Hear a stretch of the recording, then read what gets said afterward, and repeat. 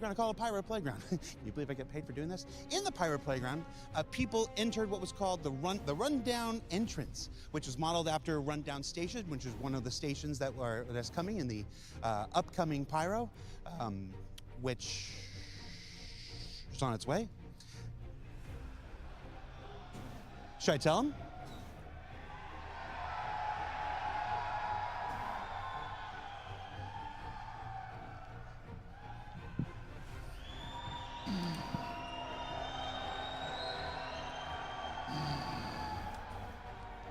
I think I'm gonna let the boss do that. Hey, I wanna be here for day 2. We've got the return of the Dragonfly from CitizenCon 2948. Oh, I've lost 10 years. 2948, repainted with a brand new. All right, looks like we are finally live. Available in your digital goodies pack or on the store and whatnot. The community booths. I think I'm going to remember from our CitizenCon 2019. They were a big new addition to CitizenCon. They were modeled after Grimheck Station in 2019. This year they're modeled after Rundown Station. When do we get nice community booths? Like, I mean, they look amazing. Don't get me wrong, but they're shady AF. Although, seeing some of the orgs that are in there, you're right where you deserve to be.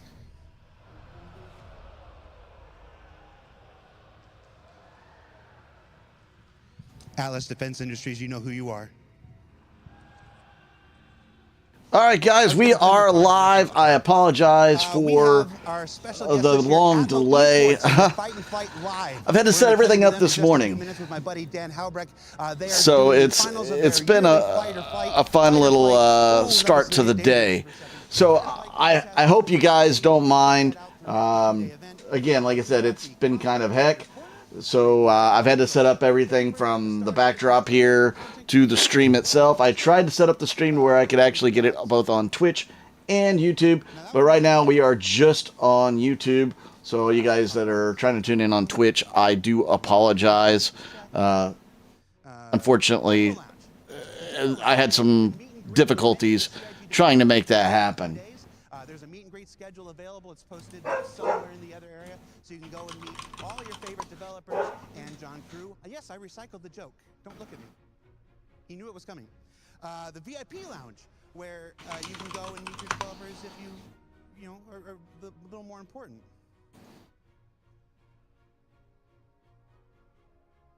I'm just trying to think who that is. There's a merch store where we have some fantastic swag this year. Hold on, I'm going to show some. Hold on. With this? Jared's definitely hyped up. Shows. Well, it's brand new. Star Citizen hoodie. It's got a wonderful Star Citizen logo and a Banu text. Is it Banu or Shion? Who can tell me? What? Looks like both. What? Honestly, I can't understand what they're saying. It's in another language. Yikes. Then we've also got this really cool Drake Interplanetary Trucker hat that's available in the merch store. I think it's also available online. It's pretty cool. You do have to have a normal size head for it to fit. Someday they'll make a hat for me. And then the coup de grace. You saw it first on a Star Citizen Live back in 2019 when folks who watched said, what an incredible waste of time.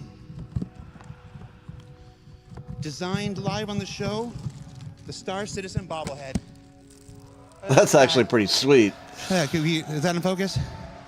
He's magnificent. And he comes in a really cool box with Clark Defense Industries. Hey, Sig, what's up, man? Here, Luke. Or Jake. Thank you for joining the stream. Hopefully I'll be a little bit fun and entertaining. I don't know if I can beat Jared or anything, but you know. I'm also going to let the boss tell you because, again, I want to be here on day 2. So let's talk about the program. 2 days of programs, 2 days of programming representing the best stuff that our developers have to offer. Now, it's been 4 years since we've done a CitizenCon. Live and in person. So maybe you've joined since the last one, so you don't really know what to expect. I want to prep you for this here. I'm going to turn off my camera briefly so I can eat a burger. Everything that goes up on that big screen that's behind me or there on your stream was created by the developers, not a single marketing artist. Every single one of these developers have worked tirelessly for the last 2 months putting together this content to present to you. They made their slides, they wrote their text, they created their videos, because that's what CitizenCon is.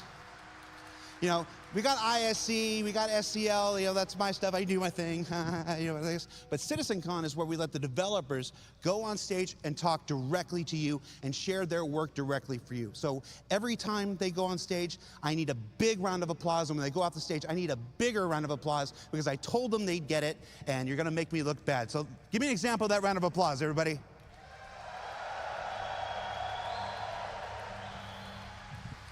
All right. So let's run down the itinerary for today. At 11 a.m. Pacific, which is in roughly 22 minutes, Chris Roberts, founder and CEO, is going to take the stage, and he's going to do a keynote. He's going to talk about Star Citizen, past, present, future. He's going to set some stuff up. I don't want to spoil it, but I saw the notes, and he said he uses fidelity like 3 times. So prepare your bingo. After that is our big Shaping the Verse, the Future of Star Engine presentation. Now, whatever you think this is, I promise you, you're not prepared for it. This is, I gotta think about how I do want to come back tomorrow. I'm gonna let that present itself, but be in your seats, be ready. It's unlike anything we've ever done here at CitizenCon before. At roughly 12:45-ish, when we timed it out yesterday, Fix It and Fly It with Torsten and Guillermo from the EUPU feature team. They're gonna come and show you the current iteration of engineer resource. Welcome, Terribly Casual. Appreciate you tuning in. I'll have my camera on again here in a minute. I'm just finishing off a burger while we listen to Jared. 150, these times are all approximate, you know, from our rehearsals yesterday. We got a cosplay contest hosted by Galactica, our social media manager. That's going to be right there on the stage. Then we break for a lunch. We have a lunch break. 2 p.m. Pacific, we take 45 minutes. We recharge our batteries. We fix the things that broke in the first half, and we'll be back 45 minutes later with the stream. Then at 3 o'clock, it's Talking Ship, our annual presentation by the members of the ship team, where they're going to introduce some ships you're aware of, some ships you're not aware of, some ships you're not supposed to be aware of, but you are aware of. And then... hey, can you hear me? Yeah. Yeah, so we're joined by Wrathchild, live here. And then finally wrapping up the day is Navigating the Universe. That's with members of our UI team. I've had some technical difficulties this morning, but I think I've got them all sorted out. YouTube trying to figure out what it is. You're right. Be in your seats. It's effing awesome. So, and then of course, he's definitely hyped up, isn't he? I'll go on the stage and I'll tell you all to come back on day 2, and then of course the Hall A for you people, Hall B for people here in attendance, that'll stay open until about 7 p.m. So if you don't get a chance to see all the cool stuff in Hall B because you're glued to your seats in Hall A, you can do that for the next 2 hours after 5 p.m. So with that, I want to throw it to my compatriot over in Hall B, Dan Haubrecht. Dan, take it away. Welcome everyone to CitizenCon 2953. Let's give it up! I heard a bunch of people over there. I heard a bunch of people over there. We're back, baby, after 4 long years. I mean, for these guys being so exhausted, they're hyped and ready to go. Welcome aboard, John Merrill. Welcome aboard, Law of Motion. Appreciate you guys joining the channel. Hopefully, it'll be fun for you. It'll be fun for me. It'll be fun for everybody. Subscriber content behind the scenes for many years. Just like that bobblehead that you guys saw. Again, I'm here with Wrathchild, who is my second in command in the Texas Space Navy. He's been with me for, well, damn, Wrath, how long have you been in the org? Let me know on socials. Use hashtag CitizenCon2953.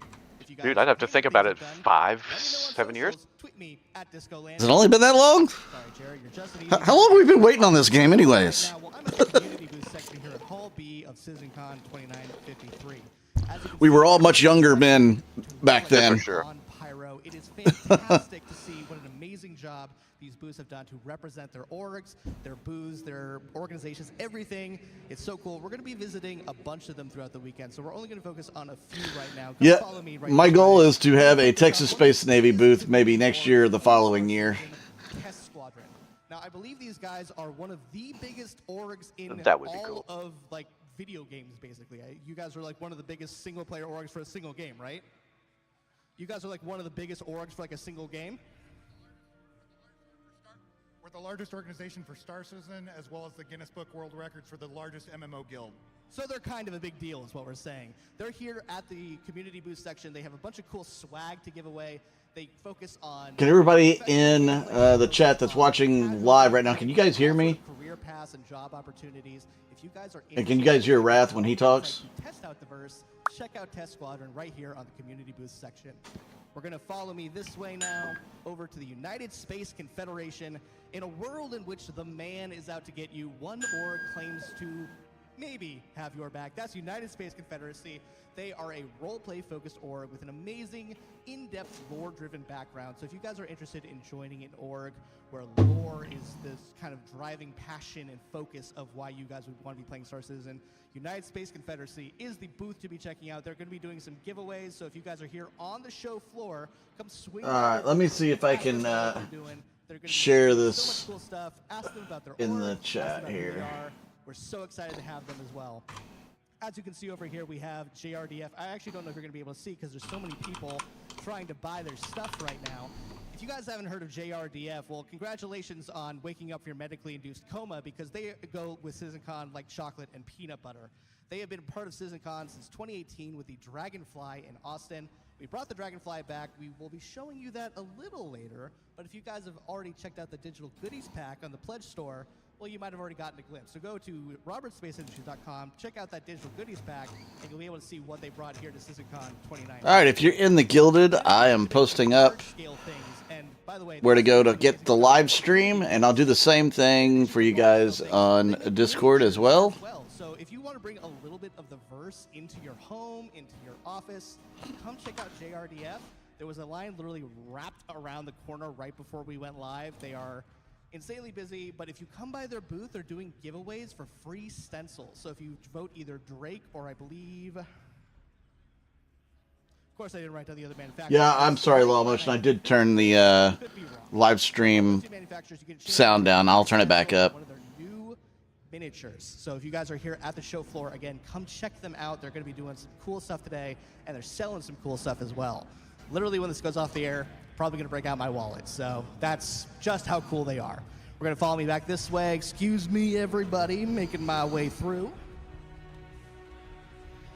And sort of on the community booth side, we have the CIG section. We have the Interactables team making a live prop here at CitizenCon 2953. Again, if you guys have checked out the digital goodies pack, in that digital goodies pack is a trophy. It's a CitizenCon staple. We always include it in a digital goodies pack. Well, they're making it live here at the floor. Look at how cool that skull is. It's going to be part of the decoration of the trophy. These are members of our Interactables team in Manchester. They're currently making it live, and you can see if you look over there to the left, they're taking suggestions from members of the community. So if you guys want to make your mark here at CitizenCon 2953, come on over to the Interactables booth, start giving them a little bit more ideas, and maybe make your mark on history.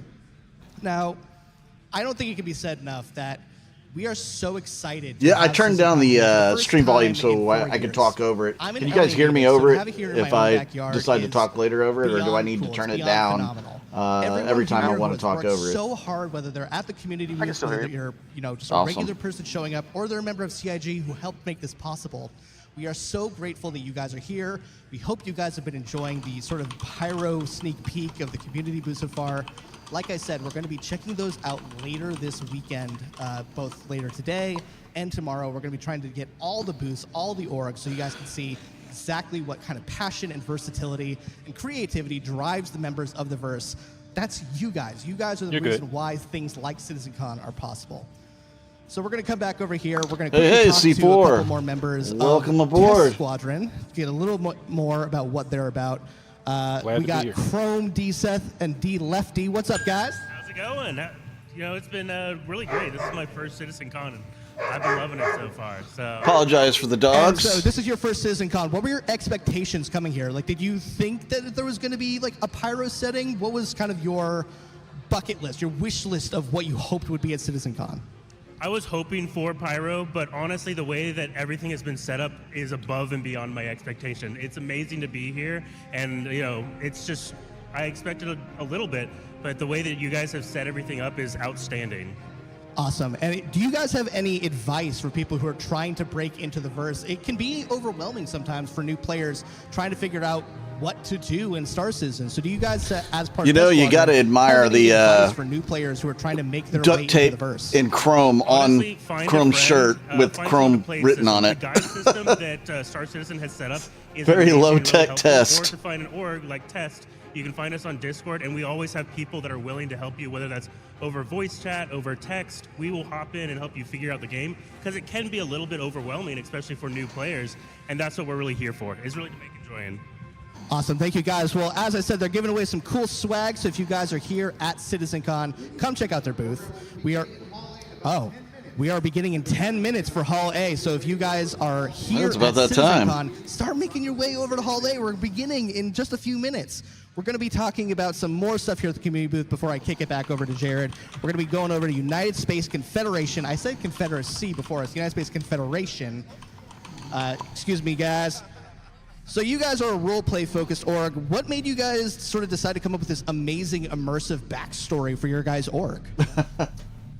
Well, I didn't quite catch the Agree, the law of question. motion, agree. What made you guys come up with such an intense lore-driven background for your org? Oh man, we've been around since the beginning, and we saw the effort that was going into the creation of the story by CIG writers, and we want to dovetail into that. Yeah, I mean, it's a bold choice to go, you know what? We are anti everything that's currently in the game. We are going to be so anti-UEE, it's going to make you sick.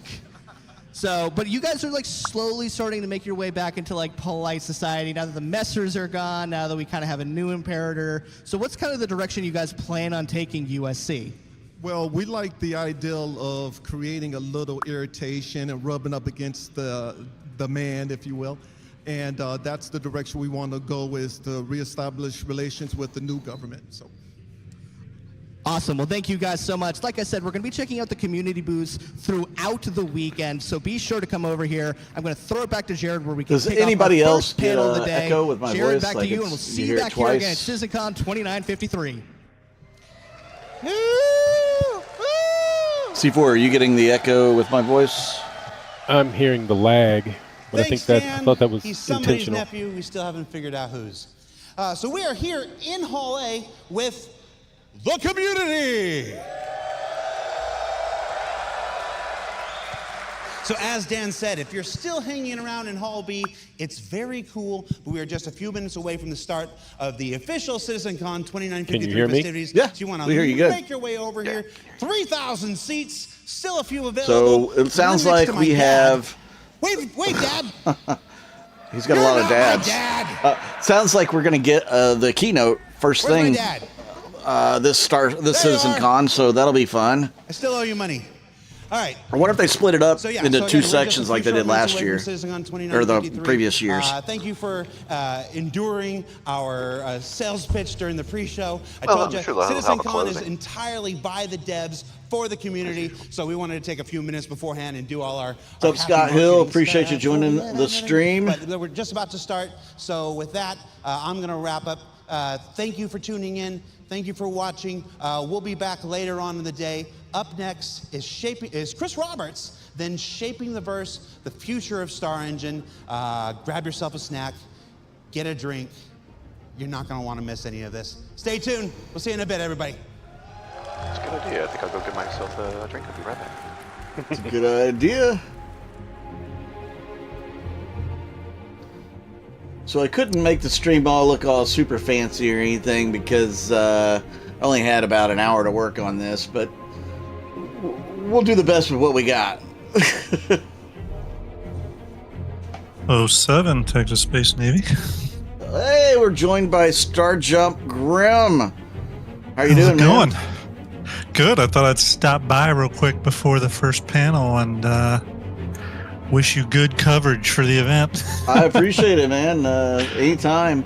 Yeah, right now I've got Razchild, who went to go get a drink. He's my second in command in the org. And then Nice. C4, which is one of my officers in the org, he's on as well. We're Very just cool. kind of sitting back watching, and like everybody else, and kind of waiting to see what Chris Roberts has to say here in the opening panel. Yeah, I wish I was there this year. I almost made it happen, almost got a booth, but priorities changed. But planning on next year. Next year is going to be the year I'm going to go. And if it's in Manchester, even better, because then my wife said she'll go. So it makes it easy. Yeah, well, I'm sure my wife wouldn't mind going either. Yeah. Any chance to go on a trip, she's ready to go. Yeah, exactly. So, but I did send out some swag to different groups with community booths, so hopefully some people there will get some stuff. You want to go ahead and take the opportunity to shout yourself out, where people can find you on socials and YouTube and everything else? Well, yeah, appreciate it. Sorry, didn't mean to come in and blast that. No, you're good. YouTube on YouTube, we're just Starjump. Obviously, you can go to starjumpfleetviewer.com to access to Fleet Viewer, and then of course follow us on Twitter, just Starjump.org on Twitter, and you can kind of find all of our stuff there. Been a little quiet for us the past few months as we've been prepping the next big project we're working on, but we've made a lot of progress on it, and hopefully next year is the year that releases for everybody, and it's gonna be cool. Awesome. Yeah, I've been kind of quiet too with work and some other things going on. In case you guys haven't seen any of Starjump's videos, he does a lot of what would you call it? The rendering, CG. Like fan cinematics, ship reviews, stuff like that. Really awesome stuff. He also did our intro here at Texas Space Navy. So if you like the intro, that's all Grim. He's fantastic at what he does, and I'm looking forward to any future project you put out, because I know it's going to be awesome. You also did Fleet Viewer and along with Starlet and Ender. VMXPO, who is actually at CitizenCon. I think he's manning the Dragonfly booth for CIG, so he's manning that. He's obviously responsible for all of our flight-ready ships and Fleet Viewer. And I handled most of the concept ships. So. Man, how do you get that gig? So he is on contract with JRDF, and he works very closely with CIG on several other things. Him and Ventivar and James the Stormtrooper developed some software called StarFab that is extremely powerful, that works with the Star engine, and so powerful, in fact, that I think CIG even utilizes it to some degree. So they're plugged in, as it were. That's awesome. Yeah. Yeah. I love hearing. I love hearing when people outside of the game or the business develop something for the business, and the company ends up using it, picking them up, hiring them. That's always a great story. I've actually heard a story about a guy who won a competition for the UFC recently to be a matchmaker for a day. So they brought him into Vegas. He did a bunch of matchmaking stuff. He sat down with all their matchmakers and said who he wanted to see fight who. They hired him right on the spot. Yeah. They said he was so good and knew so much about the fighters that he was so spot on with the matchmaking that they hired him right there. So yeah, sometimes it is difficult to not kind of recognize some of the really talented people out there, and the StarFab team are really smart people. What they were able to do with the StarFab tool, first off, it made Fleet Viewer possible, and I think has really helped CIG in some of their stuff, especially in regards to like derelicts and stuff. It's a tool that's really helped them from my knowledge. Oh man, that's awesome. I'll be popping in and out later. I'm on babysitting duty today, so I'm like half watching sitcom, half playing Roblox with my kids. Nice. It's all a balance. But hopefully you don't miss anything too fun, but I guess they're really good up on the... Yeah, they're really good about recording it anyway, so you can always go back and watch a panel. Yeah. So, No, yeah, I'm going to be following along today. Got it up here on the second monitor, but yeah, I'll definitely stop back by throughout the day and have a good stream. Awesome, man. I really appreciate you stopping in, and we'll see you Yeah, later. buddy. Talk to you later. Bye. Have a good one. Have a good day. So that was really nice of Grim to pop in and say hello. He's a really great guy. I really can't say enough about him, and his talent level's through the roof. Really, guys, if you haven't seen any of Star Jump's videos that they've done in the past, you need to go check out his YouTube channel.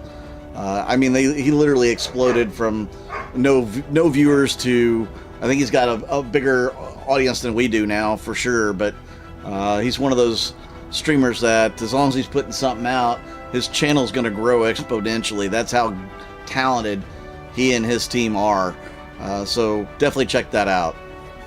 They do a lot of really good work.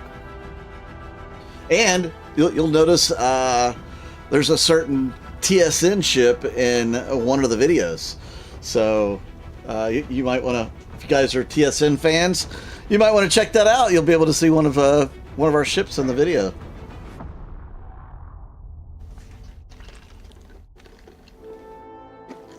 So are you guys ready for this keynote? What do you think he's going to say?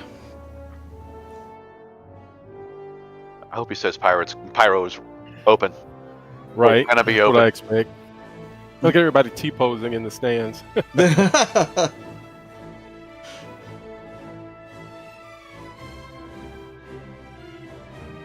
Yeah, Jared already led into it like he had something to say about Pyro.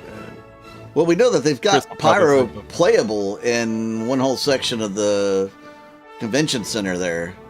So the question is are they just being able to play Pyro like a separate entity from Stanton? Do they have the ability to jump between the two? I mean, do you guys think that they're going to bring in the jump points sooner or later? Do you think they're just going to say, hey, now you can log into the game in Pyro, or you can log into Stanton? Or do you think that they're going to allow us to go ahead and start jumping between the two? I think with it being such a large event, Chris has to have some kind of mic drop situation. It's good to see us some Mad Tech. Sorry about that. C4, go ahead. I just think it's going to be something big. With it being such a big event and they're back live, it's going to be some type of mic drop event here. So Yeah, I 2 expect days. something big. What would you say if he walked on stage, as pretty much says, let me show you something, and right off shows us jumping from Stanton to Pyro, like the whole sequence? You know, it would be a mic drop moment if he does that and says, you can do this now too. Yeah, right. Exactly. But you think we would have already discovered it in 3.2.1 or 3.21, the current patch, if it was available right now, right? You know, I'm sure they have to do something server side, so it's quite possible. Never know. They might just be able to flip a switch. True. That could also explain some other things, yeah. Here we go.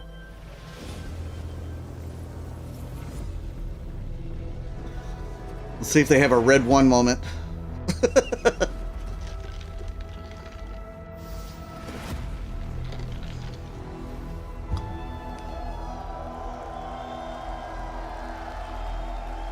I don't think he needs any introduction.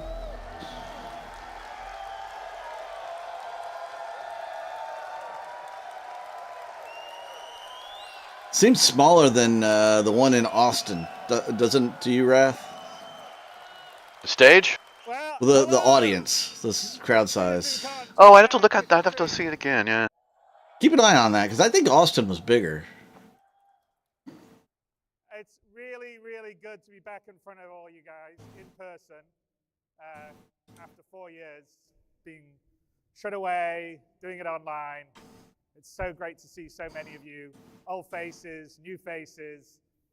And you're going to have a great show over this weekend. Welcome to the stream, Josh Harris. You guys have already been around a little bit. I mean, there's some fun stuff here. There's the alleyway, seedy alleyways, the checkmate station behind you, where I think a lot of our community orgs have set up their camp. So definitely check that out. There's a dragonfly replica with the Pyro paint job on. Get pictures taken on. We have the Atmo Esports first in-person flight or fight tournament, which I think will be really cool. And most importantly, we have 150 computers that you guys can get down and sit and start to play and experience the beginnings of Pyro. Well, there it is. And I'd like everyone to know that the people yeah, that but are is here it just in still person, local to that? we're going to be able to give select access to the Pyro Playground next week. There you So go. we'll have more details on that if you go to our website, robertspaceindustries.com, to find out how that works. This year is the most excited I've ever been at a CitizenCon. I think we're going to show some stuff that's going to blow your guys' minds. A lot of stuff we've been working on really hard, actually, for the last few years. Anyway, I can't wait to see what you guys think of it. And there's a lot of stuff that's been iterated on by Squadron 42. You guys will have probably noticed that the tasks have dried up on the task tracker. And you're going to sort of see the results of that over these next 2 days. So hopefully you like it. About time. And Yeah, really. a lot of what you're going to see is going to be coming into Star Tell you Citizen what, if over that the drops next 12 this months. year. Even a few little things will come into 322 at the end of this year. But definitely next year, a lot of what you'll be seeing will be coming in, and it's going to make a dramatically different experience in Star Citizen. So I'm very, very excited on that. So to our opening presentation, I noticed there was a little concern occasionally in the community that they were afraid by the time Star Citizen Hey, thank you, Santa Trucks, for the $10. I really appreciate it. Maybe our tech's going to be obsolete. What am I hoping comes out of CitizenCon? 4.0. Misquote Mark Twain. And Squadron 42. That's what I'm hoping. What about you guys? What do you hope comes out of all this? We're always going to be evolving and improving, taking advantage of new technology, even long after Star Citizen is out of alpha and we're at 1.0 and below and beyond. So, hang on. It's gone backwards now. It needs, come back. There you go. Sorry. So we may or may not have Squadron 42 this year, but it might drop soon next year. Yeah, I think it'll be next year. A lot of the tech we've been working on for the last couple of years. Christmas present, though. You know? This presentation will be from our core technology I think from a marketing standpoint, announcing it at CitizenCon, coming out for Christmas, would probably be wise. But there's a rumor they may drop it before CitizenCon next year. Star Citizen and They'll have a special event for it. And we're going to give you basically a session talking about some of the new stuff that's coming into the engine in the near future. But before I do that, we're going to run a little video here to remind ourselves just everything we have in Star Citizen and our tech does, because I think sometimes people don't realize everything that we can do all together. So let's run that video.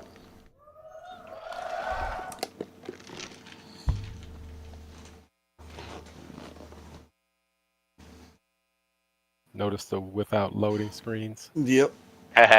They got to take shots. Jab, jab, jab. Oh, come on. There's another game that says there were 25 years in the making. What? Loading screens? Wait, what?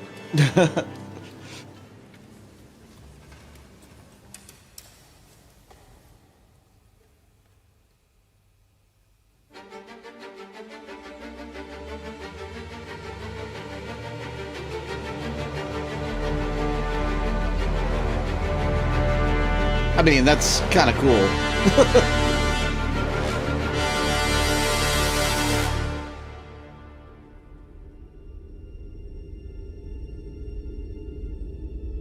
Reminds me of the Kraken commercial video. Right. Remember when that first came out, it gave me goosebumps. When we were sitting live in the audience. Yeah, I know. Nobody was expecting that. It was awesome. The guy just sits back down, gets back to work, sips his coffee.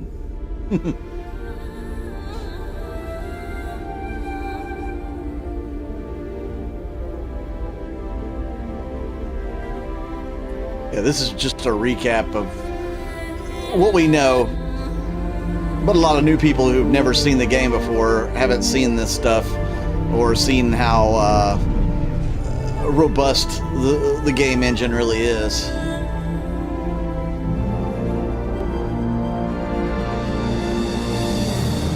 Do you remember the first time we went down on a planet that was made in engine? That was something that everybody was in all over.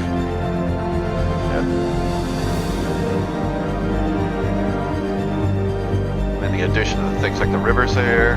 Yeah.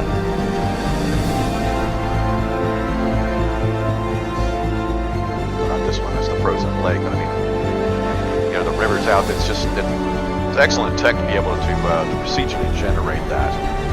And Crazy I'm so looking forward to seeing some of the procedurally generated planets. That's always amazing me that you can look out the window of these buildings and what's outside is actually. Yeah, I remember the like the first video where they showed they showed you the guy outside, you know, in the ship waving to the guy inside, you know. That was, you know, that's never been done before, really.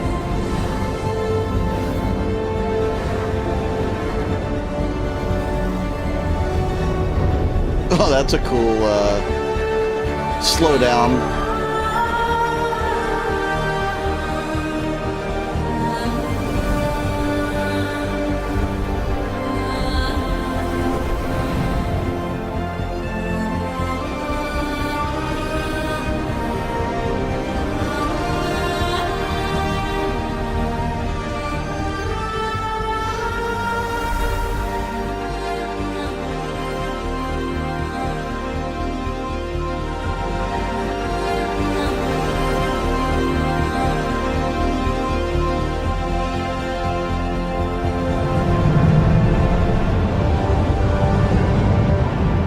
There's the Carrick.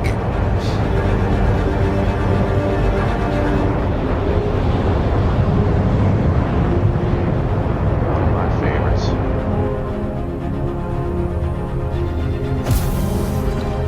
We need poker decks, you know, to be able to play. We need pool, we need poker, maybe roulette. For sure. Some of these are going to be long trips, man.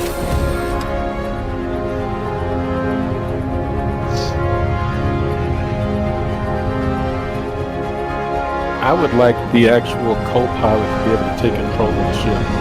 Right. Or to be able to do something. Other than maybe control power.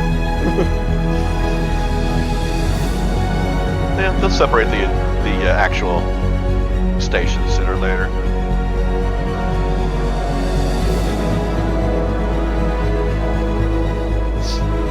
Now we're going to get to look at the transition from snow to trees into caves.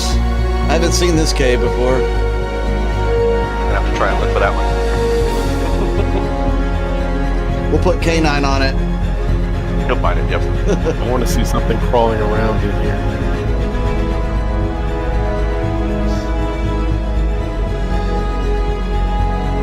Into the lair of the sandworm. Wait a minute. How did they get those buggies in there? Okay. There's a bigger opening. How'd they get them up that cliff? Tractor They beams, brought them in, man. they put them together inside. They, you know, brought them in by box.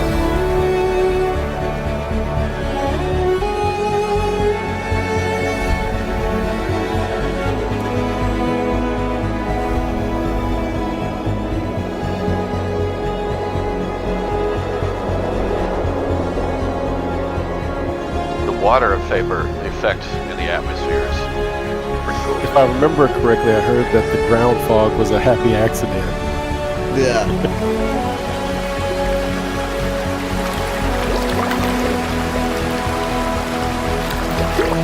They had to let the audio team get their shine.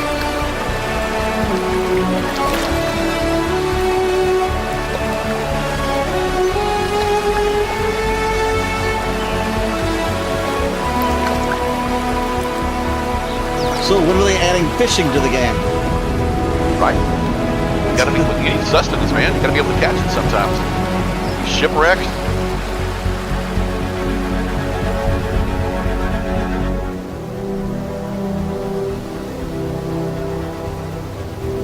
Water purifiers.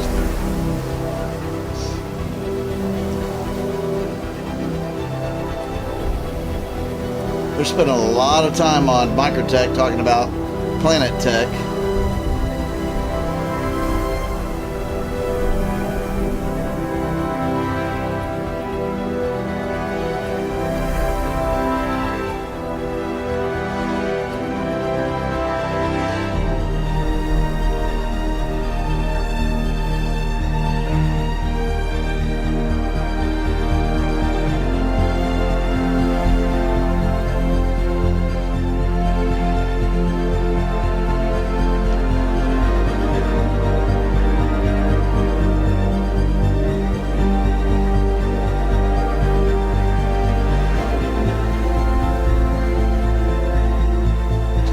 We know all about dynamic planetary winds. Some of them can be more dynamic than others. There you go. Have we started a traumatic support group for dynamic wind?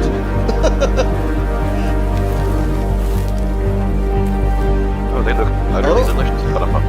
Look at this. We got a farm.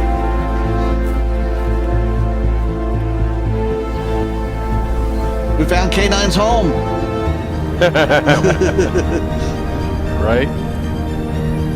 It can supply meat for the entire org. Meat and milk and everything else.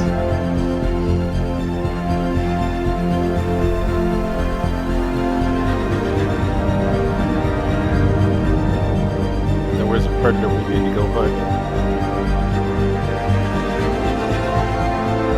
Well, that's a beautiful shot. Wow. Long view, too. Back through the clouds.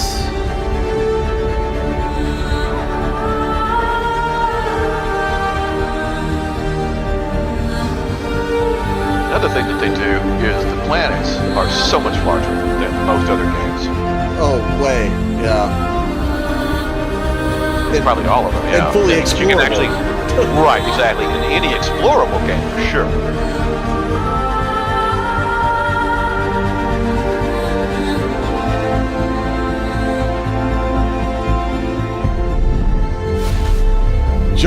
Jump point. There we go.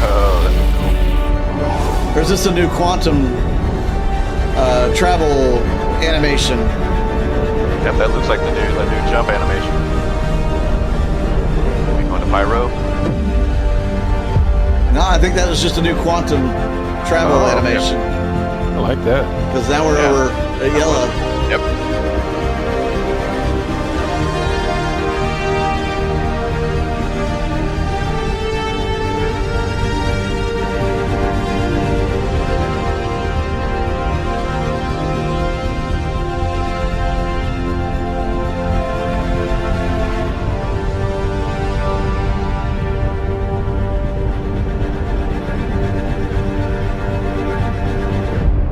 Man, they got some really beautiful shots. Now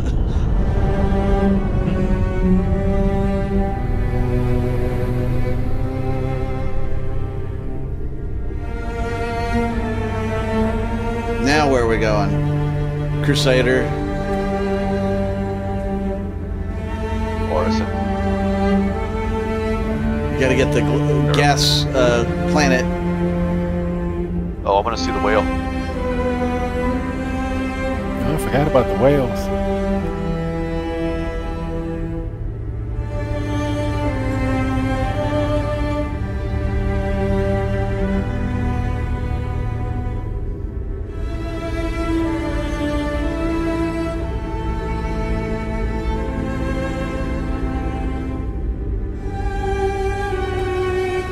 Law of Motion wants to know if anybody thinks they're going to have a mic drop moment.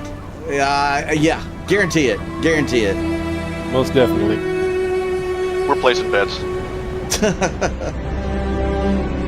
Betting on it. Ooh, I got a little bit of loss of quality there.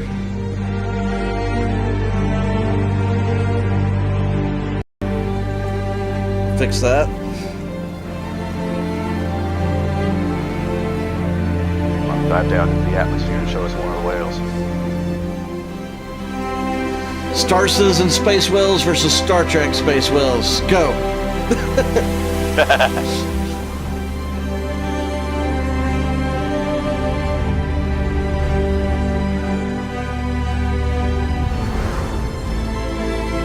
Are we going to go to another platform over here? I mean, they want to showcase that, right?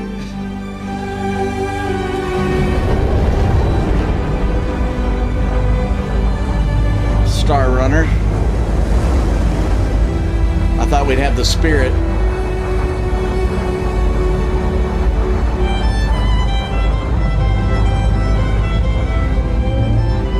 There it is. There she is. Excellent.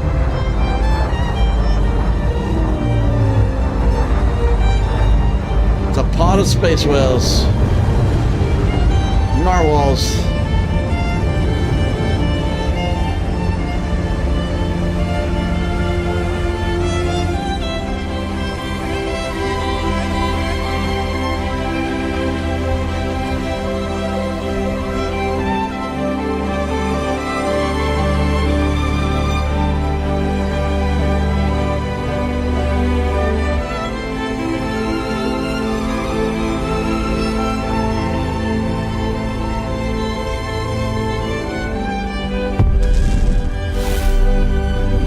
Another quantum.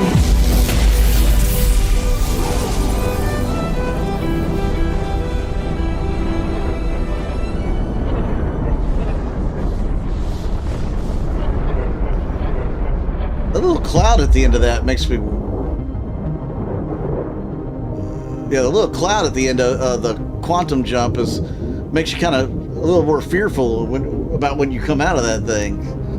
This looks like Pyro's jump point. So yeah. Jump gate.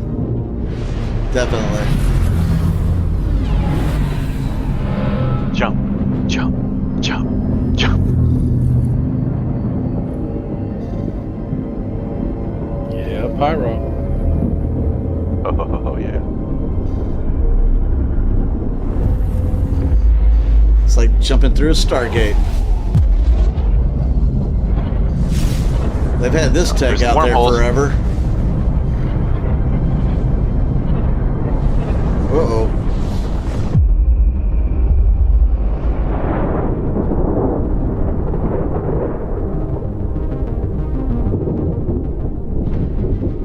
First look at the Pyro side of the jump gate.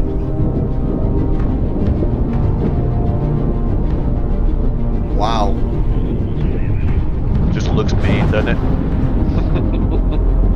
That's gonna be hell trying to fly through. Alone. Yeah.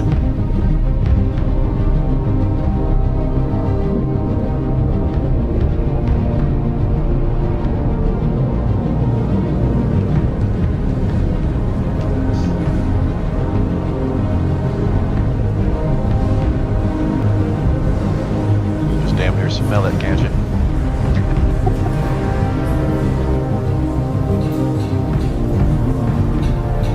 Man, I thought that was that burger I just had.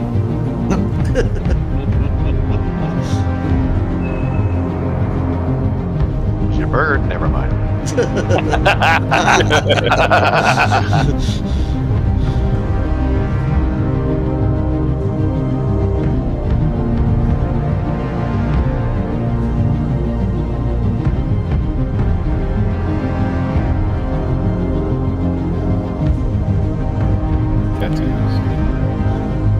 Can you become a tattoo artist in game?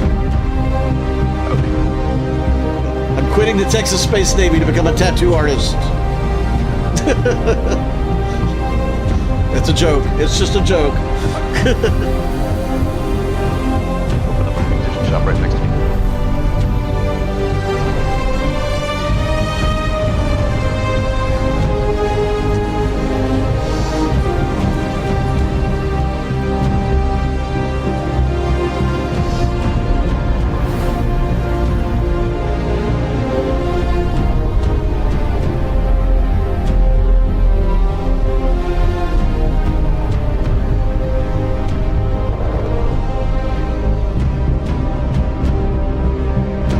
pretty impressive. It is. That's got to be Ruined Station, right? The primary. Looks like it. Yeah, it's a giant station. It's been all busted up. The big question is, how did it get that way?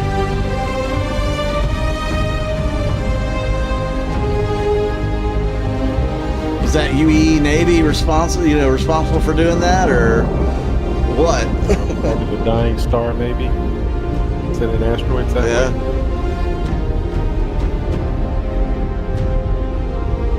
Or both.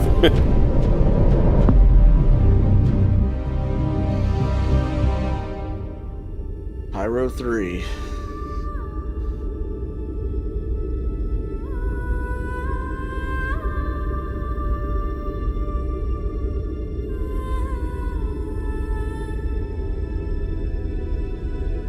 As long as it's not like crematoria from yeah, right. Pitch. I was about to say. I mean, it almost looks like it might. It looks like it might have water on it. Looks like it might be capable of sustaining life. Well, look at all those clouds in the belt.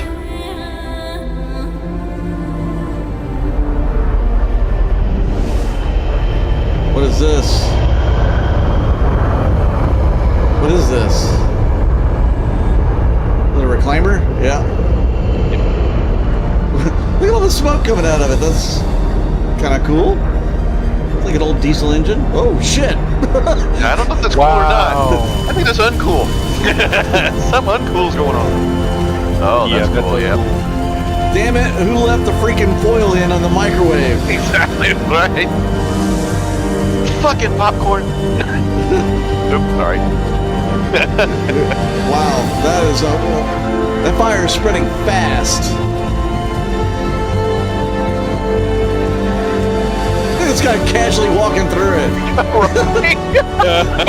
Over misses a T-pose. Star of the show right there.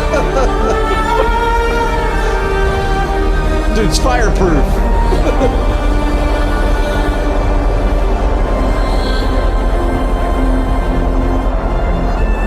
Doesn't look good for him. Wow. We should have seen some escape pods pop out by now. Other than that, otherwise, it's going to be just a big fireball in a second.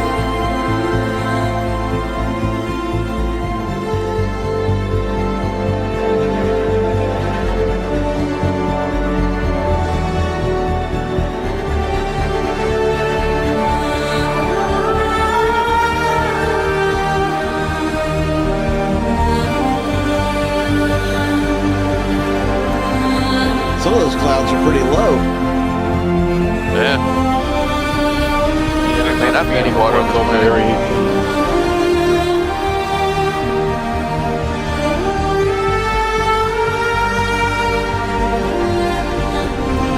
Looks like some Scottish Highlands mountains.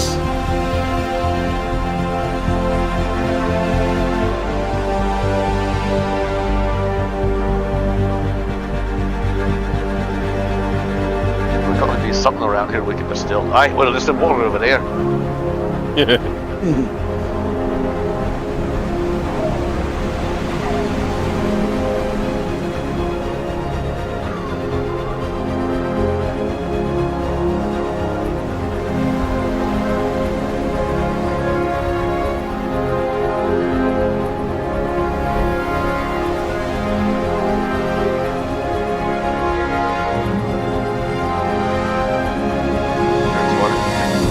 That is a great place to put an outpost.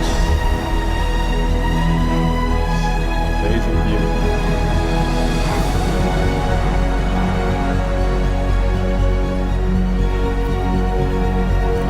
It's a gladiatorial arena.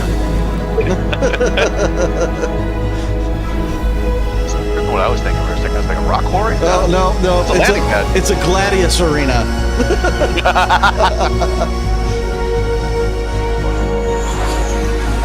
It's got to be a hangar, a personal hangar, right? You'll be here all night, folks. And tomorrow.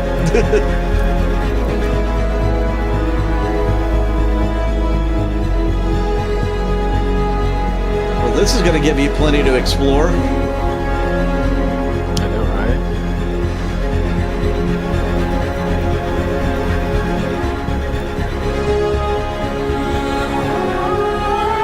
The gunfights are amazing.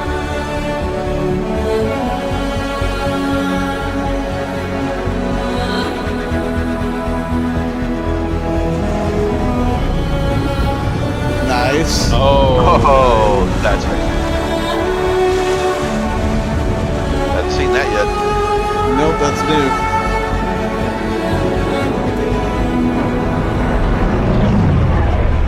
That's impressive.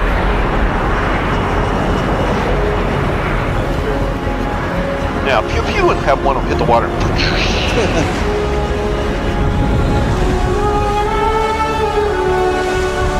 Want to see the physics-based water wall of water when they hit the water.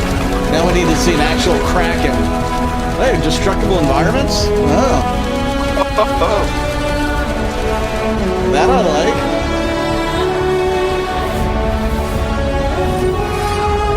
Some new stuff. Oh, there we go. In the water, in the water, in the water. Oh, no, come on. Where's the splash? It was a perfect 10. It was.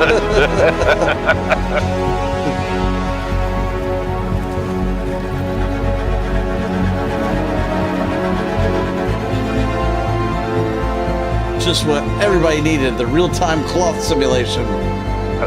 I don't feel so good. His nose just started bleeding randomly? Okay, well, that happens. Quarantine him.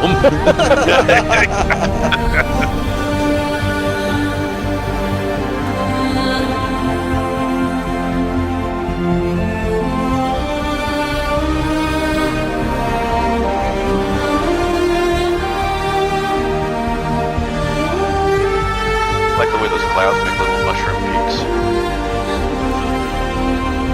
That would be all evening flying over a lake just for the effects. Up, there you go. Star engine. It's the plug for their for the tech that they've been working on this time. That, you know, the whole reason that they brought this about was to pay for developing this engine.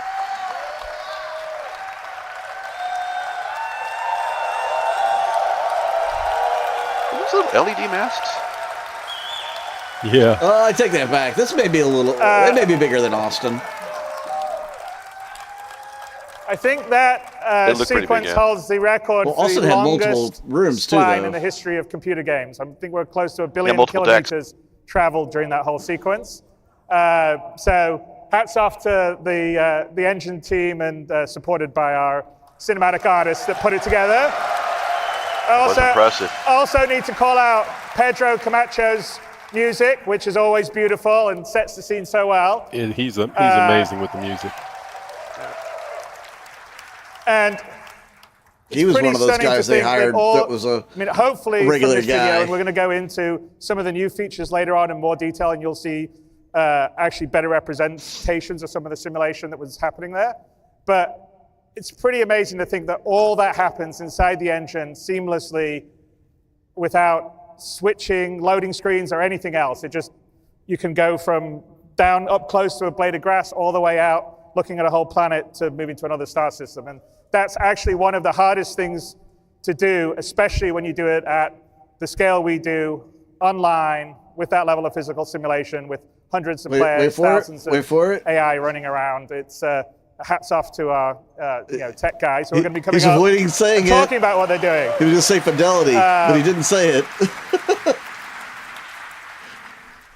Now, obviously, some of the things in here aren't in the current live build of Star Citizen.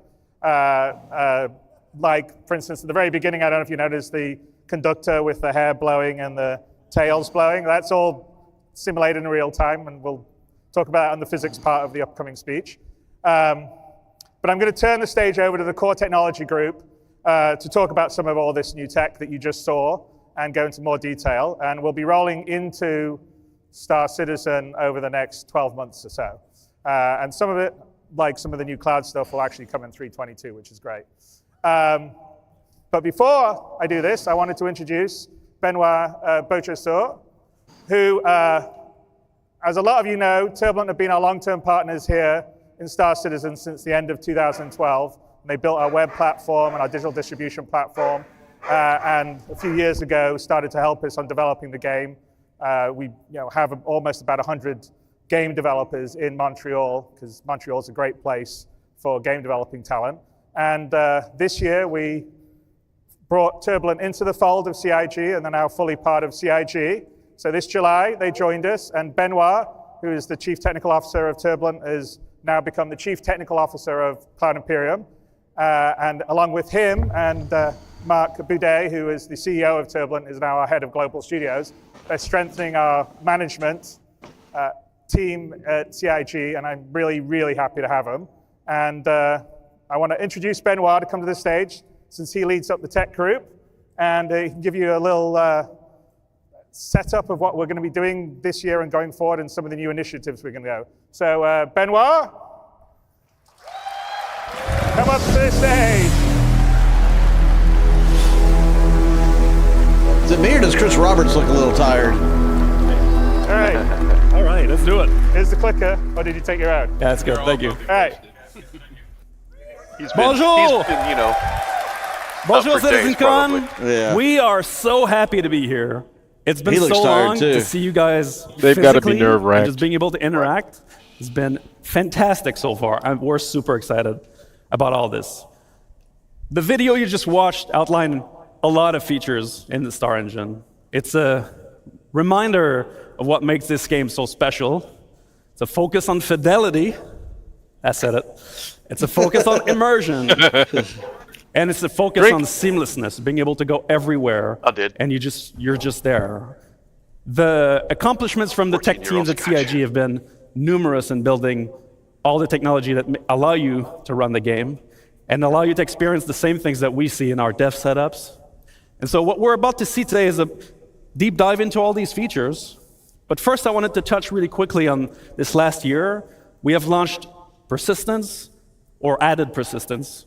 It's been a rocky road this year, and I want to thank you guys for keeping on playing, giving us a hand, giving us good bug reports. It's been fantastic for us to improve the stability of the game, so thank you so much. You guys deserve a hand of applause. Thank you so much.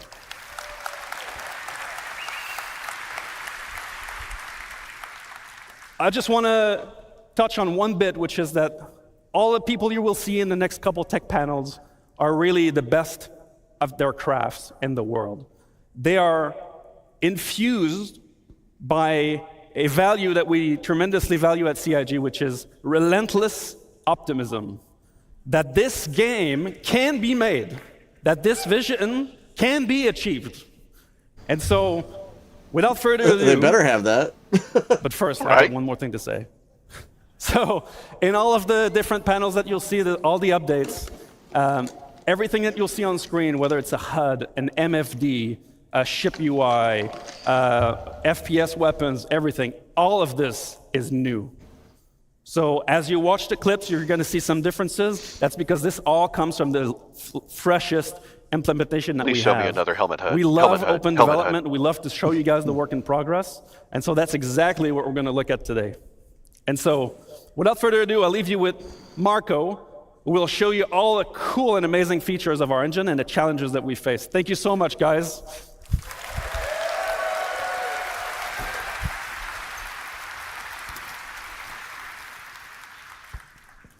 Thanks, Benoit. Hello, I am Marco Corbetta, VP of Technology, and we're going to talk about Star Engine today.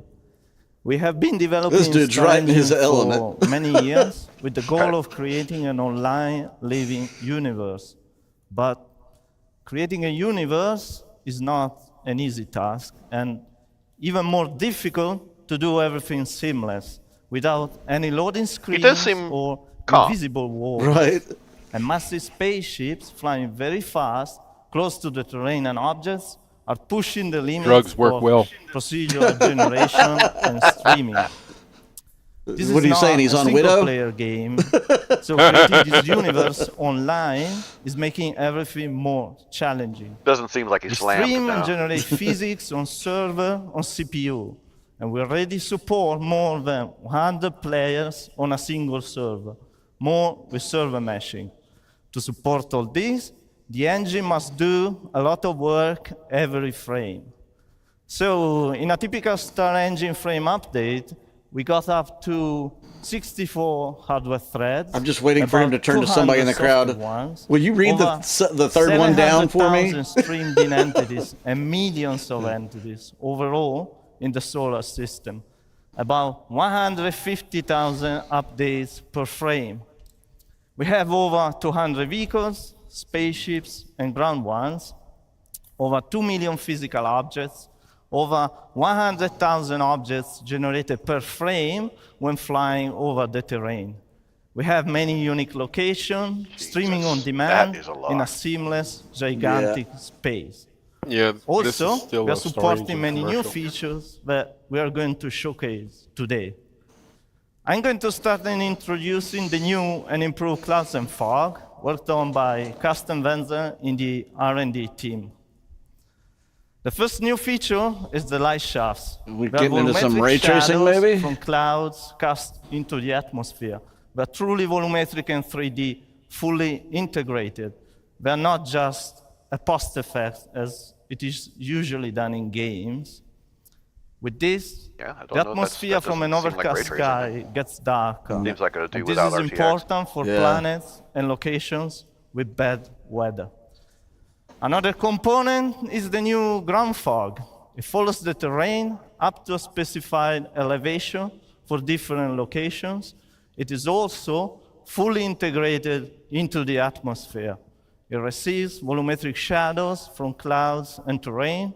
It reduces the light scatter into the view ray. And in this video, we are showing all the features combined together. In addition, we made many improvements to cloud shaping to allow for more variation and details. Thanks for the extra $5. The shape noise blending, a vertical variation has been improved a lot.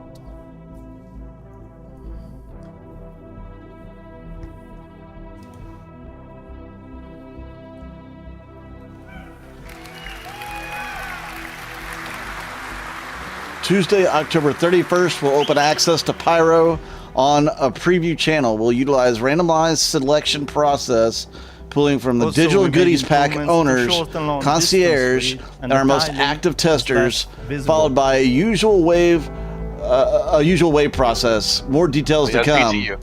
We can't wait to hear it. Yeah.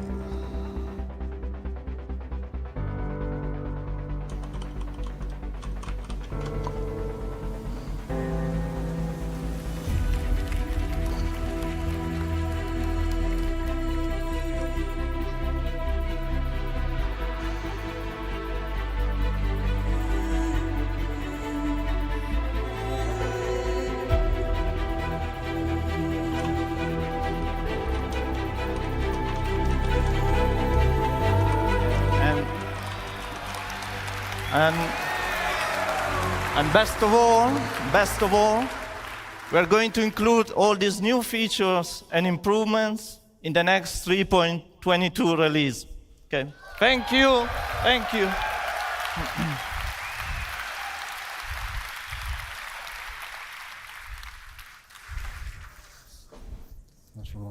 Appreciate everybody that's tuning in. This is live from, well, not from CitizenCon, but a live stream of CitizenCon. We are commenting on analyzing what they're showing us. I'm here with Rothschild and C4, both members of my org. I'm the Director of Graphics and Procedural Tech. Welcome, everyone. Thank you very much. Really happy to be here, really excited to show you. We're going to be showing that was Dynamic perfect Fire and timing. Star Engine.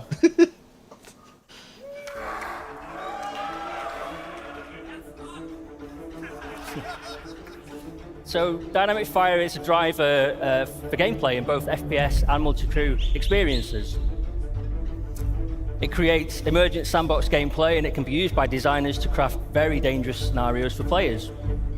And as you can see from the video, it gets very intense.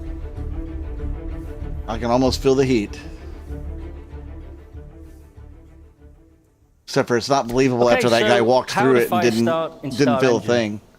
Well, there needs Even to be a source pause of for a ignition, minute. and there are multiple ways in which it can occur. For example, Am I on weapon fire? impacts or misfires, explosions or damaged items. What's that smell? And the player needs to be alert to their surroundings with fire an ever-present threat. If a fire does break out, you're going to see it dynamically propagate. Hey guys, you need to send a fire team to the kitchen, put this fire out. I'm going to make a taco. The player needs to limit the damage, of course, by extinguishing the fire Right here.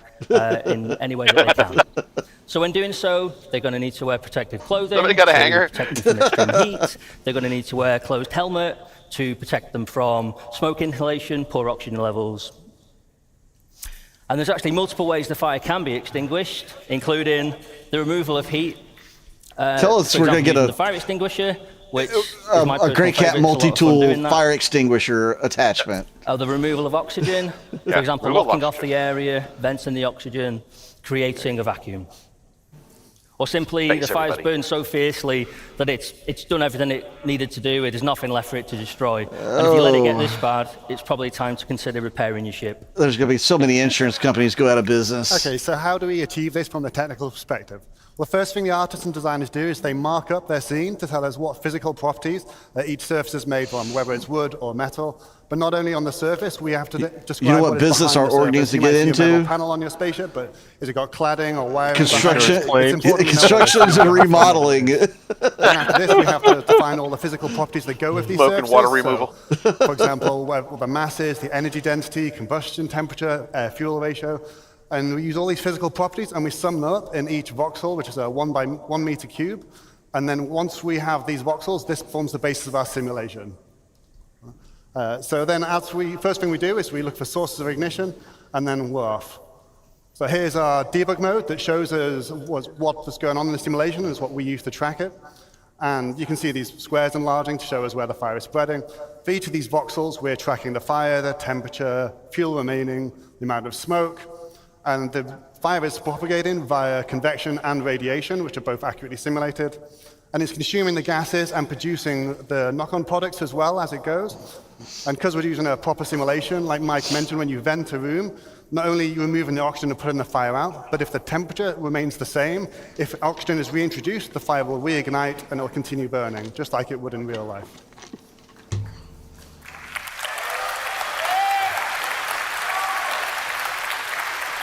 That is some pretty serious tech. I didn't start the fire. So our focus has been on interiors, in particular spaceships, but all interior spaces really, and this voxel grid really helps us solve that problem. Our next focus is going to be on planets. Obviously, they represent a slightly different challenge, the vastness of them. We have to transfer this over the network and simulate it slightly differently, and we also have to render it at scale. But the way we've done it, the core tech we've used, we should be able to scale this up quite easily. So that's going to be our next focus. The forest fires. Okay, so how do we create realistic dynamic fire visuals in Star Engine? Well, we start with the simulation, as just described by Ali, and this gives us the data we need to drive the visuals. Then we bring in the burn shader. So this can be applied to static environments, and we have a lightweight version of the shader for entities, which is kind of based on the dirt shader and wear. Then we've got the glow, which is an animated surface decal shader for static environments. This is where we start to bring in some nice motion. And then we bring in the GPU particles, which are spawning from voxels and in screen space. Obviously, these are doing a lot of the work visually. Then we bring in the lights. These are spawned for clusters of voxels as opposed to per voxel as an optimization, a cluster being a representation of voxels close to each other. And then we bring in the fog. So this is height-laid volumetric fog. The smoke fills the room and it goes up to the ceiling before filling the rest. And we're simulating that. Wow. Impressive. So to finish, we're going to take a look at all of that put together in the game. Thank you. You don't have to worry about that on a Drake ship. It'd be pretty quick, yeah. I mean, they only got some metal in there. There's nothing to burn.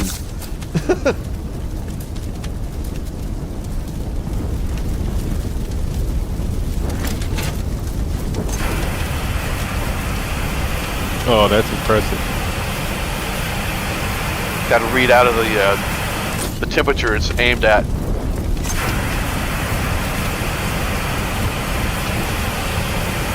Oh, that is cool. I don't see a readout.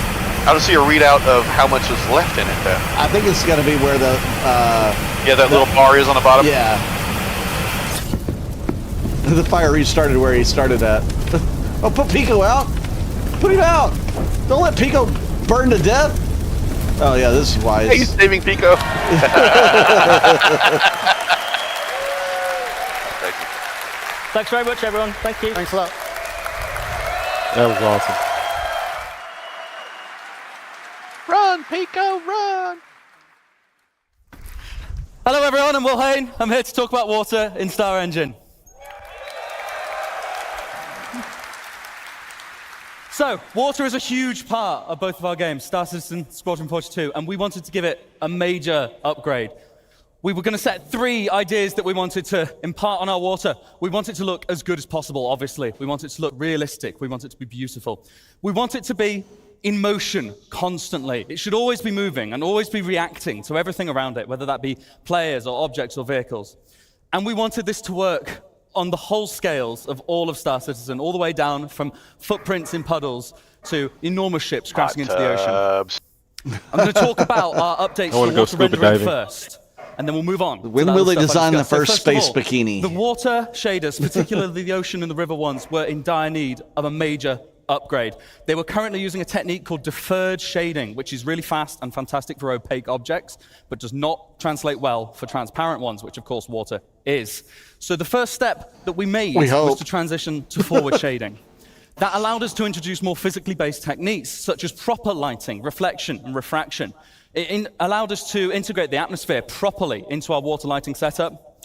And it also meant that we could get more fun techniques, such as wave crest backlight scattering, and adding better foam rendering, which includes halftone blending, surface haze, and much more detailed bubbles on the individual bits of foam. I've got some examples of that here. In this particular screenshot, you can see the icebergs in the near frame. You can see we're refracting the iceberg underneath. That looks like a render that took like an hour to make. You can see that the iceberg is reflected back onto the water. That is now accurate. We weren't doing that properly before. Here you can see our accurate water lighting from this really beautiful screenshot of the Gladius over the water. I love this one. So this is the objects under the water being correctly lit, which is new. And then we are applying the lighting changes from the specular highlights on the surface, and also considering the lighting from the suspended particles in the water, depending on how deep and dense the water is, which gives us this really beautiful effect. This screenshot just looks good, but what is going on is that it is demonstrating that the atmosphere and the water are sorting properly. This looks like everything is normal, but it's challenging to implement with forward-rendered water. Hey, Josh, that brings up a great question. Proper if you Raymark flush a toilet in game. space, Props to Alan, which direction does the water go? I did the next bit. And here we can see the wave crash light scattering. And on you. The sun is coming across the back of those waves. It's lighting up the suspended particles in them. It just looks gorgeous. There better be vacuum. Well, there's going to be artificial gravity, right? But foam and if you're like in the southern hemisphere, it goes the opposite direction than the northern hemisphere. This is our if you're in space, there's no southern or northern hemisphere. Next we have water volumes on Horizon. There you go. And this last demo, this is a Clio on the Stanton system. This is what it currently looks like in game, and I think you'll agree, pretty dramatic difference. So the next bit that I want to talk to you, that me and the team at Planet Tech and Graphics have been working on, is of course water surface simulation. This has been an absolute pleasure to work on. So we had a few aims for this. We wanted it to be multi-input. We want physics to influence this. We want our MFX system to influence this. We want bullets. That'd be hilarious. He stops it in the middle and says, guys, give me another Red Bull, quick! They're going to stick 1,000 remember, they're in Cali, too. There's other stimulants available there. Look at J-Fire. We know damn well the headlights are nowhere that good. So the technique that we chose for this is a form of surface wave propagation. It's GPU-based, it's highly realistic at a low cost, and it can be scaled for waves of different amplitudes. So we can have all of that built right in just by adjusting a few constants. I've got a demonstration here. We're going to have the player walking through the puddle. As you can see, as he steps, you get a bigger ripple, but even as he's stepping, the toe is being dragged through the water and moving the water accurately. This is not a cop-out. We're doing this in 3D. You see as I'm jumping. And then this next demo, we're going to fire some bullets. This is a bit loud, this one.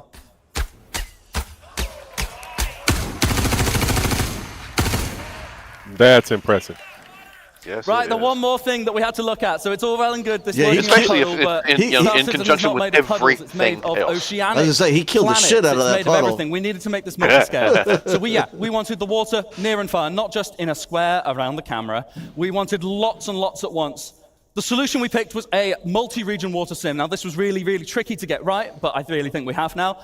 Which basically means that we can dynamically allocate all of the simulation regions depending on what is colliding where and what resolution we need at what parts of the screen. We can optimize this very heavily to make sure that you get what you want to see at the right time. We still need to get that information onto the water, though, and that's a bit trickier. So what we devised is yet another set of regions. Now, the regions are slightly different. The simulation regions need to happen wherever something is contacting the water, and that needs to happen regardless of whether you can see it. They probably already reset there's a for collision you, going on so there. I look just away, log and then I in look and back. find if it out. stops going and has to restart, that looks bad. Whereas the water, we only need to know the total result when it's actually in view. So we have these new regions which cover all water in view. And the beauty of this is that we can use this for multi-input and multi-output systems. Anything can influence our water, whether it be the simulation, whether it be weather, whether it be VFX. And then anything can be affected by water now. So the water rendering reads from this. But then we can also spawn VFX particles from wave crests. We can add screen space effects. We can have a line across your visor. We don't have this yet, but it's accurate to the displaced water in front of you. We've got this technology now, so we can use it to influence any of our work going forward. And here's a really good video of some of it in action. I'll just let that play. This is the debug mode. Wow. Essentially, we're moving a sphere of basically infinite mass That through is the water. cool.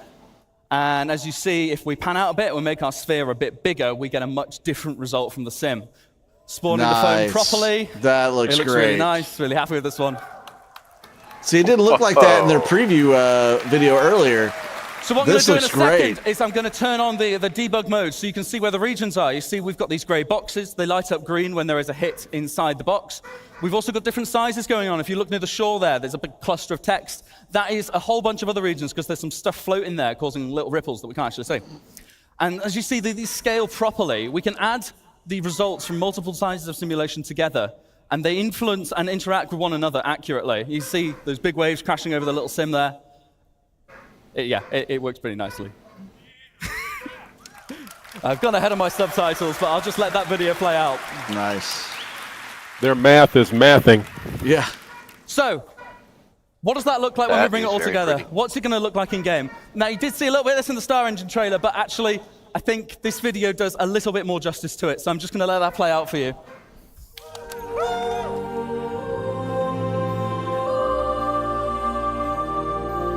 Yeah, that's much better. Wow. Rocking it back and forth. That is awesome. Holy crap. I'll be doing that all Forward evening. in a second. You can see the wake start to happen behind us there. Who wants to go skiing? And from the cockpit perspective, water droplets on the glass. That's up next, from the man. water sim. Right This is what behind I'm there. talking about using multi-output. You're gonna get a little warm. You need to wear a really good suit.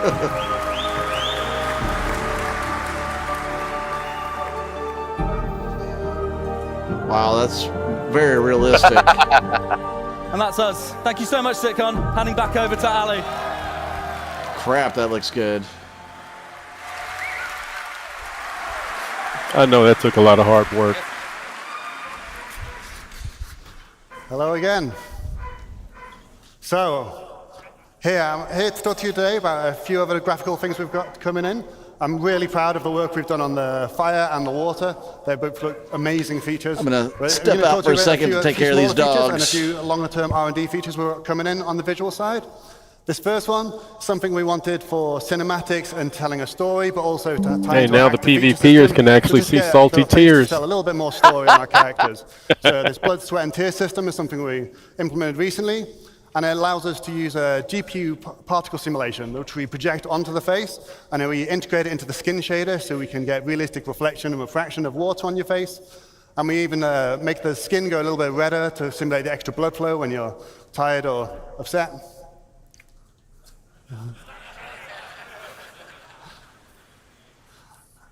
So none of this is a pre-canned animation. It's completely dynamic. We have complete control over everything. We can keyframe every single tear if we want to. And we can even simulate blood, like here.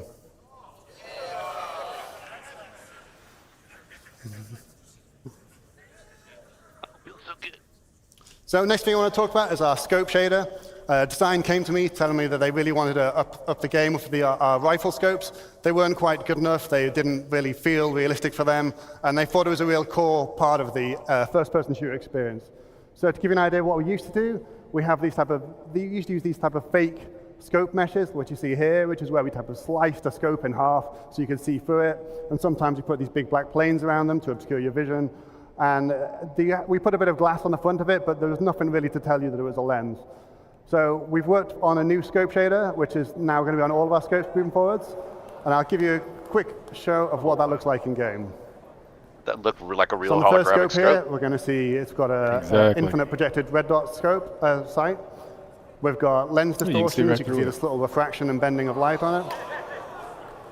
You see it works when you don't have to be actually holding the rifle for it to work. Oh, that's excellent. That's amazing. Yeah, that looks real. Yeah, it's realistic. A correct emulation of eye relief on the scope. That's so we have realistic. blur, distortions, oh, yes. chromatic aberration. And then we've also got support for digital displays like this one, which has light amplification and has support for EMPs. If you get an EMP, you're going to have the display's going to get distorted. So we're quite proud of this. We think it's going to give a much better, more realistic simulation of the scopes in the game. And I think I've mentioned before, but it's not a fake effect. It applies to our scopes no matter where they are. You don't have to be using the scope. You could look down somebody else's scope and see the same thing. It's fully integrated into it, so it's really quite proud of that.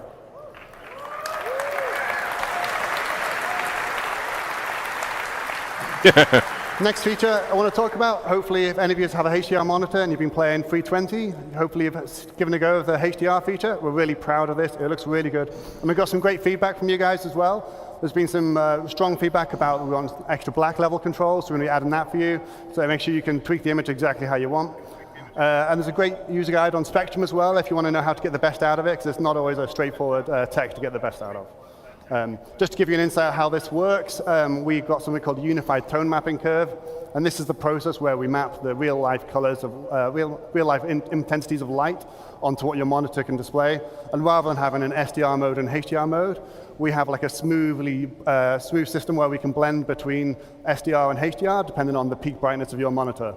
We also pay a lot of attention to make sure we preserve the colors and the hues to keep an accurate image for the artist, and especially for skin tones. We don't want them turning red or white or doing everything bizarre. Just one thing to mention, we've got some content adjustments that will be ongoing. We've got a lot of content in Star Citizen.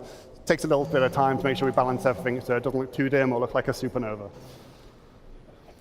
Next thing I want to mention, temporal upscaling. This has been something that's been asked for a long time, and we're proud to finally get it into your hands. We've got 3 different techniques we're going to be implementing. Yeah, anything to reduce GPU cost. We've got our own temporal super resolution solution called TSR. We've got AMD's Fidelity FX Super Resolution 2, and we've got NVIDIA's DLSS 2 as well. They each have different characteristics and hardware requirements and trade-offs, so it's important to get you all 3 so you could have a choice of what you want to look. On the left here, I've just got a zoom in from one of our outposts. That's no anti-aliasing for people that really love to see jagged edges. The center one is our TSA, which is what you've got in the current release today. And on the right-hand side is TSR without doing upscaling. And this is going to be replacing the TSA solution. And this gives us better quality and more stable image and hopefully much less ghosting. I wonder how much coding that's going to take. Use our TSR to do upscaling. Here's the example of how it looks at each resolution. And similar results from AMD's FSR. I think AMD's is better. Here, which I'm sure you can pour over later, but basically we can get about 2 times GPU performance if you're interested in using the upscaling technique. Obviously, if you're CPU limited, you might not get quite them numbers. It depends on your machine. We also intend to look at frame generation techniques like FSR-free and DLSS-free, but these are going to come a bit later. We're going to focus on GPU performance, getting that up first. Frame generation isn't really applicable unless you've got a really good performance first. Some other quick updates. We've got the screen space shadows as added to Alpha 320. It gives us some extra detail in our shadows across characters, and it's particularly on planets. It helps a lot. And we've also got a new texture and mesh streaming engine that helps us get as much possible detail as we can onto your VRAM on your GPU. And it does something we call load balancing. It will scale dynamically for your GPU to make sure we can get the absolute best possible results. We've also got some more streaming improvements coming in the next release. Just to give you a quick show of what the screen space shadows mean, here we've got a planet with no shadows. I think it's Microtech. The shadow maps, so you see the normal shadow maps that fill in half the scene, but then when we get the screen space shadows, you look in the top of the screen or in the flowers, they type of fill in the detail for the rest. They really help type of bed the scene in and stop these things looking at floating. Very good. Next up, I just want to talk about planets for a little bit. It's something I get asked about a lot of what's happening next with planets. So we've got quite a lot of R&D in progress. First thing, we've got 2 new pieces of tech being started recently. First is virtual terrain texturing. It's quite a technical detail, but what this means for you is we're hopefully going to get much less popping or no popping at all. And we're going to achieve this by moving all the calculations to the GPU. And we'll be reusing the same type of patch-based system that Will talked about in his water Significant presentation. CPU savings and it on should give you client. major I like CPU that. savings as well. So we're quite looking forward to getting this in. Another benefit is that it's going to give us the ability to add more complicated logic on, so we can type of do more diverse and interesting terrain, like things like, you know, we don't have beaches at the moment. We'll be able to achieve that. And there's other similar things where, based on the local conditions, we're able to do more advanced decision making. Next thing we want to look at, which is probably the thing we get asked about the most, is our scattering system, which is what's responsible for putting all the trees and the rocks down in the world.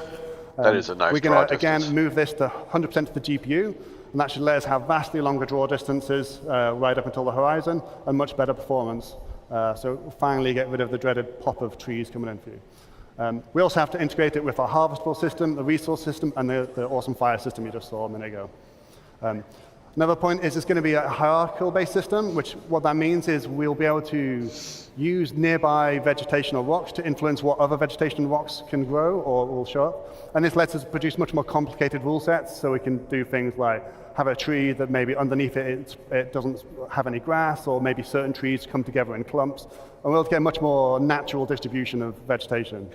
Very interested to see the harvestable and resource final thing we want for systems. planets is we'll be able to build them much easier, much faster, and we want to make sure they are truly fishing unique. and cooking At the moment, and, you know, our say, planets are what if you unique, crash? However, You know, if you they crash are on a built from planet. type So of there's a tile lot of sets, really like cool pre-built things games that out there that mix and allow match you together and to blended in complicated build ways so you houses don't and see forts and repetition. stuff. But it's not truly unique. I Not in wonder the if same Star way that the Grand Citizen's going to Canyon be might be, capable or the of River Nile or Mount Everest. bringing in And that's what we those want. type of So, to get that, mechanics we need to replicate so that people the can like complicated build natural up processes on their Earth, own like geology, climate, erosion, house out of like and these things aren't trees trivial. they chop down. So we've got 3 options. We've got offline Well, tools. well, I don't know if Houdini, that I Terragen, mean, that things would like be this. great, but I don't. We They can simulate all these definitely processes in hinted the at engine. being able to But do we've so started with some R&D other a few resources months you might be ago able to find. on the web we can use machine learning to do some of this.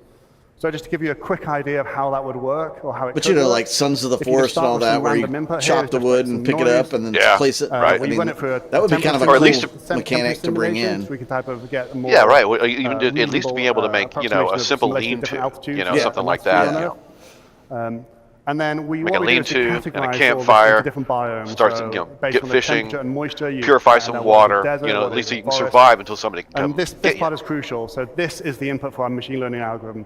We could come up with this image any other way. You could hand paint it as an artist, or we could Top tip, randomize physics some coming noise in to get a different 2026. set of images.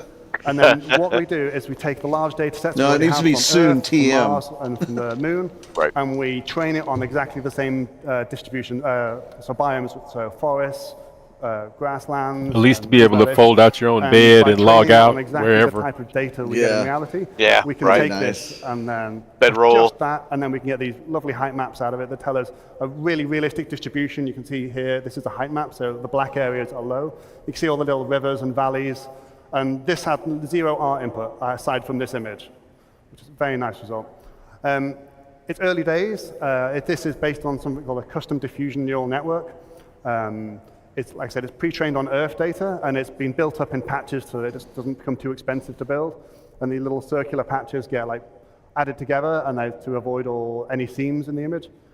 And just to help you visualize it, I've just put some colorization on it to show you where like snow and beaches might be, and just wrapped it around a planet to give you a better sense so it doesn't look quite so abstract. Yeah, but this is very early days, this stuff, but we're hopeful this will be helping the future of how we build planets quickly and efficiently. Thank you. Very pretty. So the last thing I wanted to talk about today is our Gen 12 renderer and Vulkan. This has been ongoing for quite some time, taking a lot longer than we would have liked, but we're finally getting to the end of this long journey. For those who don't know, the reason this was being implemented is largely for performance. We're going to be getting at least 2 times better performance on our CPU submission for rendering, which is often the bottleneck for the game, so that will directly, hopefully, translate to performance improvements. We also get better control of memory with advanced GPU features like resizable bar. And it also opens the door for some things like ray tracing and new mesh shaders. So we've got a video of a Vulkan running, it's live captured. So I can't remember which ship is this, but it's yeah, it's all working fine now. There's a couple of hitches in performance, so we can't quite release it yet, but we're looking into them, the last few performance issues and stability issues, and hopefully we'll be releasing it soon. So, like I said, one of the things we really were interested in by implementing Vulkan was to get support for new hardware features, and one of the big ones was ray tracing. So with that, I want to hand you over to Ben, who's going to talk about some of our lighting research.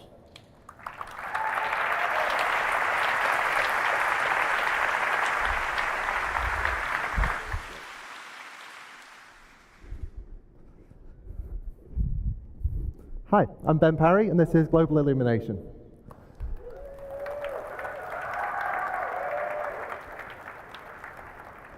So, as Ali just said, moving over to the Vulkan renderer, and now that that's fully online, we've got access to hardware ray tracing on the GPUs that have support for it. And the best thing to do with hardware ray tracing would be to create a new, updated global illumination system for us to use. Now, I'm here to give you a fairly early preview of the work that we've done so far, but first off, I'm just going to simplify some things and ask, what is global illumination? Well, you can break the lighting in a game down to 3 components. First off, you've got direct lighting. That's not global illumination, but that's I wonder how many people are going to get something to eat right now. Next up, you've got diffuse global illumination. Now that's like a whole hemisphere, like a soft lighting that affects that takes from the entire scene and lights up the pixel. And then finally, you've got glossy GI and reflections. That's like your shiny surface glints, your mirror reflections, that kind of thing. And now all of those combine together to form one glorious penguin. Now,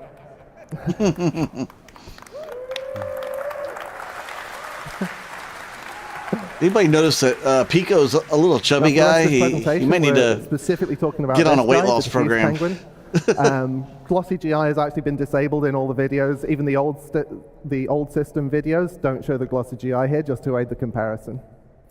First off, we've got a video from Chris Campbell, who's going to make us look cool. I think that's all muscle. You can't destroy him. Oh, okay.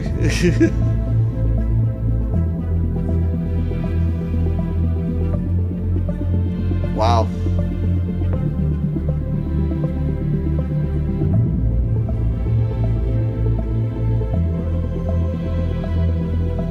Really? Is that different? Jesus.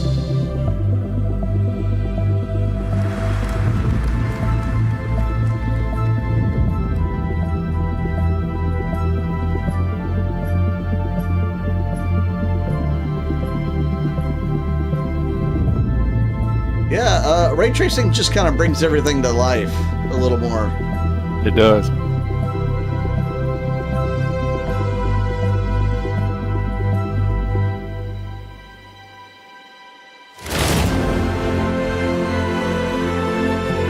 That is a big difference.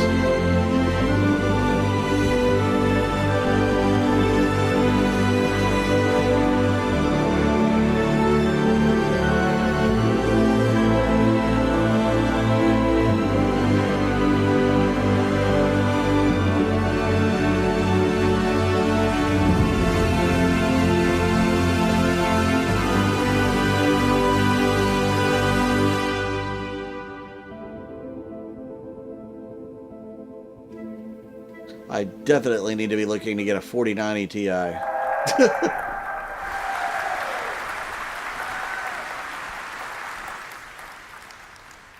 So next up, the boring or the interesting bit. How are we doing it? How does the tech work? I'm just going to dig into that just a little bit. So we're closely based on AMD's recent paper, GI 1.0. We're probably going to build on top of that, but at the moment we're quite close to it. We ray trace against a simplified world so that we get like smoother lighting since it's a diffuse scene, we want a sort of diffuse, smooth signal. This also means that we get more rays per millisecond, which is always good. And we do generate a lot of probes. So the new system is generating, well, for comparison, the old probe was about 1 probe per room. And the new system is about 25,000 probes that are all on screen. Now they're talking about probing time. things. And we're going to see that now. So here's a scene that I've dramatized a little bit just to give trouble to the old lighting system. And this is what the ray tracing sees. So it's a simplified single color per object kind of thing. But then we've also got this kind of a 3D dictionary of average light values so that the light is kind of shared over things in a similar area.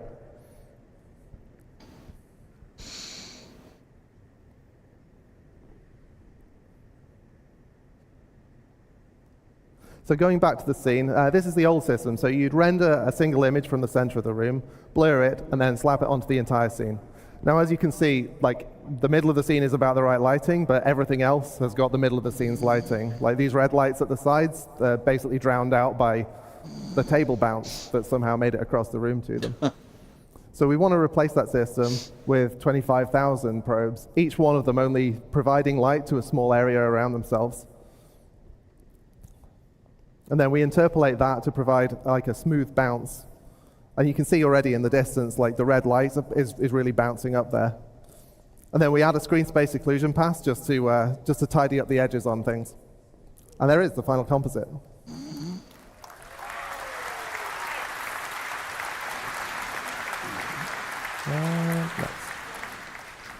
So, what else does it do? Everybody wake up. Well, because it's real-time generation, it means we can do a real-time bounce, and we can do that with quite small areas. You can get like a really vibrant bounce that picks up off small objects in the scene. Ooh. And that means that the art team can really lean into like strong local variation on color. Just step away for just a second. As again, we will see. That's always a good idea. So we'll do a side-by-side comparison. One of these panels. As you can already see, like the spotlight's really that's the big throwing difference. stuff into the scene. This is just one light in the room. Wow. And we could actually, we did have live updating, as you can see in the old system, but it was designed for like time of day changes rather than this continuous smooth view. And finally, it means that we can do things like glowing surfaces can just illuminate the world without having to. Yes, law of emotion. I am beyond to fake tired, it. but I am here. I'm going to make it.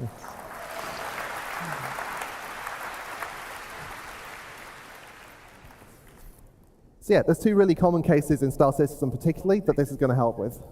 First off, cockpit brightness. We capture at the moment the at the moment we capture that cockpit probe in a setup scene, and then we don't update it as you're flying around. So you're not going to get the sky color in, and you're not going to get the ground color in. And then we've got the opposite problem that I don't have a picture for this, but cargo bays sometimes they're light. You land somewhere dark. Good point. I forgot about the motorcycles. You've got this weird little light room with nothing spilling out of it. So again, let's have a video. Oh yeah, so this is the old system. The sun's working, but you can see there's no sky, there's no ground lighting. You need one of these for the motorcycles. And then in the new one, you can already see the skylight is kind of helping a little. But then as you turn over, you get all the ground lighting.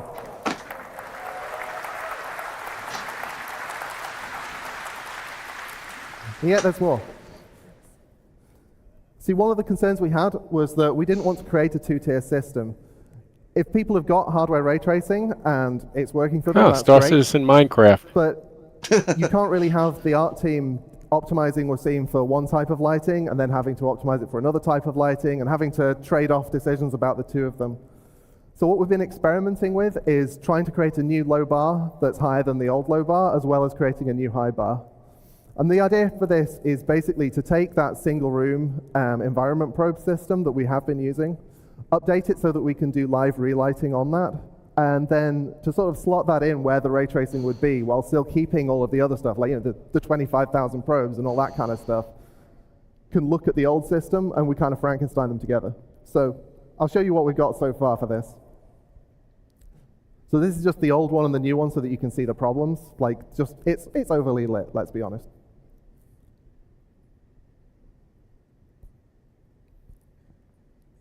And now this is what Star Citizen would have looked like if we released it on the PS1.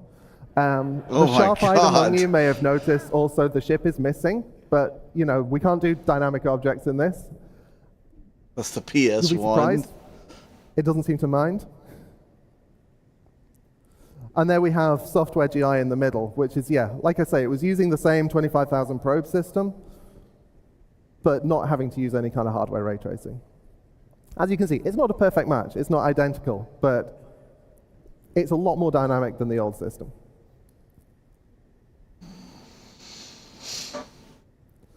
And finally,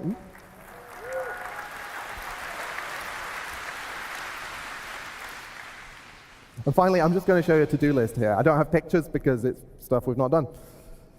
Oh, finally! Glossy reflections. Obviously, we want to complete the picture, and for that, yeah, they haven't gone anywhere since you left. That's self-explanatory, really. I don't know what to say about that. I tease. This is important Secondly, stuff. You've only seen it on opaque surfaces so far. It's very cool The looking. next step is to extend this so that it can support glass and water and all the other transparent things in the game. That's beyond pretty that, serious. we've I mean, you got can see some fog, texture we've got in that other thing. That's, you know, atmospherics. We want to expand GI looks to make sure that it affects pretty everything bloody smoothly real. and equally. And the final thing is a Star Citizen thing. We've got giant scenes, we've got a ridiculous scale on some things, and we've got plans to make sure that this GI extends to handle that full scale. Anyway, that's all I've got to tell you now. I've been Ben Parry. Next up, we've got Starcloth with Chris Rain. Starcloth. It's Starcloth and star hair. Now we're getting down into the real nitty-gritty details. Hi. I'm more into Starbod. I am Chris Rain, and I would like to show you not one, not two, but 3 new physics of our physics engine. Our legs. And I would like to start off by introducing Starcloth, our new character cloth simulation with a short video.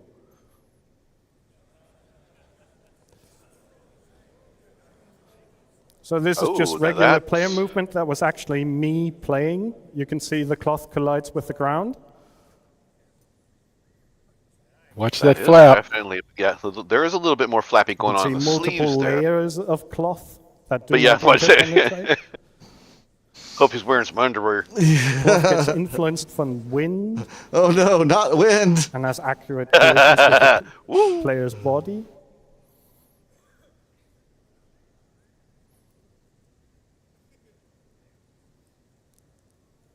Is there a draft in here?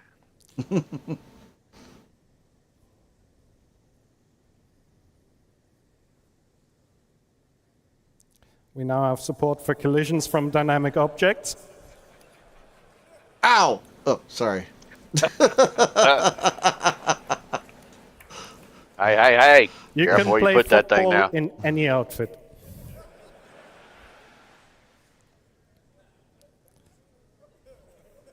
You know what they say, you get older, they tend to fall a little further. I'm just saying.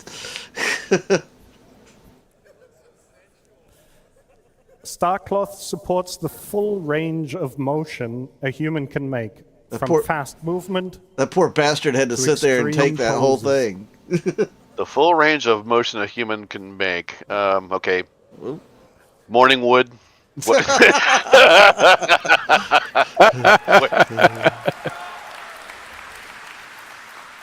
We call that pitching a tent, Wrath. Pitching a tent. Tent mechanics are coming in 2026, remember?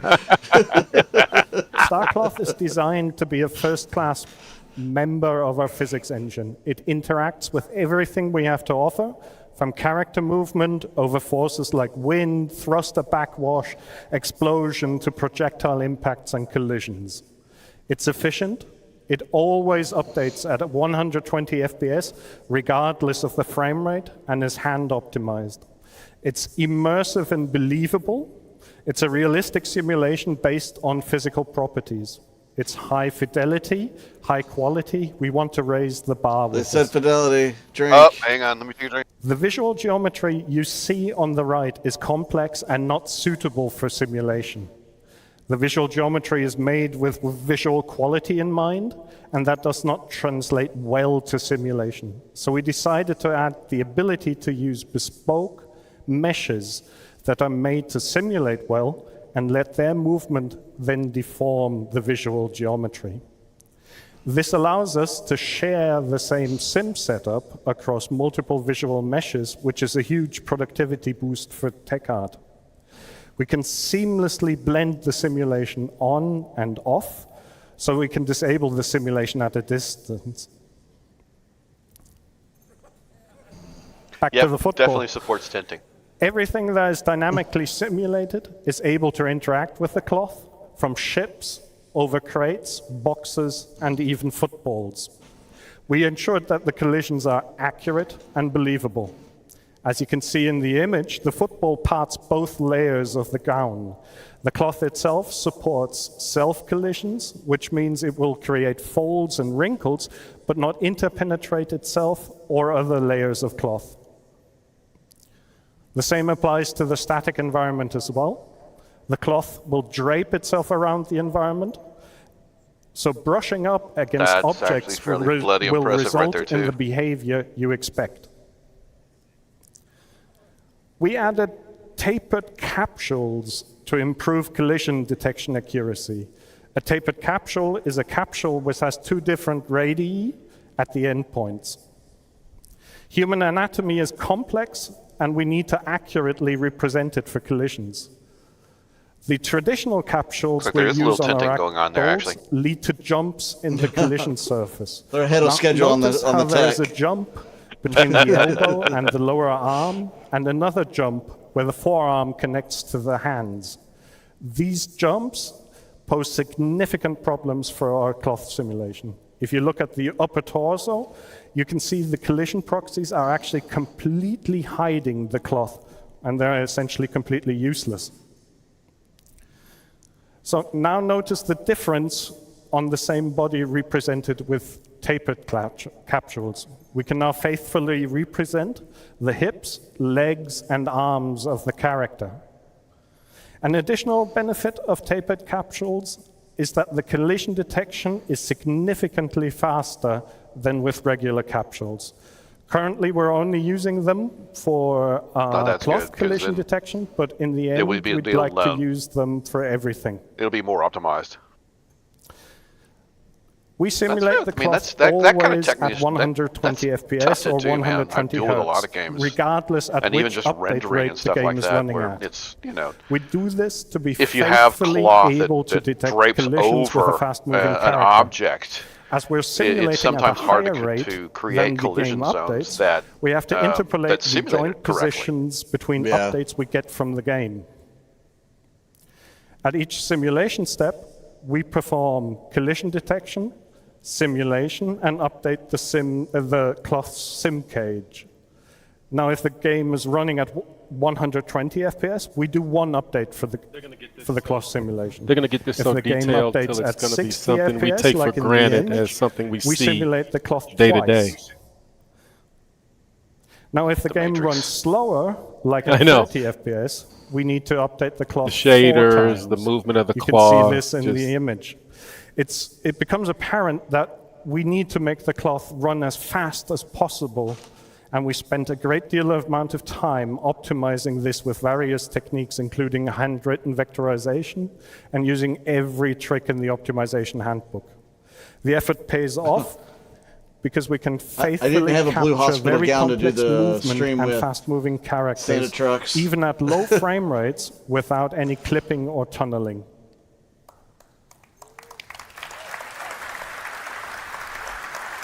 Thank you. One area that poses a significant challenge for character cloth is when multiple pieces of garments layer on top of each other, like a tight-fitting jacket that lies on top of the pants, as you can see in the image above. This is a very difficult region to simulate properly because you don't have much space, and the simulation collisions have to be absolutely accurate. This, what I'm going to show you, is a very subtle effect, but once you notice it, you cannot stop noticing it. I want to focus your attention to the waist region of the character. Here we tweak the simulation settings in real time to see the effect.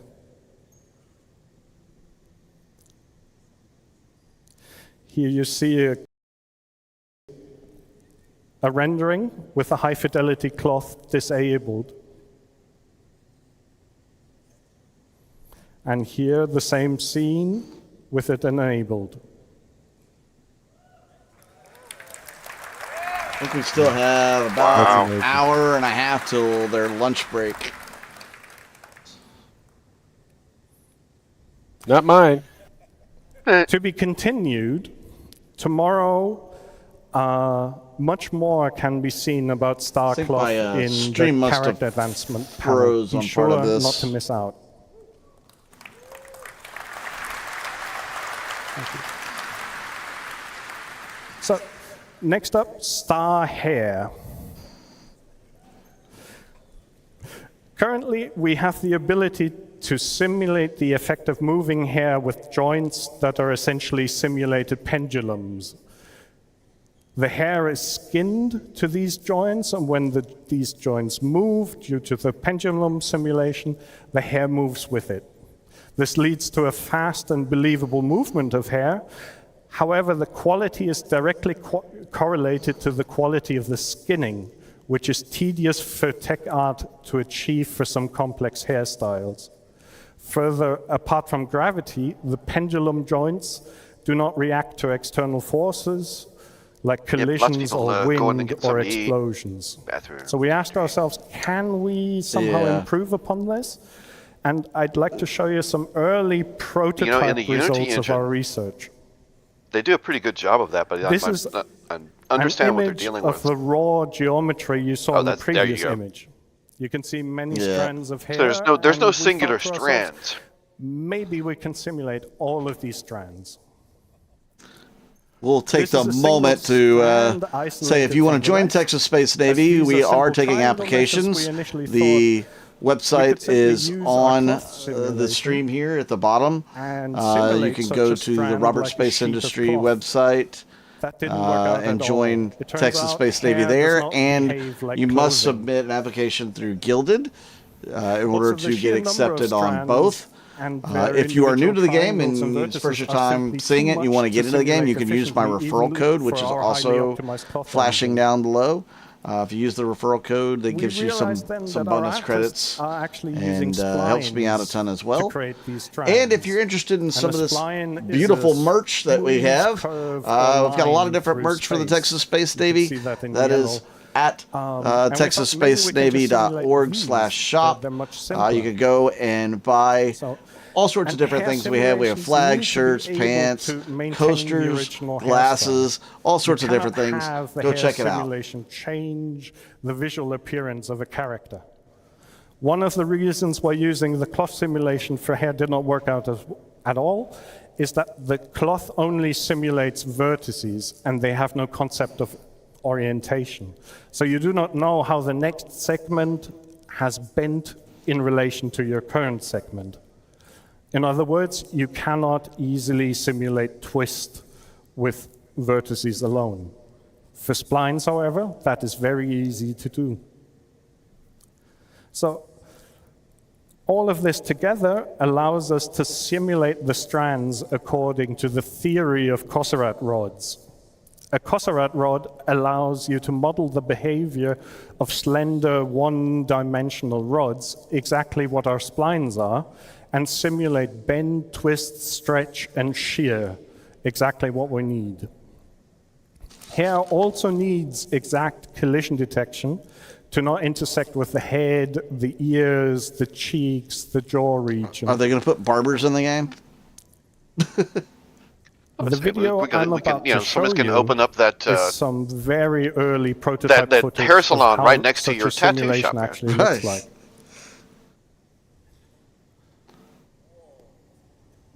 We'll just put them all in a Kraken. The Kraken exactly. mall. I was just thinking that. In the Kraken, one of our Krakens, or maybe all of them. And we can have the so this is a test of various remodeling, reconstruction company's main office in the Kraken as well. The hardest things to special. You can have a showroom, all the different types of rooms that we'll create for them. And very tricky to get right. Oh wow! We're actually simulating that is all actually the hair bloody strands. Freaking impressive. I mean, obviously you can't do one strand of hair. So you see their group. They have groups of hair, but still, even at that, that is bloody impressive, man. Through their hair and have the hair react realistically. A barber simulation next. Oh, there you go.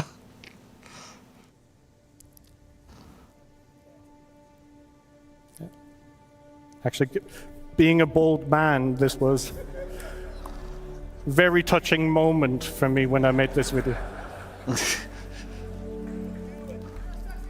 It looks kind of like Sandy Gardner, does it not? Thank you.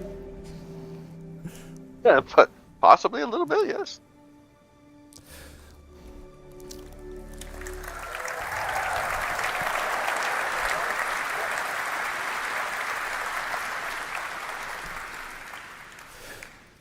Next, I would like to introduce Maelstrom, our physically based destruction system. Here we go. Yeah. Everybody come back from your food I would like and water to do that and with a video that I believe speaks for itself. We're going to see some stuff blow up. It's time for some real Texas Space Navy crap now. Hold my beer.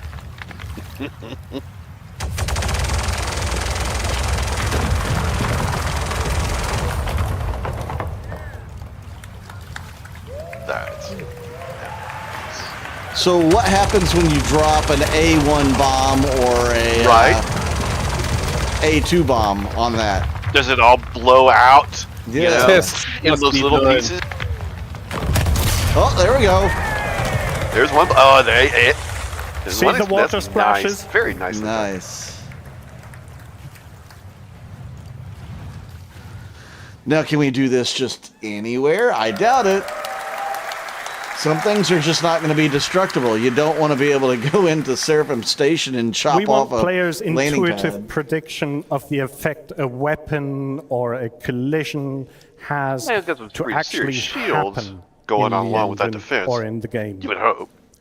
So we decided to move away from hit point pools But then again, or if you other are going abstract to models if you're going to set up something simulate in damage, this way, but rather have damage be you know, calculated if somebody's from going a to physical ram the model station with a and from big the ship, physical material it should damage properties it. of Well, each entity. it should, yes. If something breaks off due to its structural integrity decreasing below a certain threshold, Maelstrom allows it to break off in a realistic fashion. If you shoot off a wing, the missiles and weapons on that wing should still remain attached. If the broken off part still has power, electric items should still function. This means Maelstrom was needed to be designed to work with a hierarchical setup to begin with. From the hierarchical representation of the geometry we want to break off to the same hierarchy on a higher level item for items like power plants, lights, weapon systems, and so on. You can tell that they have Maelstrom practiced this is for a while. persistence People that and aren't networking used ready. to We designed it from the ground up to presenting work to the with public. high It's latency very situations nerve-wracking. to persist You have and to replicate easily. you know, Timing you have is to practice huge. over and over and over. And you can, I mean, you can tell that he can, you know, he's. To There's some achieve difficulty all there, this, but he's we working gave through it very each well. physical geometry instance and then identify Well, it to yeah, be and just able making to this uniquely understandable identify it by within the universe. normal people. In is, layman's terms, Your right? Gladius wing is your Gladius wing.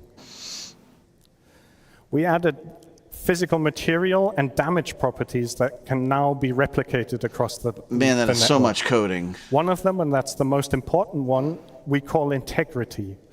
And this determines how much structural or internal integrity a physical geometry has.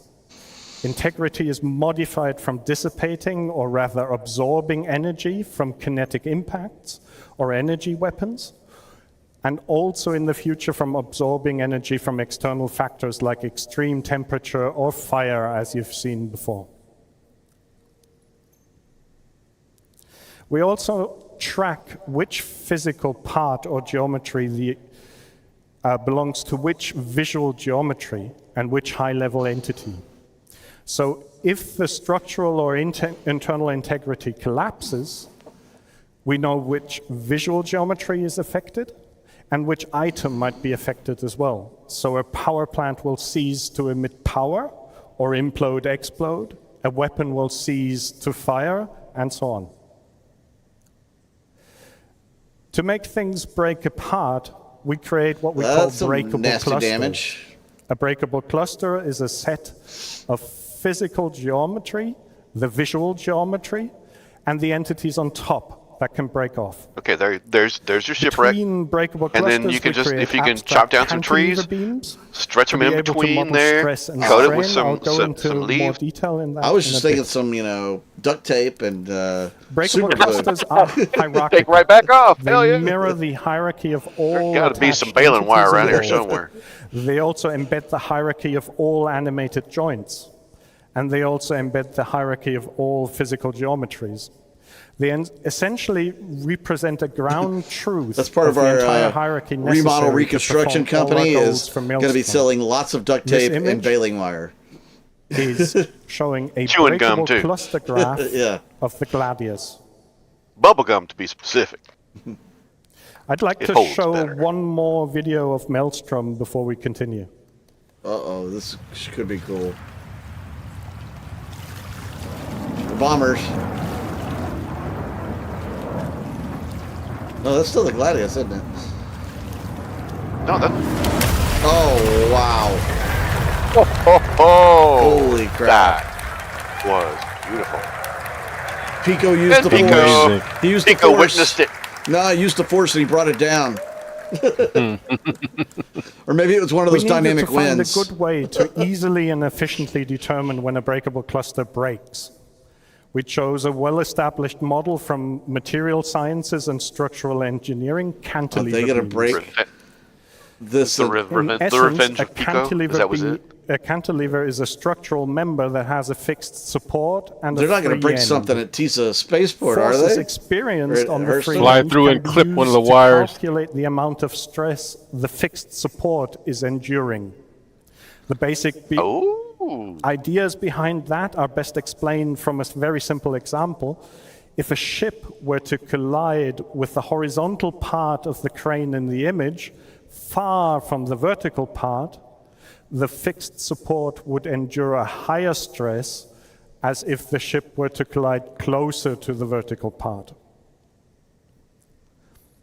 But not only does the I thought we were going to get a point of video on that. impact determine how much stress the cantilever beam experiences, also how large the surface area is connecting the cantilever and the fixed support has a large influence on when a cantilever beam will break.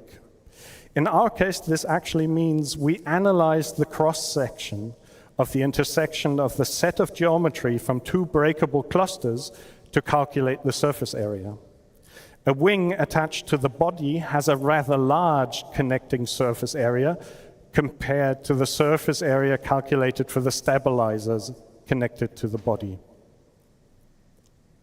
There's an incredible We amount then of project physics. forces from impacts and explosions. Well, think of all the coding. onto these Each cantilever object has beams to have and code calculate the attached to it. stress the beams experience. All Over the time, numbers this is going stress turns into strain. in the background, and if man. we reach a certain threshold, the beam snaps. The result, simple. I know that's why they get efficient, pissed and when somebody says just deterministic flip a switch. Yeah, right. But this is not just about that ships and buildings that you saw in the videos before. We want Maelstrom to be a systemic system that we can use on all types of entities. So here's some video of some test footage of AI shooting each other behind breakable cover and Maelstrom barrels.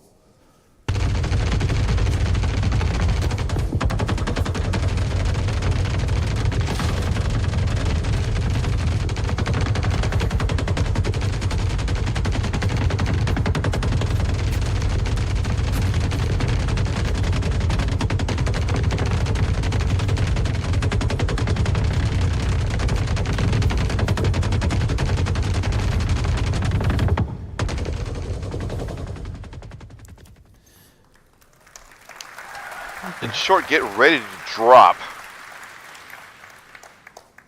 Physical material properties influence damage and breaking and have a direct influence to how things break and fracture. To achieve this, we added various properties. density, yield strength, resilience, thickness, toughness. So man, if you see the wall start to come apart in modulus. front of you, if you're And this crouched is behind it, you more or better less be what I ready to wanted to talk freaking, about go Maelstrom, prone but I fast. don't want to leave without showing one more video of what carnage Maelstrom can create.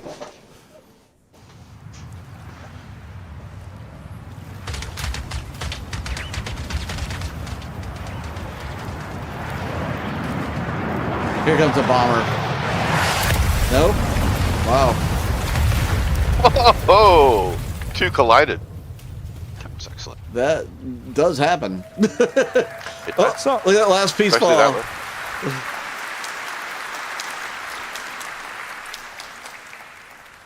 So thank you very much. And with that, I'd like to hand over to Benoit.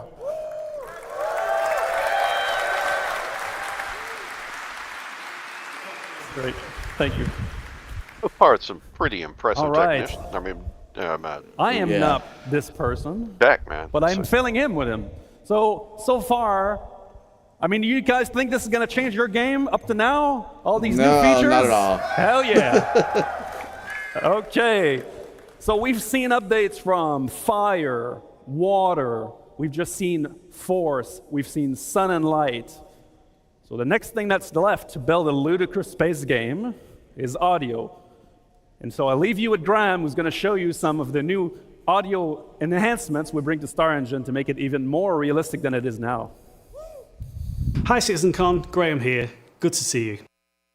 Recently in the audio team, we've been looking at how we can create a greater psychological connection and emotional impact within our games through Graham the use knew of what he was improved doing. audio technology. Mail in a video. Audio can play a crucial role in the immersion of the player. And with that in mind, the audio code and technical sound design teams have been looking at all of our tech from the ground up. For example, when you're under threat, you should feel a real sense of danger. When you're armed, you should feel the dangerous power that you hold within your hands. Earlier this year, we showed you our resonance tech, which allows us to bring the action much closer to the player, even when we're deep in the bowels of a ship and far away from where all the hits and the explosions are happening. But that's just one part of a much larger push to create a better, more immersive audio experience. With that in mind, let's take a look at some of the tech we've been working on. First, let's listen to some of our weapon sounds in action.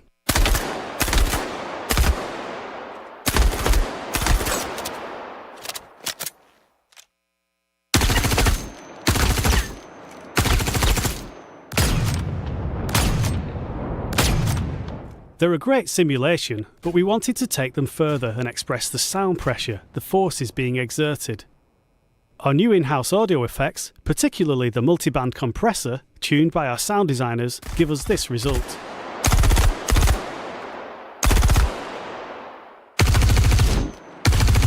The compression serves to illustrate the power of the weapons and the effect that they have when going beyond the limits of the listener.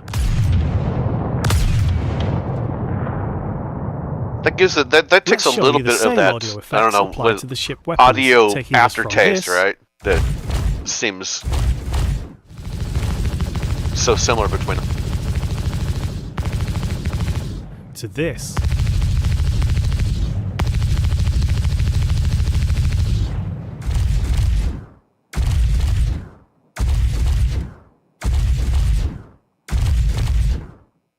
But it's not just about feeling powerful. Changes in audio can create a sense of danger, of being out on your own and under threat. Here's an example of ship combat.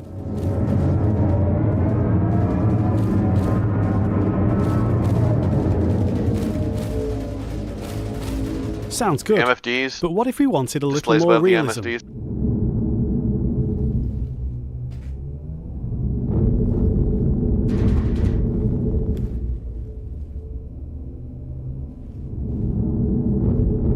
Displays to the side of each MFD too. The audio propagation tech that we've been rolling out makes it easier to change the soundscape in real time, and a nice use of that technology is to provide a more realistic option.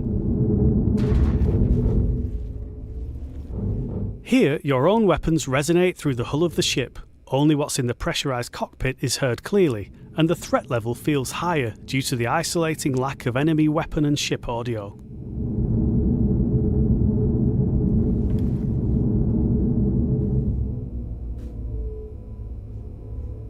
Making these changes creates space in the audio, both spectrally and temporally, making impacts seem bigger, more damaging, more of a problem for the player. This realistic mode isn't limited to the flight experience, it's applied appropriately to the game as a whole. Here's an FPS battle in a depressurized area.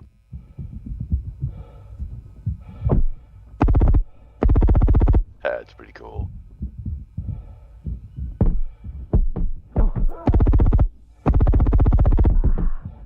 With realistic mode, we get that sense of isolation again, giving the location a different colour and adding variety to the audio experience. We're all about, hey, wait a minute. Space simulation. Player breathing and foley are exaggerated, and other sounds are transmitted through physical contact.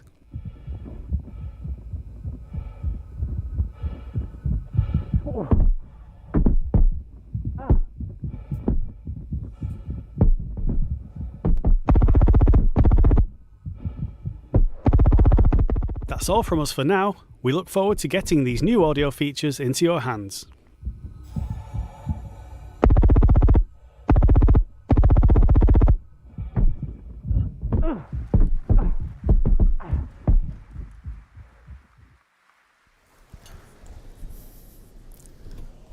All right. Hello, everyone. So, persistent entity streaming, replication layer and beyond. My name is Paul Reindel. I'm Director for Online Technology. And I'm going to show you a little bit insight in our technology for persistent entity streaming and the replication layer. I thought about what's the best way to show you something about that tech. And I thought about putting some technical drawings on the slides, or maybe show video, like we did 2 years ago. But really, the best way to show you how persistent entity streaming works is to give you a live demonstration. And that's what I'm going to do. All right. Okay, this could be interesting. Drum roll. This will all be live, so please bear with me if there's any glitches. It's Jared's fault. So let's keep this rolling. I think I'm supposed to press the button. No, it's already set. Before we start, a little bit, I just give you a little bit an overview what you see here. Let me set up everything. Everything is done through Google.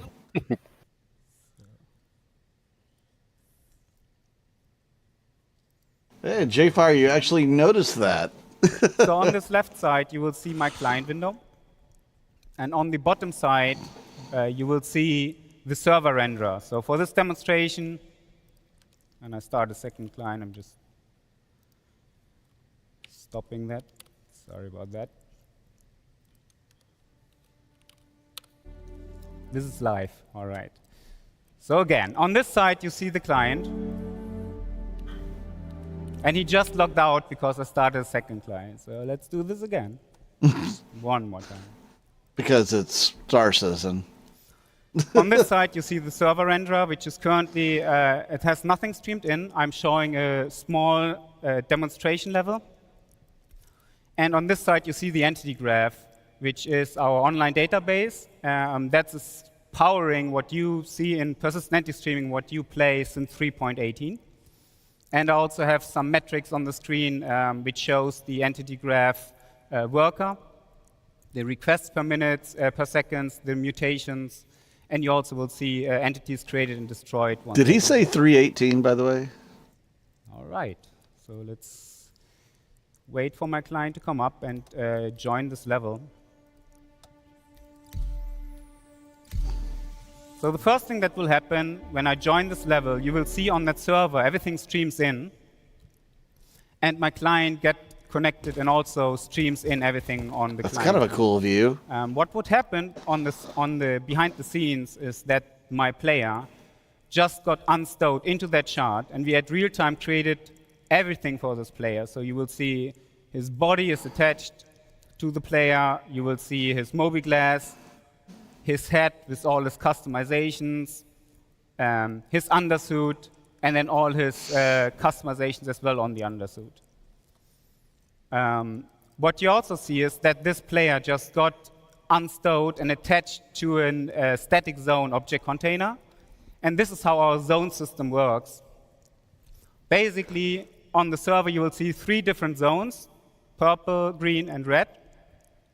And each zone comes with its own coordinate system and its own physical grid. And this is how we actually, on live, do zone transitions between your ship, empty space, space station, or a planet.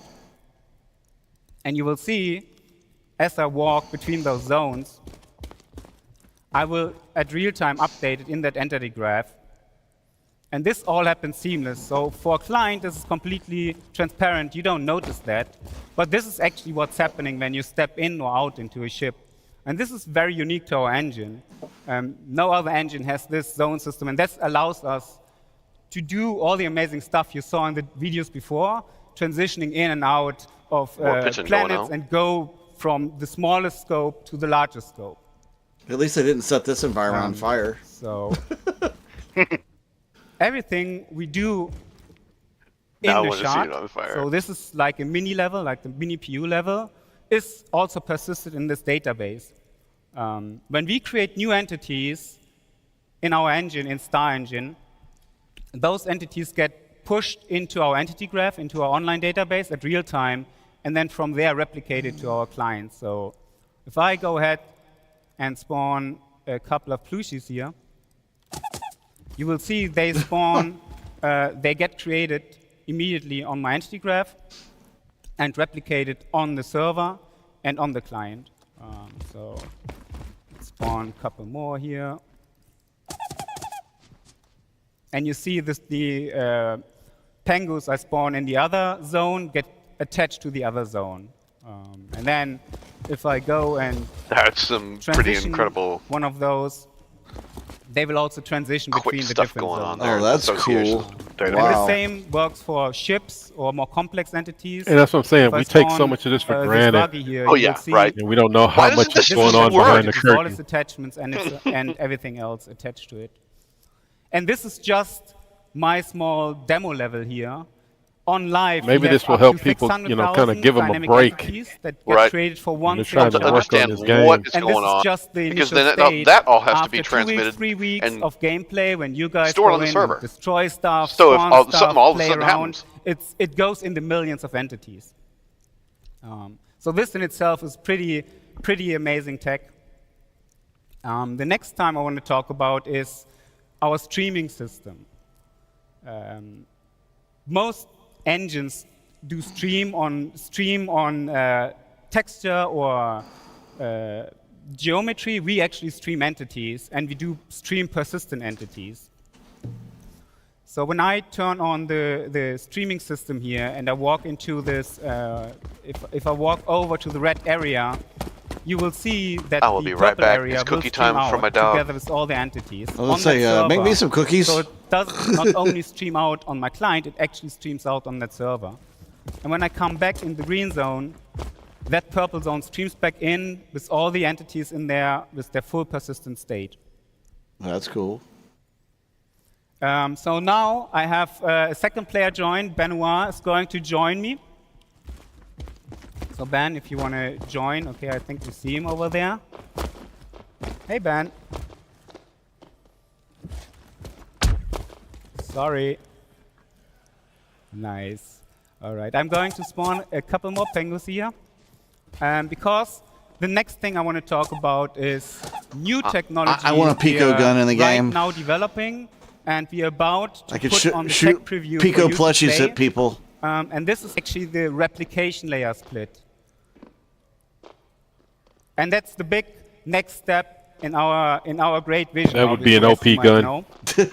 So in this demo, my client and my servers, they are no longer directly connected. Actually, I have a new service running here, and that is our replication service.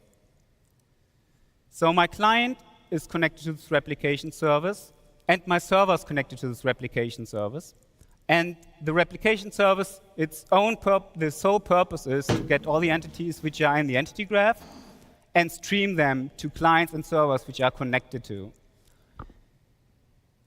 And what's really cool about this is, let's do a little experiment I like here. the bear helmets. They're I mean, big targets. you all know our game has bugs. It's still alpha, and sometimes things can happen. So let's see what's happening when what cookies did you bring us, my Raph? server here. So this is my server, Us? the actual console. Yeah, well, I want some cookies. Just shut it down. I don't know if you want the same cookies I'm giving my dog. Probably not.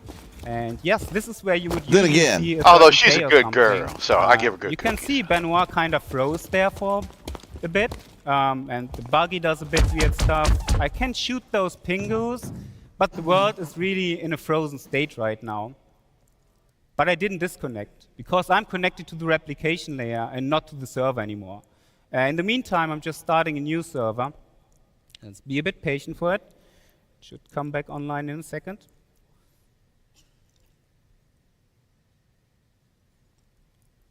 And as you can see, now that the server came back, it restored the state. Wow. Nice, very nice. It restored the state, and the simulation just continues to work as before. So this will be, again, this is very early tech. But this just fired this a Pico a great benefit of what we Yeah, have it's with on our replication. C4. I want a today. Pico gun. But there's one more thing. And let's try this use thing the again. I force. just killed my server, and I'm trying to do that again. But this time, we're doing something different. So let's first go in here. This is my development tool. I can talk about it in a second. So let's stop that server again.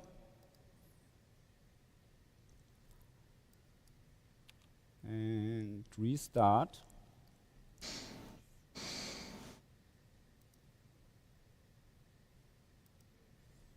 And this will take a little bit. I'm running this tool you see here. This is our internal development tool. Still a little bit. This tool runs the entire stack of our game on this PC. Saw some garbage collection going This on is there. obviously for development only, and I can do that with my small test level.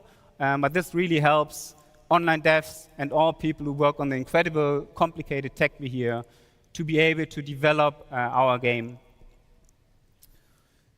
And because I run everything on this PC, it's a bit slow. So let's wait and see what's happening here. Just took a Hey, stab. Noctis. All right. How's it going? Simulation continues. I can see Ben moving again. Hey, Ben. However, what just happened? Well, as you can see on my screen, I no longer have one server connected. I have 3 servers connected to this replication here. Wow. So what you guys see here, this is the very first version of a working server mesh. So I want to see him go across servers without load screens. Or losing anything. All right.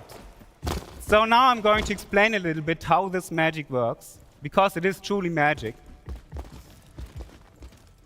Each server, when it came up and the replication layer realized there are 3 servers, we assigned different zones to those servers. And we said, okay, server 1, you are the authority over the purple area. Server 2, you are the authority over the green area. And the last server is authoritative over the red area. You can still see that those servers have all those entities replicated, but only the entities within their zone are actually authoritative on that server. So while I'm in this green zone at the moment, my entity is simulated on that green server and just replicated on the other server. And now, as I transition between those zones, you will see that on that green server, I just lost authority, and on that purple server, I just gained authority. And because my player was replicated on both servers, this completely works seamless. And again, let's do that a couple of times. You see on my client here, I don't notice anything of that. This all happens behind the scene. And this doesn't work only on me. Let's turn on the zone colors and the object, the authority assignment on the client as well. You can see that even entities, as they transition into the other zone, seamlessly that was cool. Yep. transition to that zone.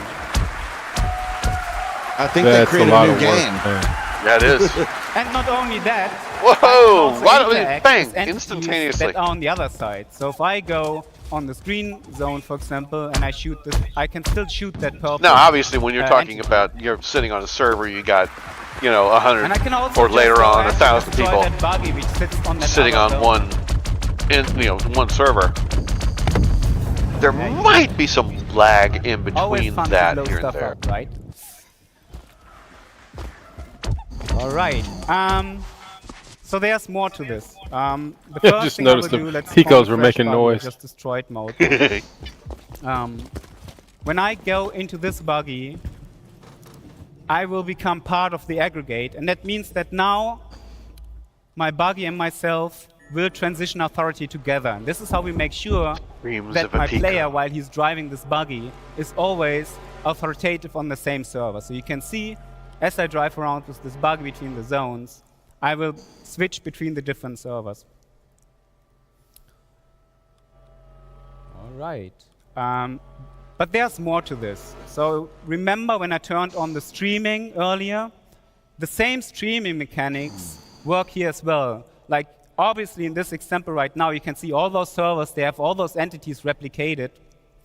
And it's a little bit wasteful because you have 3 servers, all need to replicate all those entities.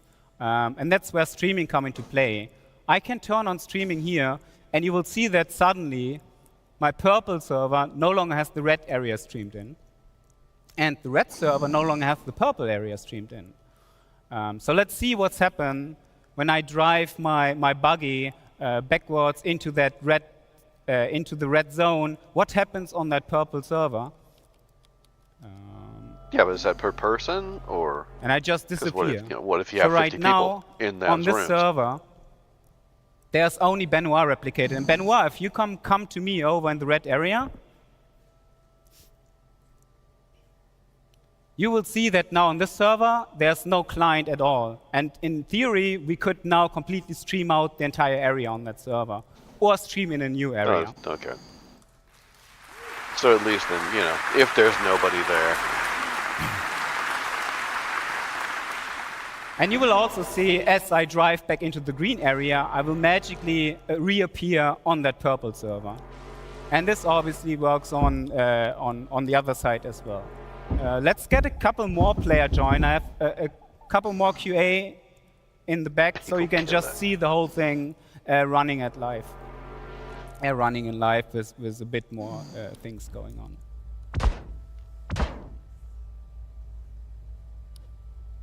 We get out of this buggy.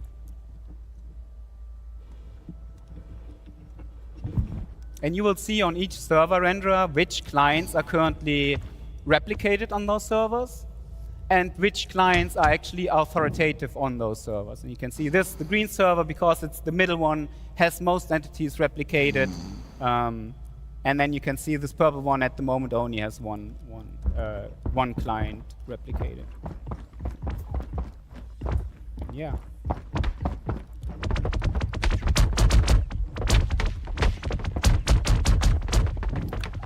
So yes, this is pretty much it.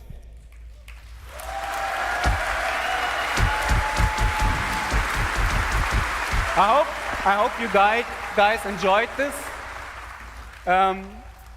It has been a long time to come to this point, and I just can't put in words how much tech and work we had to put into this. Big shout outs to the network team, big shout outs to the online services team, big shout outs to Chris to let us doing this.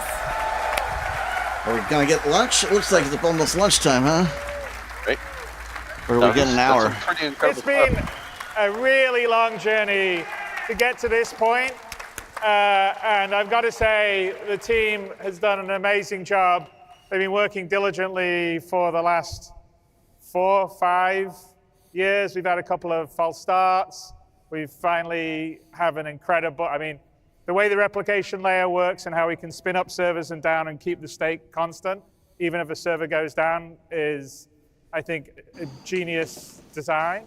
And the first time I saw this, So when are they going to find a better, more efficient way to do it? This question. It's like giving birth. We did it. Like giving birth. To do this and work on this kind of tech without all your support. That's right. 100%. Now, you guys and your trust. allowing us to take the time to do it right, to really build it. So thank you. Thank you, guys. So much for everyone, and thank you everyone at CIG that's really worked hard to deliver all this amazing stuff that will be either in your hands now or in your hands very soon.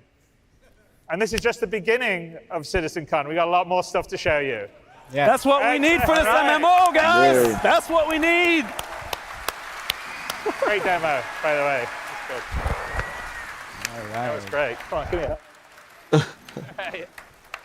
Thank you, guys. Thank you.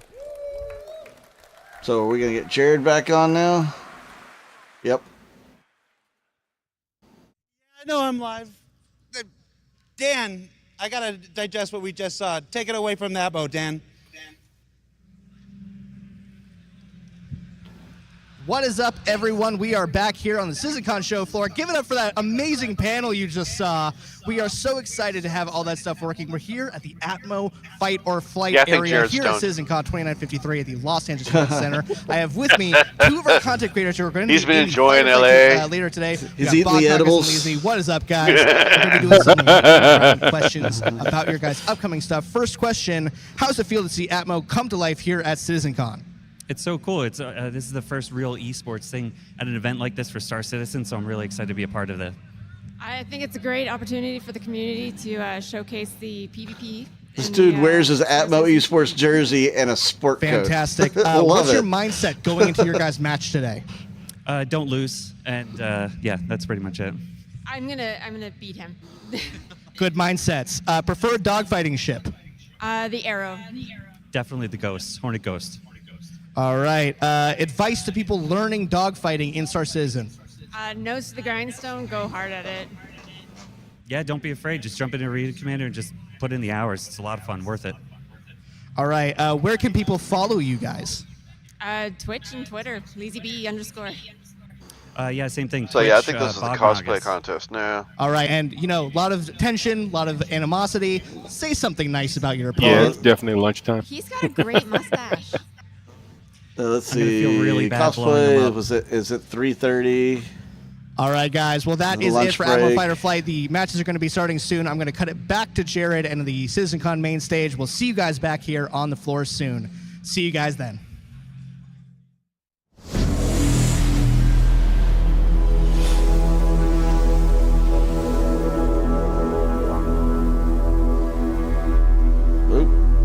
No, fix it and fly it, huh? Well, I thought that was that. No, I think we already had part of that. Yeah, that's what I thought that was. Oh, it is saying fix it or fly it. Okay. What? So that one was supposed to start at what, 2:30? What time is it? It's 3:10. They're about 30 minutes behind. I'm Thorsten Leimann, lead systems designer for the EUPU team, and welcome to this little presentation of our most ambitious feature that we are working on for quite a while already. We already talked about it several times, but this time it will be a little bit different. So before we start jumping into the presentation, you can definitely tell he's super nervous. Here's a little disclaimer. Everything that you are about to see in this presentation was done by the EUPU team. So, well, mostly.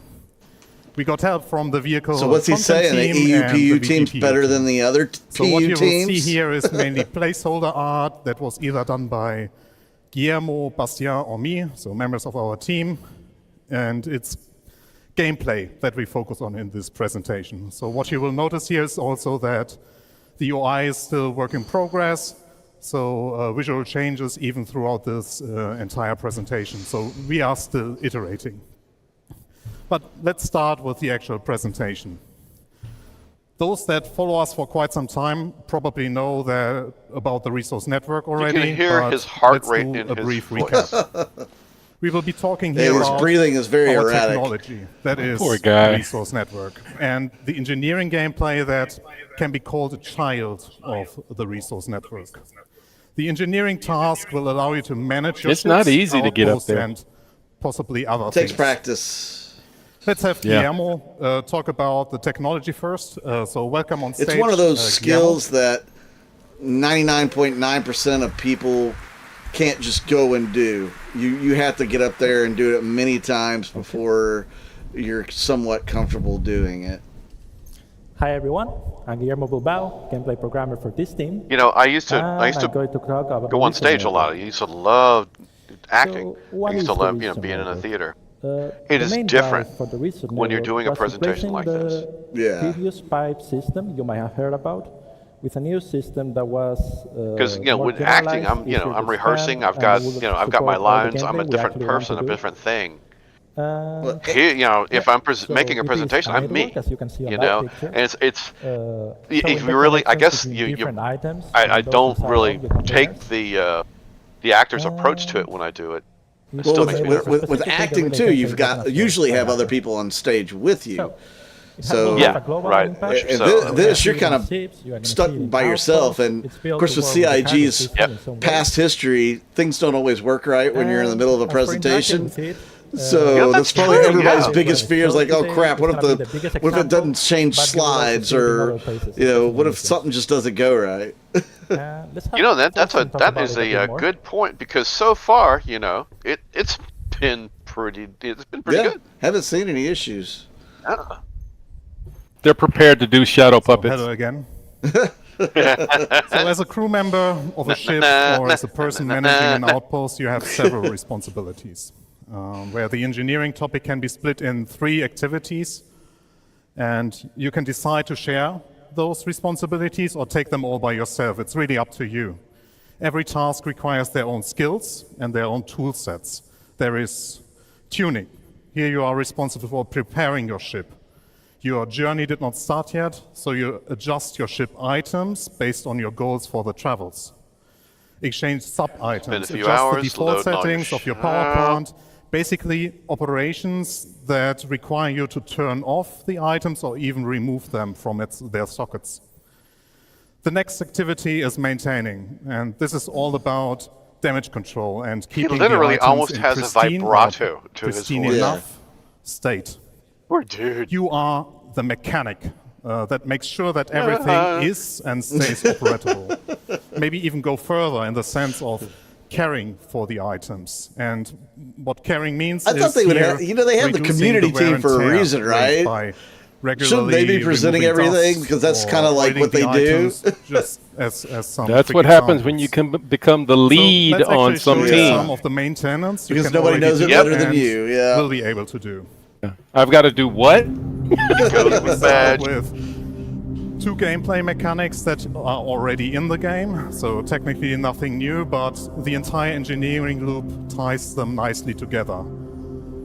Here you saw me collecting IMC, or still collecting, and now I will take the shield generator of the recently destroyed Gladius to use them as a spare part for myself. Nice. Please again, repair that too. No, never mind. It's doing So all of this is of course optional. So What it you was can sitting in purchase was not those doing items so well. already, and in the future even assemble them for yourself. So crafting. While the Fury approaches, you might get the glimpse of a debug UI. So there's the Fury now coming. I activated the debug UI to show you the health state of each item. And what you should have seen is that the shield generator is fully destroyed, and the power plant that I'm about to take out now is in low health. Low health means you can still repair it. So which you will be happening now with Guillermo and Pete repairing the power plant after I removed it from the Fury. So it's making it fully functional again. And here you see the debug UI, the health is now fully up again, and that means that it runs at full efficiency again. And here you also see that the shield generator is at 0 health, so the destroyed shield generator cannot be repaired because it's destroyed. Space it! So I have to exchange it with the spare one that I collected from the Gladius. Exactly right. Chunk it out the bag, man. And then the space cops will come and get you and fine you for space littering. Exactly right. So with all those repairs being done, the Fury is operatable again, and it we'll have that go for our Texas system. Whenever we have our own system, we'll have somebody patrol the system for litter bugs and find them, so we can still keep the slogan "Don't mess with Texas." Hell yeah. So getting back to the responsibilities. A big one is managing your ship, which includes resources, but also more general aspects. You have to manage the power distribution and come up with informed decisions, like reacting to hazards, like malfunctions, fire, low energy, but also calling out items that need repair and maintenance. You will delegate the rest of your crew to keep your ships intact, like giving clear priorities of what needs to be done first. Let's take a look at another video here. So this is the first glimpse of the engineering UI in action. It is still being worked on, so it's heavy work in progress. Let's start with looking at the item view. Oh, that's cool. Oh, yes. That's awesome. So you can see the full setup of the network with the relays, the green dots connecting to each other, and the relays connecting to the items. Where's Color Taylor? and shape below the icons should help you identify the different item types, like power plants, weapons, also helping differentiate between consumer, producer, This is like an interior and infrastructure. Yeah. You can tell the current state of the item, that means the amount of energy it produces, consumes, or has stowed. The health state it is in, the current wear and tear on the item, and the current state it runs in, like charging or being in an idle state. You can directly interact with these items, turn them on and off, and in the future even switch their states. If you hover over a relay, that I will be hopefully doing soon, you will also see that the amount of fuses that are still active and, because a relay consists of several fuses, basically they're You know what would have been cooler is they used the Polaris as the model ship here. You can see all the details. That would be nice.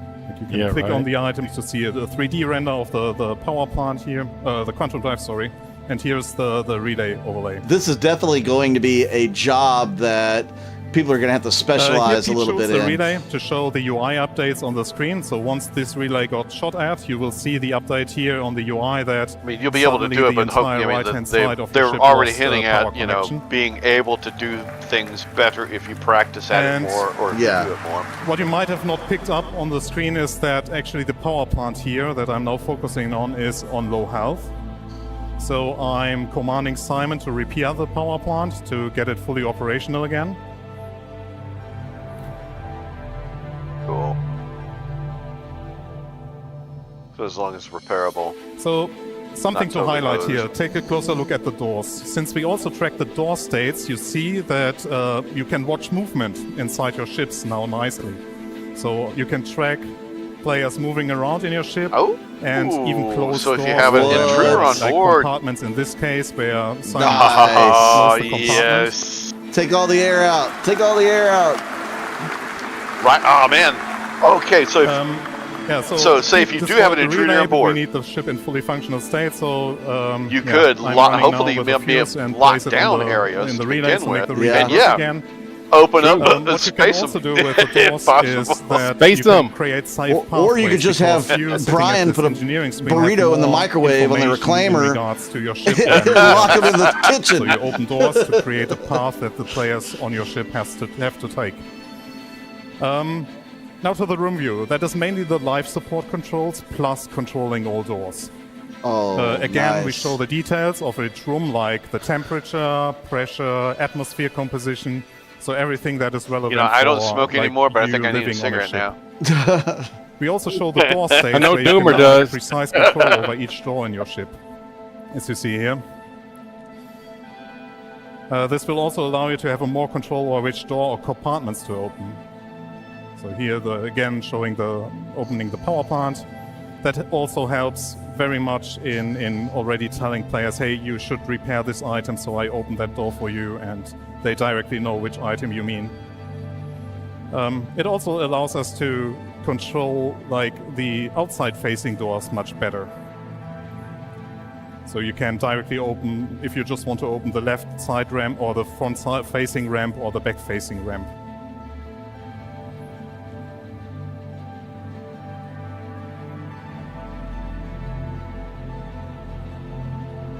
Yeah. That is cool.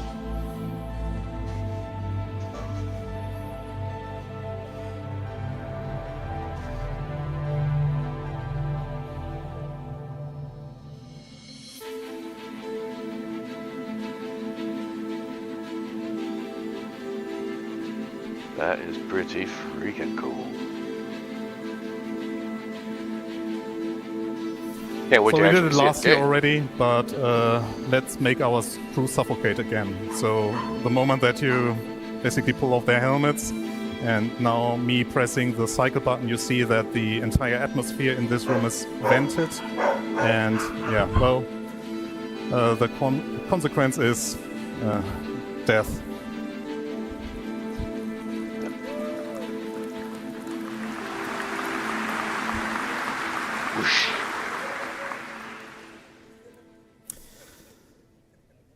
So, as you can tell, engineering gameplay will bring a lot of changes.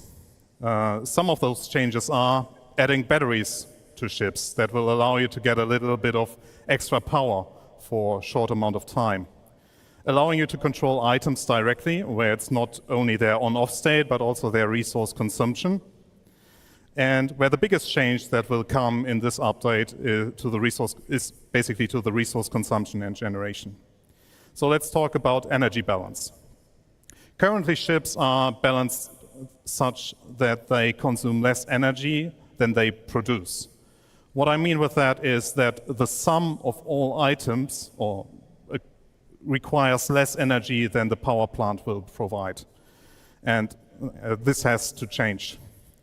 The energy rebalance that I will explain to you now will affect mainly bigger ships. Single-seaters will still behave like they do now. For big ships, we will focus on item groups. Those require energy. But your ships will not provide enough energy to have all components run at 100% all the time. Instead, you have to decide what you want to have permanently. They haven't really been holding out on this. They talked about it a plant. while back. So managing They're just decisions now starting to will have an develop impact it. now. You could decide, as in this example, to shut down your thrusters to turn on the weapons. Isn't the best choice, since you will not be able to maneuver, so might not help when you are attacked. You would be able to shoot though. And here comes in the batteries. In scenarios where you need to react, you can activate the batteries and use the additional power. Batteries won't last forever, but you at least can power additional systems. You will be able to recharge the batteries again, but you need to free up energy from the power plant to direct into the batteries. I think that was a little bit more than just a recap, but now Guillermo will talk about malfunctions. You mean mock-ups? So I will talk about malfunction and find out. You guys see next video since we're a bit behind schedule. What are malfunctions? You've seen misfires in the persistent universe for seals, for thrusters. You've seen a very basic version of it. We're making them more complex. We're making them more lethal in some ways and more fun to interact with. Also, some of the new malfunctions will include fire, spreading misfires that represent electrical surges going through the ship, or signature burst, which increases your signature and makes you show up on enemy sensors more easily. As for how you will counter them, you've seen suffocating people with life support. You will also be able to suffocate the fire with life support, which is probably more useful. You will be repairing them, not necessarily only with a repair beam, but also replacing parts or some bespoke behavior per misfire. And if all else fails, just turn it off and on. I guess it depends on the... Here's a video of the fire in action. The circumstance, which is more useful. You've seen in other videos the fire. This is a small fire. You can just put it out with a fire extinguisher. Pretty simple. It just works. Here's a bit of a bigger fire. It might be that you cannot only put it out on your own.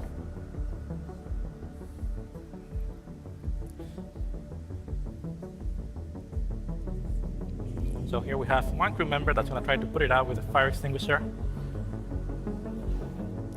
Two mixed results. Yeah, they're going to have to lock it down and vent the air. And here we have the option of using the life support system Thorsten showed up before, and just venting the area.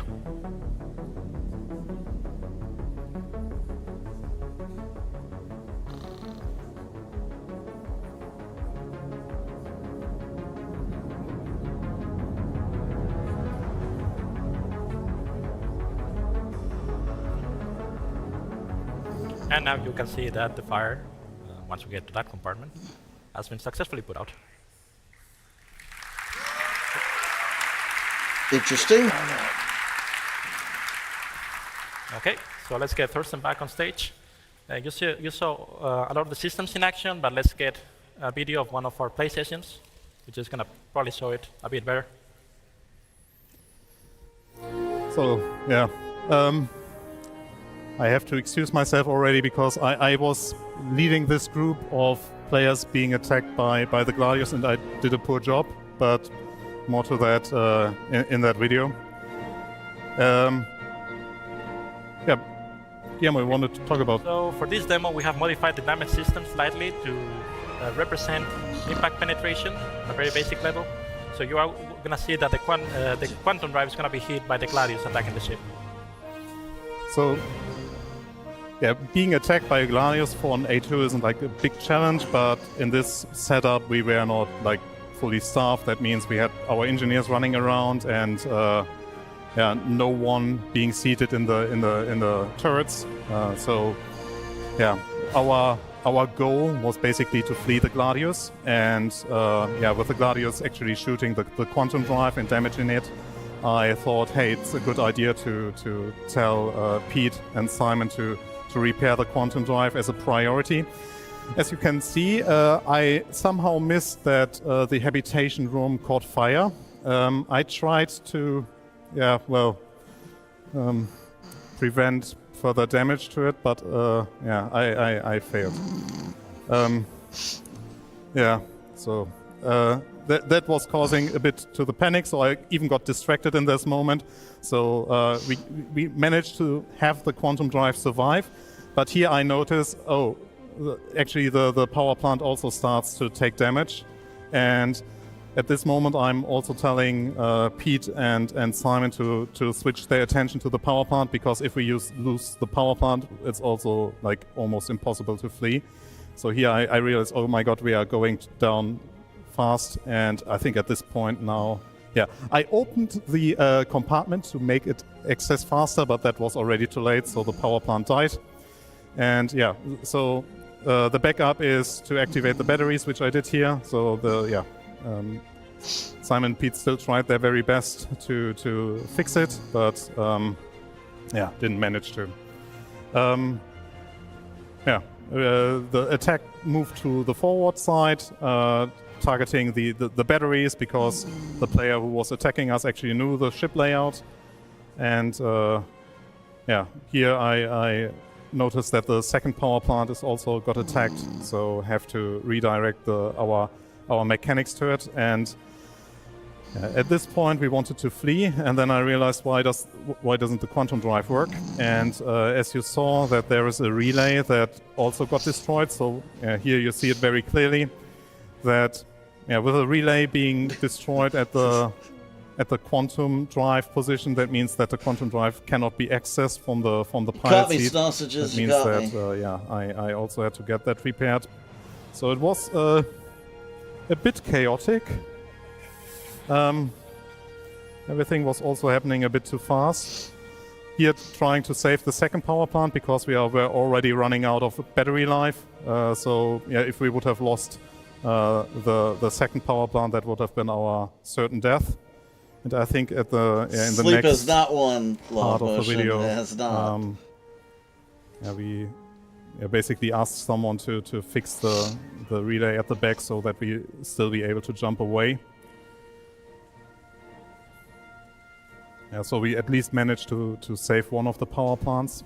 I'll make it to the lunch break, guys. I'll make it.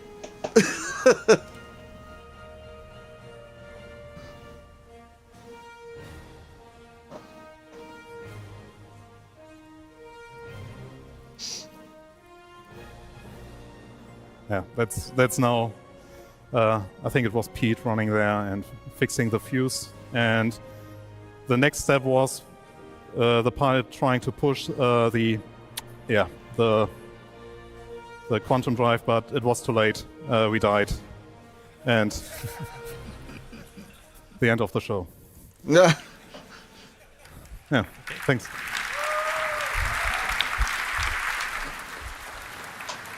So, what you just saw gives a good idea of how busy ships will be and what meaningful multi-crew gameplay will look like. But what about the future? Since we worked on technology that will be used throughout the entire game, you will see more and more coming utilizing this tech. It will introduce systemic gameplay with allowing players to come up with creative ways of manipulating their environments. Sabotaging a power plant or destroying a vital relay that connects it all to shut down an entire enemy base that can include its life support or security systems.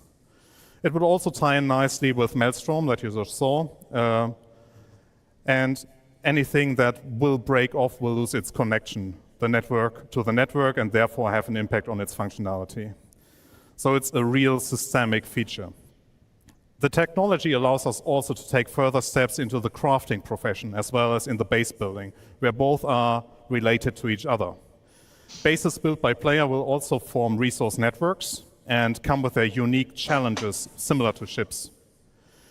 We are all really excited about the future of this tech and all the associated features. So there's a huge thanks for all people involved. So thanks to the entire EUPU team, the vehicle teams, Jared, active feature team, and the Arena Commander team. They all were super supportive to get this behemoth into a state. Are you still awake, that Graf? you could see here. Oh, I'm sorry. I put in the other chat. And Maybe it's you didn't see it, I something had to that be right has back. been a I am long time back now. coming, and we are really proud of it. So thank you Sorry about for sticking with us on this journey. Yeah, I think C4 stepped out. Wait, there's one more thing. What? But wait, so we really want to get your hands. We really want you to get your hands on this because we already had a lot of fun with it. I hope all of you have heard of the experimental mode in the Arena Commander. So we want to bring you what you saw here as an experimental mode before we put everything into the PU.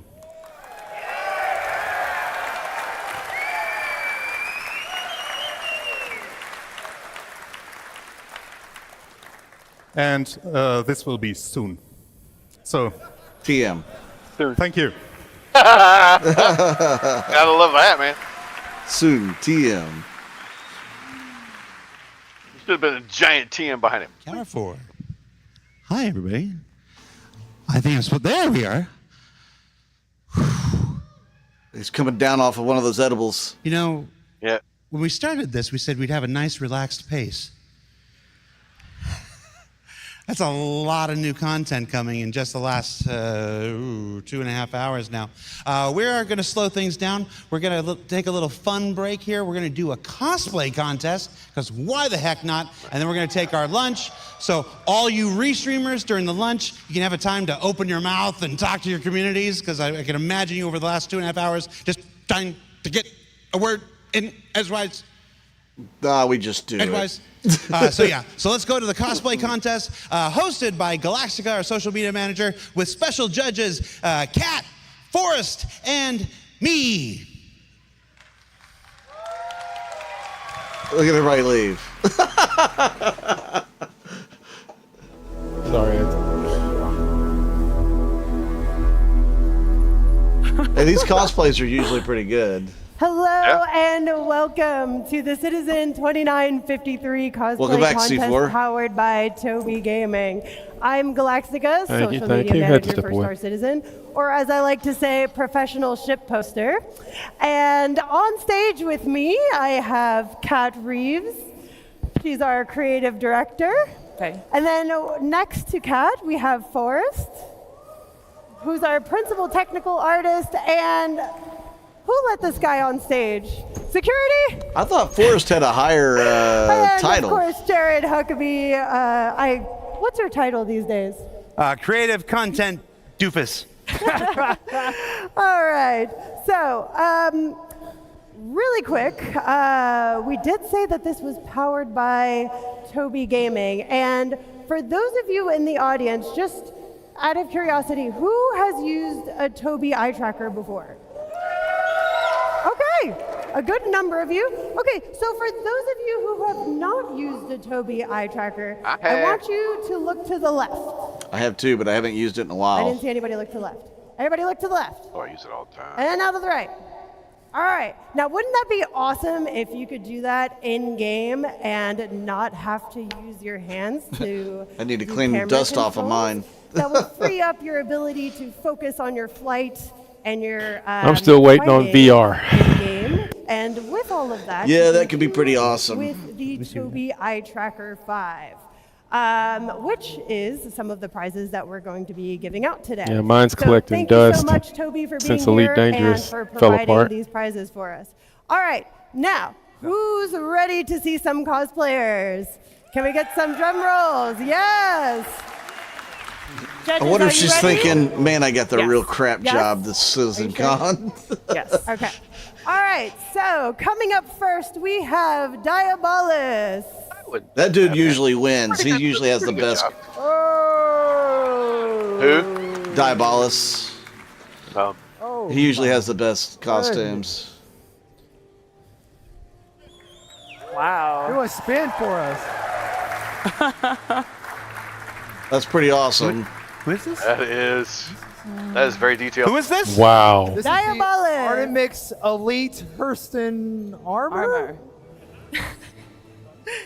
If you want to get a closer look or ask any questions, you're more than welcome to. Hey, do man. Are you gonna frisk the dude? Yeah, Jared's gonna frisk Here, the I'll dude. guide you. I'll guide you. He can't see anything. Come this way and stand right here. Just don't move. You'll be safe. It's not good when you have a Ready for cosplay suit that you can't see out of. with Kin Shadow. Ken Shadow. Oh, actually, he's from Texas. Yeah, Kin Shadow's good too. He's very good. He won one of the last ones. I always vote for him. He's a member of Austin Bar Citizen. Really? Yeah. That was Kin Shadow? That is Kin That's a Shadow. pretty good one right there. All right, and number 3 is a little bit special. We have the entire Ninetales gang. Quick. Oh my gosh. Hey, you guys know this isn't Grimhex, right? I think we're human shield Nice. They right look now. like No, I like the ties. All right. yeah, I think they look like a boy Downtown band might be that safe grew right up. now. How tight are those pants? Not that tight. For a good time. This? Squat test confirmed. Okay. They're doing Star Citizen emojis. All right, next is Hindrosa. I want to move you. Oh, come on down here. Over there. I got you. I got you. Right there. Good job. Okay.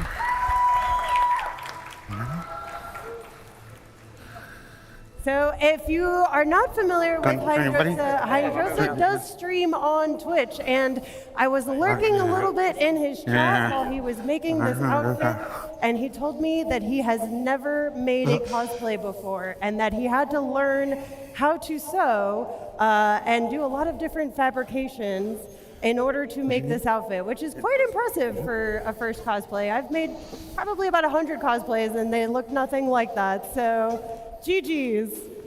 All right, up next, we have Lito as Jimmy. Nice. I love that. I love that. I like that. I was waiting for that. I'll be right back. Keep going without me. Are we gonna get Jax? Where is Jax? I see your Schwartz is as big as mine. Have you seen Jax? No.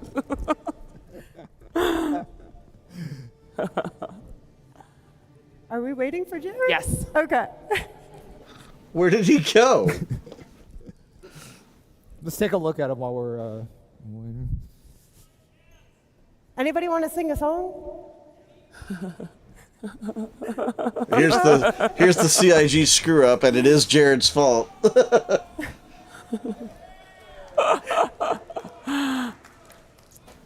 All right, for everybody who's on stage, I want you to do like your best in-game emotes impression. Oh, there we go. Oh.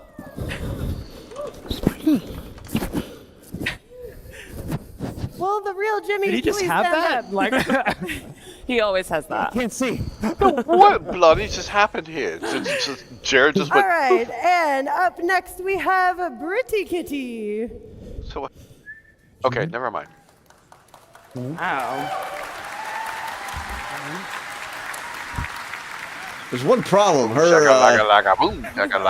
Can you see in that thing? helmet isn't sealed to the to the suit. That's amazing. All right, and next we have Jack Montana.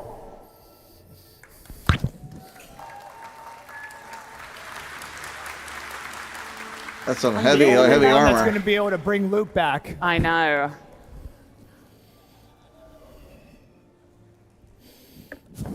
Not bad. All right, and It's hard to beat next the first we have two. a familiar face, Sigillian. I mean, Jimmy was good too, just for laughs, but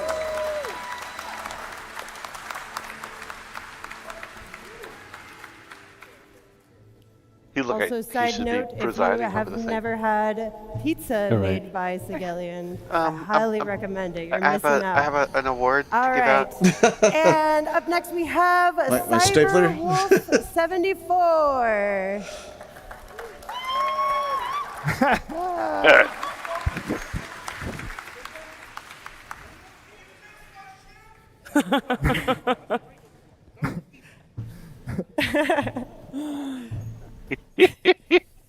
Minus 5 points. He's in character. Know where to go. All right, and last we have Cats. Okay, step forward on this line. Step forward on this line. In the middle of this. And her Pico sidekick, of course. We can't forget Pico. I love your 90s That is so Pico. great. Step forward. Perfect. All right, judges, feel free to go around, ask questions. Think Yeah, really I hard, think and it's let me either know when you have of the first your two. top Could be three. Jimmy. All right. Jimmy was good. Hey, John, can we kill the... Good. There you Testing. My mic is on.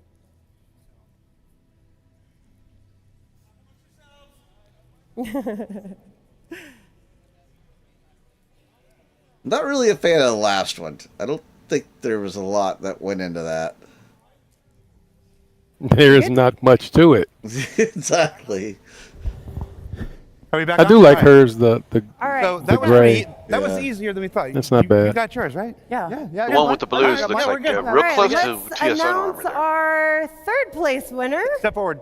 I'll let Kat announce it. So in third place, we have Diabolus in the Artemex Third. League Hurston What? armor, and you win a Tobii Eye Tracker 5 and an A1 Spirit. Congratulations. Congratulations. Awesome job. Third? Third? Yeah. Yeah, Diabolus got third. That's crazy. Third?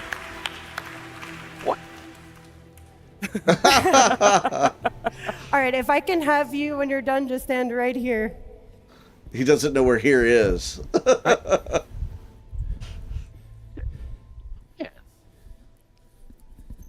The amount of time that went into that is... Yeah, Let's he have probably you spent all stand year right on here, it. because then we're gonna have everybody line up. Maybe multiple years. I don't know if he can see very well. There You he sure that's goes. not a Miss Universe pageant? They've got Right third here. replaced with first. Right. Okay, right. Yep, don't need to get off stage, but right here is fine. Okay. And second place winner, Forrest. Who do we got? Step back, right here. For second place, went with Hydrosa with the advocacy.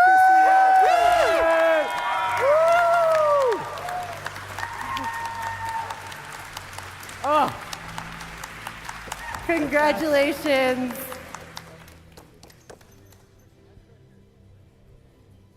He definitely looks to be the happiest one there. All right, I'm gonna have you stand Come on, let right first here. be Ken Shadow. And please. Can we get a drum roll in the audience, please? Make some noise. Although Jimmy would be. I mean, I'd be okay with that. All right. You gotta. He's the meme winner, right? First place is an OG. This is a Star Citizen, goes back to 2012. I've been to Disneyland with this Gotta be. guy. Hey, Smoking I've played LT, with what's this up, guy, man? Pushed him around in a wheelchair. Just so happens to have our first place costume this year. Ken Shadow with the Tobii Yep, Eye that's Tracker got had to 5 be excellent. and an Excellent. Yeah, Ken Shadow's been around for a long time. What was the ship that he got? He is an OG. Pictures. What ship did he win? And then receive your trophy. Just now? Yeah. Oh, I don't know, man. Because he gets the Tobii Eye Tracker in a ship. Excellent. Congratulations. Texas I'm boy. gonna have you stand right here. So we know that these cosplayers put a Need to get lot him in of the work org. and time and dedication into their outfits. So He is as a pirate. little token of Yeah. appreciation, we're also Obviously. going to give everybody here on stage with us He is a today pirate, self-proclaimed. Yep, a so... free ship that I cannot announce until We may have to the next deal panel. with him from So time if to you time. want to know Yeah. what that ship is, So they stay want a tuned for the ship next that they can't panel and announce. you'll find out. But thank you Yeah, all the for next being thing here Until the they'll have next ship. panel. Yeah. and for putting all this work into your outfits. The judges, do we have any final thoughts? No, I think we need to get together and take a big photo and then go to let's lunch. do All right. Of Let's get together. Here. course, Jared would be thinking about lunch. Let's capital. Get in here, boys.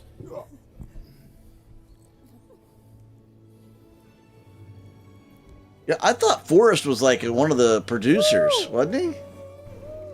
Say Soul Citizens. Now, say Star Citizen. You too, Tyler? All right, everybody, that does it for us. We're going to take a break for lunch. We'll come back at 3 p.m. with Talking Ship. So, And as your a resident little over an social hour. media manager, I have to remind you to make sure you're using the hashtag CitizenCon2953 when you're uploading your photos to social media. We're actually going to reward some of our favorite posts with some VKB joysticks, so make sure you're putting those on Twitter Nice. or X, whatever we're calling it these Excellent. days. Those are really nice. Thank y'all, and enjoy the rest of your CitizenCon. What do you have to do to win that? Post on Twitter? What are you Right? posting? Thank you guys so That's a really good prize. Congratulations.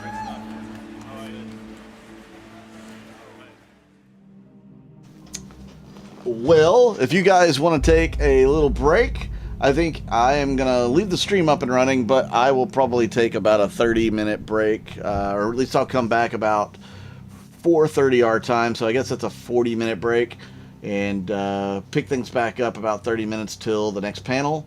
And we can kind of recap a little bit what we saw this morning during the first few panels, and maybe go from there and give a little bit of analysis from that. Sounds like a plan. Excellent. All You're right. all in.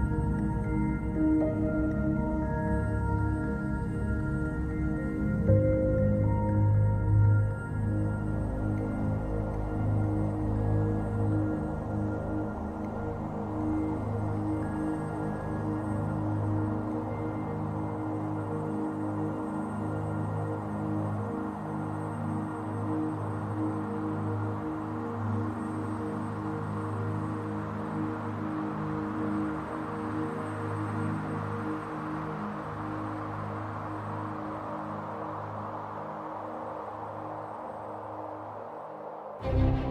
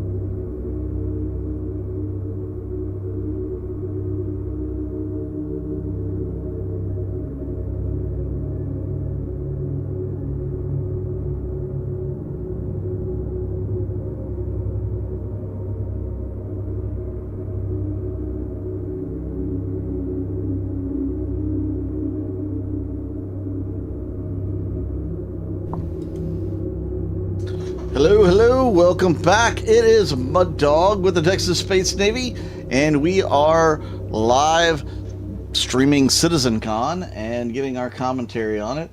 So hopefully you guys, whoever went to take a nap, got a good little nap in, or got some food in them, or something to drink. Wrath, have you made it back yet?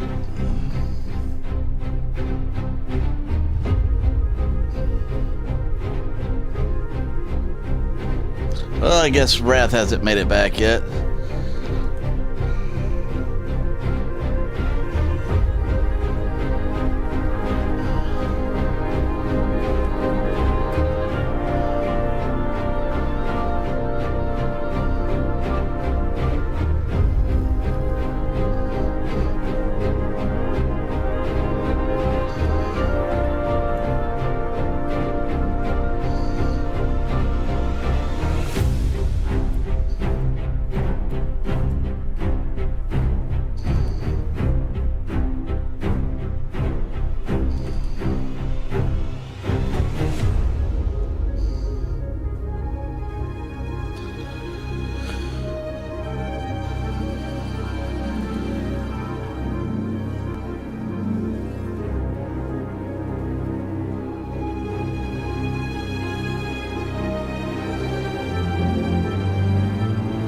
All right, JP, what beverage are you making?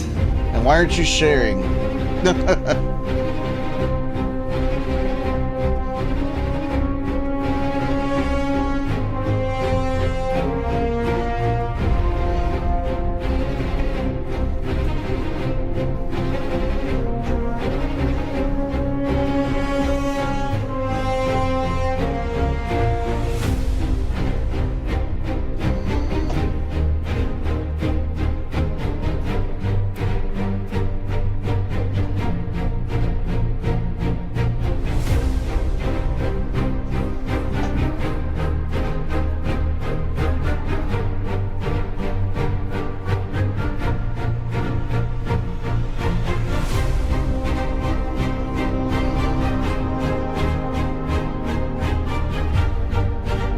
Jack and Coke. Yeah, my mom and dad used to love rum and Coke. A little different.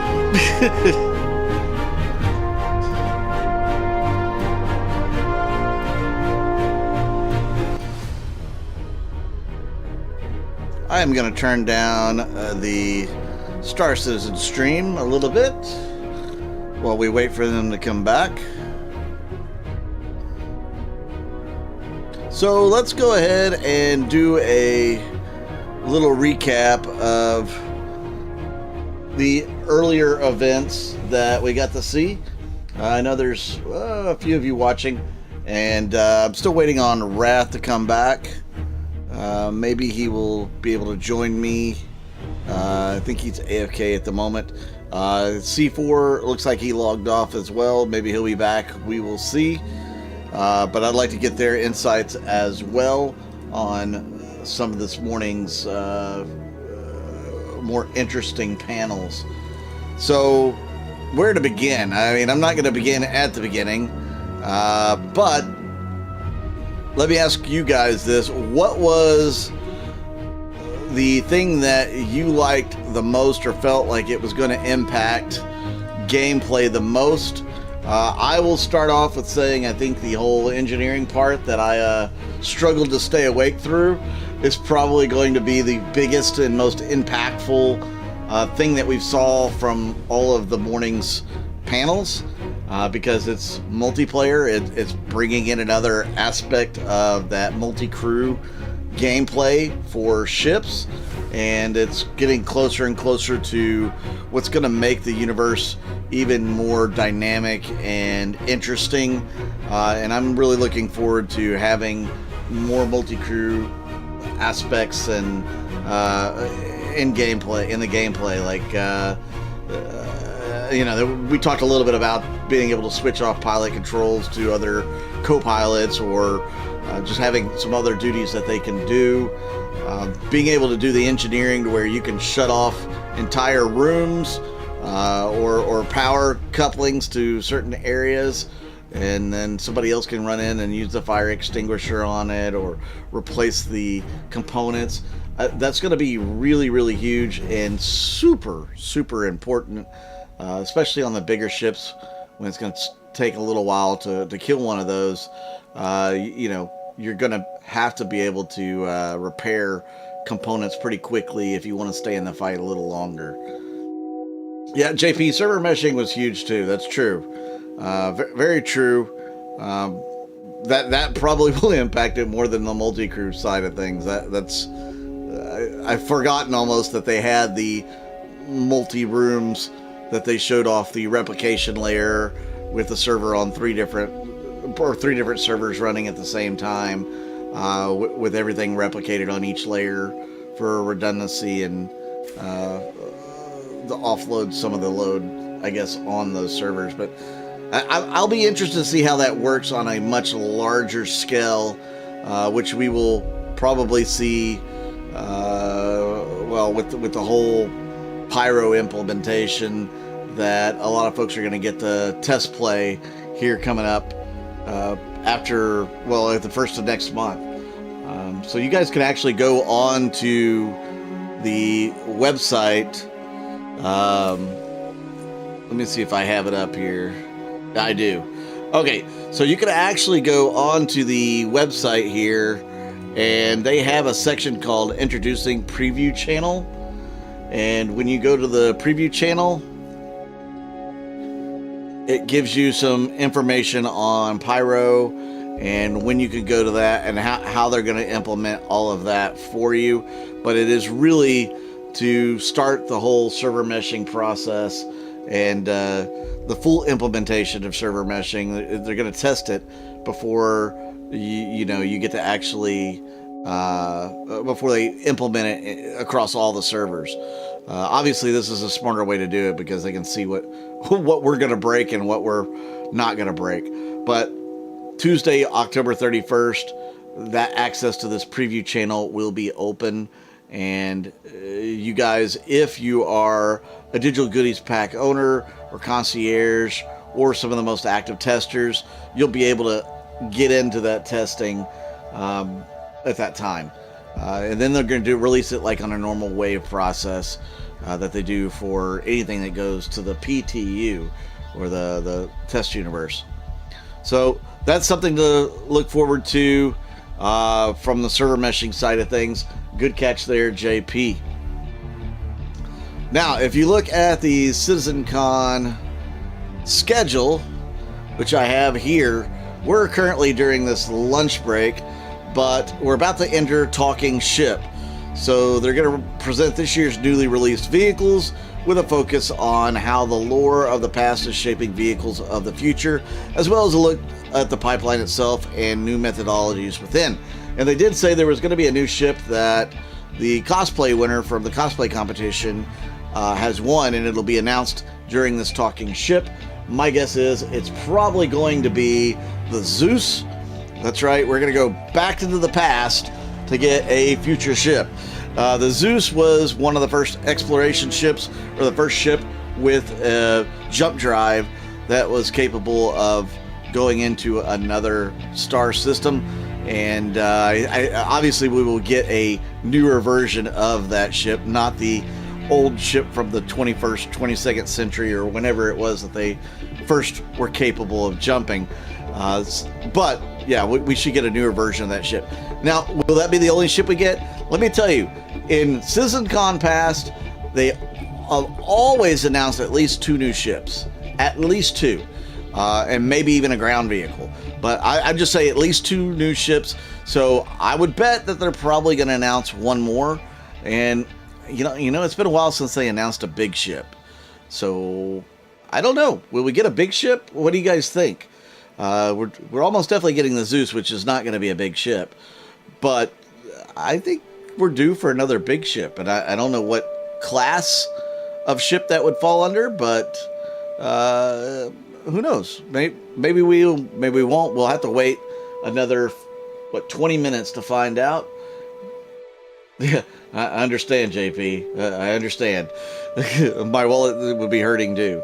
So we'll have to see what they bring us, but it should be fun. It should be interesting. I'm looking forward to the Talking Ship 2953 panel. So, hey, C4, I see you finally joined us. Welcome back from the break. So what's your favorite part of the morning panels? It had to be the meshing, the server meshing, the replication layer. I was just in awe with all that. You forget how difficult all that stuff is until you see the background and what's really going on. You mean the insanity? Yes, yes. And the fact that they showed it on the screen, how everything changed and added, moved, that took tons of programming to make that happen. And the crazy part is, I mean, that's just a small little piece where they only have 3 little rooms connecting together. I mean, you got to think of it from a server-wide perspective. How many entities are on a server? What all they're having to track and put in their object containers, and it's insane. When we're playing together as an org, everybody in there on their different ships, moving around, flying them, walking around, it's incredible. Yeah, without a doubt. And it's going to be fun to experience that server meshing side of things when they bring in the Pyro at the 1st of November. So... Also, the destructible backgrounds. That's going to be interesting during first-person shooters. Yeah, I think we've been waiting a while for something like that, right? I was always suspecting that we would get some sort of destructible environment, but they haven't talked about it much until this little preview with the water and the ships breaking apart and everything having its own little, again, the massive amount of coding that goes into doing a destructible anything is absolutely bonkers. So it's good to know that the 10 years of programming or whatever is finally paying off. And see, I came in around 3.7. I was nowhere near invested like some of you all have been from the beginning, and my patience has gotten thin at times, but this has really helped me understand what they're going through to create this game, and I can sit back and relax a little bit and wait. Nice. Well, welcome back, Wrath. Thank you. What was your favorite part of the morning panels? Yeah, just again, all the sheer technology that they're talking about, and the culmination of what they've been working on, and being able to see all that later. Yeah, I mean, they went through a lot of stuff. Yeah, they did. And if you think about it, all of it was, I guess, broken down to a very, very fine amount of programming. To the nth degree. Yeah. I mean, from the debris, literally, the debris of ships and of rubble to hair and how it reacts to objects and wind, to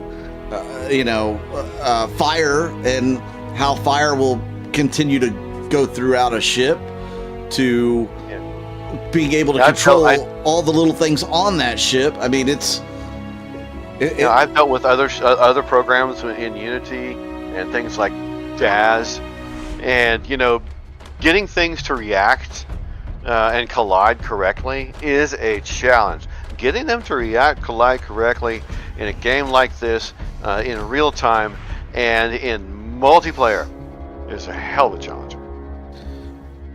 Yeah, my brain's just not wrapping around all of it. It's kind of that crazy. So, I don't know chat. What do you guys think? Somebody also mentioned water. Yeah, the water. So I wasn't real impressed with the first demo when they had the water. Like, it was cool, but the water didn't react the way that I thought it should, as far as like waves going out.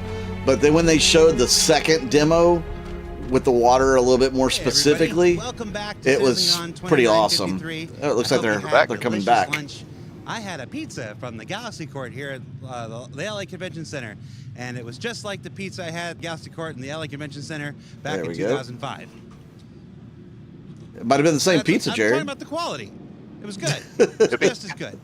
We are here in the General Lounge. Oh, hey, we just came on in the General Lounge. Now batting center fielder, Manny Mota. Nice. All right, so we're here in the General Lounge with a collection of Star Citizens among us. Oh, wow. Waiting for the start of our talking ship panel. I almost said the wrong thing. Our talking ship what? panel. It's the talking ship panel. Well, our whole org should be up there. We've seen 2 presentations so far. The first one had a whole lot of things in it. All at once, what was your favorite thing you've seen so far? Space cows. Oh, yeah, we didn't even talk about the animals. Server meshing. Space cows and space whales. Is the absolute truth. 3 weeks ago, we're just having a meeting, just this general, like, So- hey, just checking in on everything we're going to show at CitizenCon, and Paul shows Notice us. the size of the I guy have this who video was talking to about space show. cows. I think I know how to. I think I know how to show server meshing, and we watched it, and we're just like, and Chris challenged him right there. I said, hey, if you were brave at all, you'd do it live on stage, and then challenged him again to add 2 people, then challenged him again to add 6 people, and yeah, that's what we do. If you can do it live, you can do it live. What's the thing you're most looking forward to? Pyro? Pyro? Just wait. Remember, there's a day 2. Also, you may have missed it during Chris's announcement. The Pyro Playground, which we're about to go to Dan Haubeck, he's going to show us, is actually going to be available in the new Star Citizen preview channel. So you can learn all about the preview channel and how that's going to work up on the robertspaceindustries.com website. There's going to be a selection. There's going to be a lottery of people who got the digital goodies pack from CitizenCon. Those people in our concierge, and of course, our selection of our most devoted testers, and then they'll be able to play in the preview channel throughout the remainder of this year before it goes to PTU and then eventually its live release. So with that, let's go to the Pyro Playground. Dan, take it away, man. Thanks, Jared. It's good to see you. Glad to see you're back out from backstage. Welcome back, everyone, to CitizenCon 2953. We are back on the show floor. Specifically, we are at the Pyro Playground, easily the key feature of the show floor. We want to give a quick shout out to our 2 sponsors who helped make Pyro It looks like they're Playground all and over Chick Ruin Fil-A Station. possible. Shout out to Celix Gaming and Asus Republic of Gamers. You guys literally helped make Yeah, the from show what I happen. understand, everybody You helped gets make the 40 Pyro minutes Playground in there, happen. then If they you have look to get behind me, out you see all these and then amazing get back in gamers line if they who want are to go back through it experiencing again. Pyro for the very first Interesting. time. It's one of the key features of CitizenCon this year, and we're so excited to bring Pyro Well, it's into the hands longer of than, everyone your who's typical here. roller Hopefully you guys coaster get a ride. chance to check out the Pyro Playground later today. I want to talk a little bit about what made Pyro so spectacular to bring it here, and to help me do that, we got Michael Smith. You guys may know him as Bayor, Jared's, head of the player there's a experience day team, 2 talking a little bit about reference to what it was something like to bring big. Pyro here. How's it going, Bayor? Yep. Pretty good. Really good. Now, Bayor, really quick question. What were your expectations bringing Pyro into players' hands for the first time? I mean, it must have been a very kind of nerve-wracking thing. then There's a was lot also- of anticipation for something He like that. So basically what was said your to the expectations we can bringing do it that here to the today? end of the year. That's Well, gonna be honestly, I didn't really have a released. lot of expectations because Yeah. Pyro's an Next entire year system. So it was just, let's get it Probably out there. Let's see sooner. what happens and see how much we can get done, how much content we can get out. But yeah, I have no expectations. Yeah, it's so big that you just can't think about how big it is. It's so monumental. And from what I've been seeing, people are having a blast. Everyone I've seen come out of the Pyro Playground has a big smile on their face. Their faces look blown. They just look so happy to experience Pyro. And so, what's the coolest reaction you've seen so far today? Honestly, a lot of it's been the environment, but the big surprise has actually been some of the FPS AI. I think players who are going to fight the FPS AI are kind of surprised they're so hard. Welcome back, some of Sam that stuff is Trucks. new tech, so it's neat to see players dealing with that and realizing, oh my god, I have to really struggle with this and really fight to deal with these AI. It's really fun. So would you say it's a little bit more improved than what's currently on live right now? Miles better, yeah. That's fantastic. So give us your Well, it's also 30-second on a journey private of little when server, you got your right? hands So- on Pyro, because we've had multiple internal playtests leading up to CitizenCon. Those I've done AI are several probably of them, deadly. and I know what it was like for me being in Pyro for the first time, but for you, what was it like getting to play Pyro for the first time? Honestly, by the time I played it, it was pretty polished, pretty surprising, and it was just so mind-blowing to see how different the environments were. But it's also moved a long way since then, and so it's been fun to see every single iteration. But yeah, the first experience is just super mind-blowing. It just looks so different. Yeah, it's just being on Checkmate Station. You could get lost there forever, and so players they're not only have 40 on minutes Ruin. to do the They're Pyro on Playground. Checkmate And I've seen Station. people go back in line. I've seen people just like go and So they must do be things that saving they didn't get a Ruin chance to do the Station first for when time. you actually get to So, go in. What advice to do you have for Pyro. people who are here at CitizenCon? Spoiler-free. Again, we want to give people at home something to look forward to. What is your spoiler-free suggestion for people who are here going through it? Honestly, I would suggest to get out of the station. The station is really, really cool, but get to a ship, get to one of the planets, and get to an outpost, and especially see if you can do one of the FPS AI missions, because they're really, really cool, and that's a really, really fun journey. And we have Chief Technology Officer Benoit here. Benoit, what do you feel? Completely unplanned. Didn't ask him to come by, and he just stopped in. Benoit, what do you feel about Pyro? Oh, Pyro is fantastic. I love the new experience. I love the new environments. I love the FPS we're getting on these machines here. If you were at the playground, oh my God, like this is great. So I'm super excited about the. Yeah. Sorry for cutting you off there. Yeah, I'm just looking at some of the screens, and it's so smooth. Like, it's so great to see people like enjoying Pyro for the first time with such a great experience to have. What do you think for they the do first with time those for Pyro. computers and So thank you guys for bringing headsets Pyro and to everything players' else hands for after the they're first through time. with it?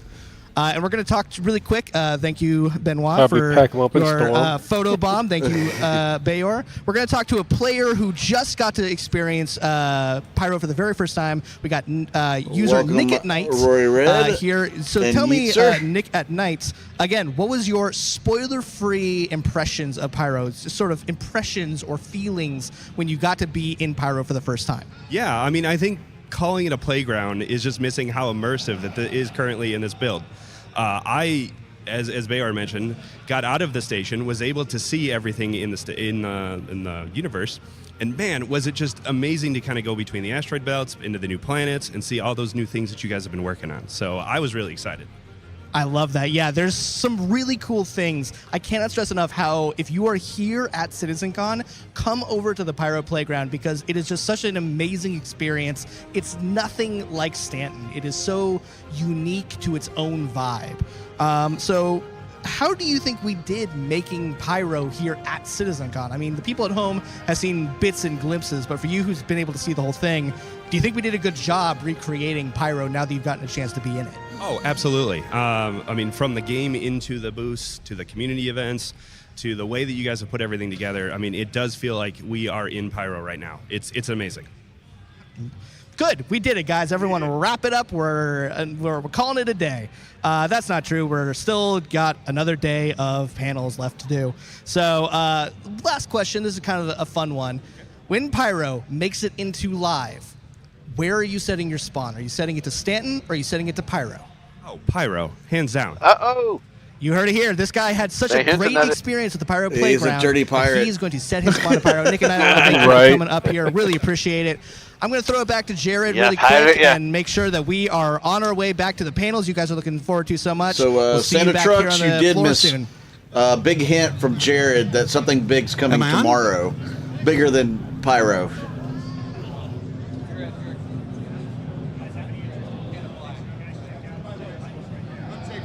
So let's just stare at Jared. Somebody was trying to talk to him. Yeah. Taking them. Am I live? I can't hear anything. Wave to me. Okay, there we go. Hi, everybody. It's very loud here in the community booths area. Hey, look, they've we're got here in front hydrogen, of Solar fuel, Armada, and quantum those are, ability. yeah. There's That's Atlas, awesome. Atlas Defense Industries. I don't know why. I was looking for a I pump. just decided I was going to pick on you today. It's all right, cool. We're here. I want to show something off. How do you so plug one it of the in? things that happens anytime that we show up at one of these events, whether it's Gamescom or CitizenCon or even a Bar Citizen, is people give you things that you have to fit into your luggage when you go home, which is not always the easiest thing on an international flight. Today, just 9 minutes ago, I got something I'm gonna make some room for. So there is an org. They do this amazing, we had an older version, you may have seen me show it off before. Delta Consulting Aviation Products. They make air traffic controller manuals for every landing zone and POI in the Stanton system. That The is one I've had for the last 5 years is one of my absolute most treasured items, and the guy just showed up and handed me another one. So I don't know what I'm leaving behind from my luggage, but we're going to have some like Survivor style, you must leave the island. So we're leaving something behind. So with this, let's take a look at Sol Armato here. Sol Armato is one of the community, orgs that have a booth here. I don't have time to interview. We got to get to the show. I just want to see your jacket. Yeah. Show us your jacket. Big mini patch from Star Citizen. The Star Citizen, that's the killer. You got a giant Invictus patch. So what legal clearance did you get in order to make that? Absolutely nothing. Sorry. It's one of one. Toast! He's floating around here somewhere. I won't tell him if you won't. All right, let's come on over here to what is this? Altama Energy. You might have seen Sigelian from Altama Energy in the cosplay contest before we went to lunch. Altama, how you doing, guys? I noticed this full-size Starfarer in Lego. I will trade you a flight deck man. No, I'm just kidding. There's no way I'd get that back through customs or survive on my luggage. And then, of course, over here we have Atlas Defense Industries. Oh, hi, Jesse. Hi, how you doing, Jared? I work with Jesse in the office. We have Atlas Defense Industries over here. They've got a lot of people in their org too. So if you haven't come by, sign up for You got a raffle? Yeah, we're giving away 3D printed stuff. So I printed out some awesome stuff like this Tiger's Claw here.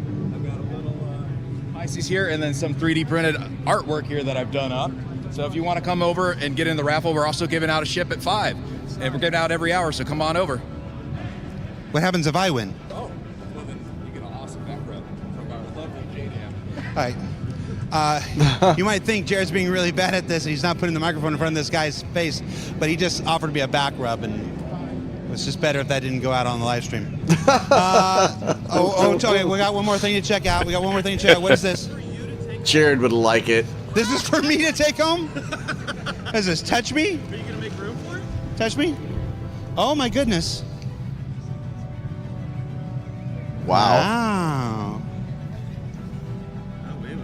Wait.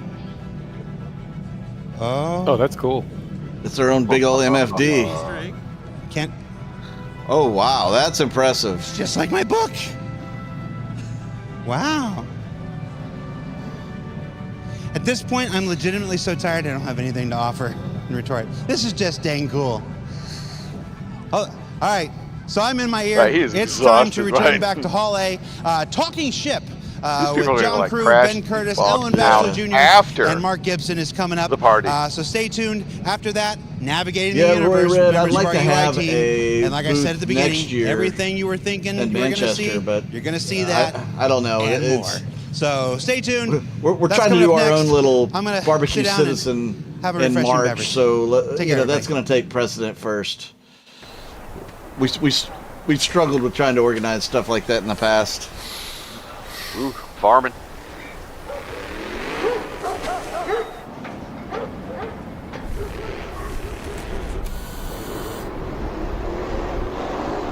Here comes trouble. Nope. This is an A1 commercial. Yeah, it's an A1 commercial. Whenever someone is in need of hope,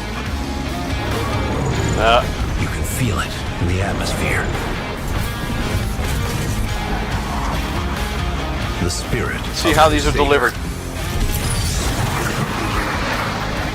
Fast. There's no way they can be delivered like that. And secure. Creative liberties on the just a little bit. The A1 spirit from Crusader. They showed two in flight next to each other. Impossible. As it is now. All right, does everybody have their wallets ready? Right? Yeah, right. Do you have the web page? Do you have the website open and ready to go? Hi everyone. Have you had a good morning looking at cool stuff? Great. My name's John Crew. I'm the vehicle director here at Cloud Imperium Games. And my name is Ben Curtis. I am the vehicle art director at CIG. So we're going to spend the next 45 minutes talking ship. We're going to show you some cool stuff that you've hopefully seen. You want to talk some ship? Some cool stuff that you're not supposed to have seen, but you probably already have. And some cool stuff, again, you're not supposed to have seen. Polaris, straight to but what you've flyable. seen is wrong. So hopefully we can... I don't think that would be straight to flyable, C4. It's been What, Right, so that was 6 years in the making. A1 Exactly. trailer. Pretty cool video. But we're now going to do a bit of a slightly deeper dive into I'm getting the some actual art and visuals of the ship. issues with the stream here.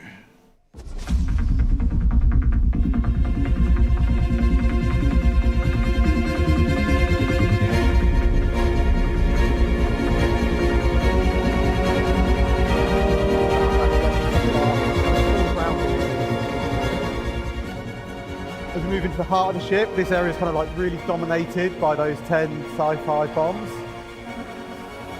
Those are pretty big bombs. And then we go straight into engineering, where you find the rest of the ship components that it needs.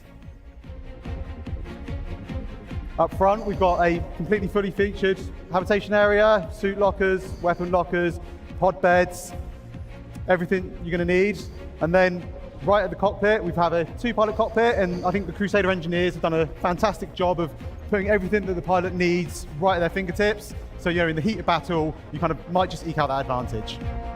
Exterior-wise, it's classic Crusader. We've got our recessed weapons. We've got our rear-mounted remote turret.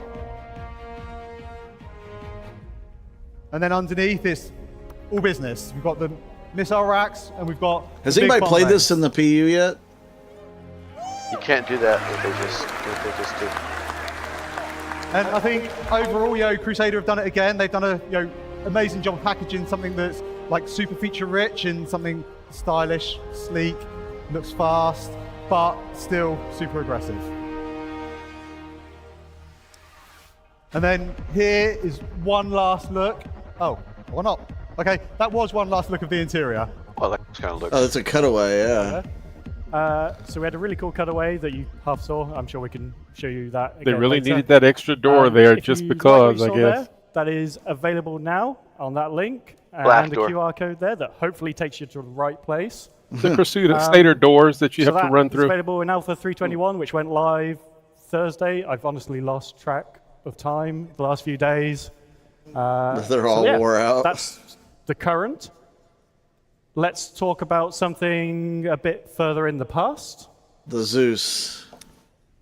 So, we have a timeline here from the today all the way through to today in game. And throughout that time period, we have our manufacturers in lore, starting with RSI in the very near future, going all the way through to Mirai, which is this year in game. And over that, we have some very old ships, ships that people think are quite old. We have the Hornet, we have the Aurora, and we have the Gladius. However, as you can see, there is quite a gap from the current day to these old ships. So let's talk about one that is a bit older than that. So, the RSI Zeus. So, in 2130, in 2130, RSI made some major kind of advancements in quantum technology. They developed, or they released, the first ship that was kind of available to the mass market The that Mark had II. quantum capability. This kind of mid-range explorer really put RSI at the kind of forefront of ship development. Now, it was a really good thing. It really kind of boosted Looks them as a really company, sharp. but it wasn't kind of all good. The original RSI Zeus had some major issues with its hull integrity. Full integrity. That being said, It's gonna there's have always 3 kind of been crew, this, demand 32 for SCU. RSI to release the Zeus. 4 It's size kind of 2 had this shields. cult Holy following crap. that's grown up over the years. Wow. Oh wait, there's 3 different versions. I'm There's kind an of ES, very an happy to MR, and announce today that and a RSI have kind CL. of taken that challenge on board. They've Holy developed crap. a whole new vehicle that is designed to ferry a whole new generation of travelers across our universe. Visually, passenger it's something that pays homage back to the original Zeus, and something that's really is justified to have that name. So it's anywhere from And I'm 135 happy to say to it exceeds 170. all current safety standards and all our current ship production techniques. So, do you want to have a look at the all-new RSI Zeus Mark II? Okay then. Here it is. Oh, that's nice. So, we are going to hand over to Elwin and Mark to go through this, and you can see there's 3 of them there. So we're going to do a bit of a deeper dive onto these 3 ships now. So, over to Mark and Elwin. Let's give them a welcome. Come on, let's go, let's go. The trio pack is $425.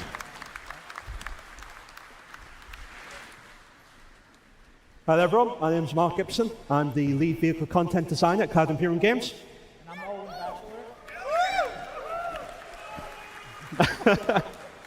And I'm Owen Batchelor, vehicle art director in North America. What do you guys think? Awesome. All right, well, let's take some time now and take a look at this classic RSI design and see how we've reimagined it. So, when we decided we wanted to tackle the Zeus, we had to consider what direction RSI would take it in if they were going to do it today. We couldn't just remake the original Zeus because, although it was obviously a massive piece of As history, usual, shaped like a Dorito. it was really used for us transporting and moving around. So we had to consider exactly what we wanted to do with the ship. In the end, we decided to go for 3 variants. The allowing you CL to has pick which way you 128 want to actually SEU. So what we're going to do is talk about It's those not too variants bad. that we decided on in the end, and not. go into a bit more detail with them. First of all, we have the ES. The ES is the essential. It's the long-range exploration version of the Zeus. It's designed to let you go out for a long time and explore the universe. Next up, we have the Mark. The Mark is the bounty hunter version. This is there for you so you can actually go out, find your targets, and bring them back. It does have EMP and purposely QED. outfitted so that you have all the tools that you need to disable, capture, and bring them home. Finally, the last version we're going to talk about is the CL, the Clipper. Might be a name people are familiar with if they know much about maritime. This is the cargo version of the Zeus Mark II. This is designed so that you can move your goods around the universe.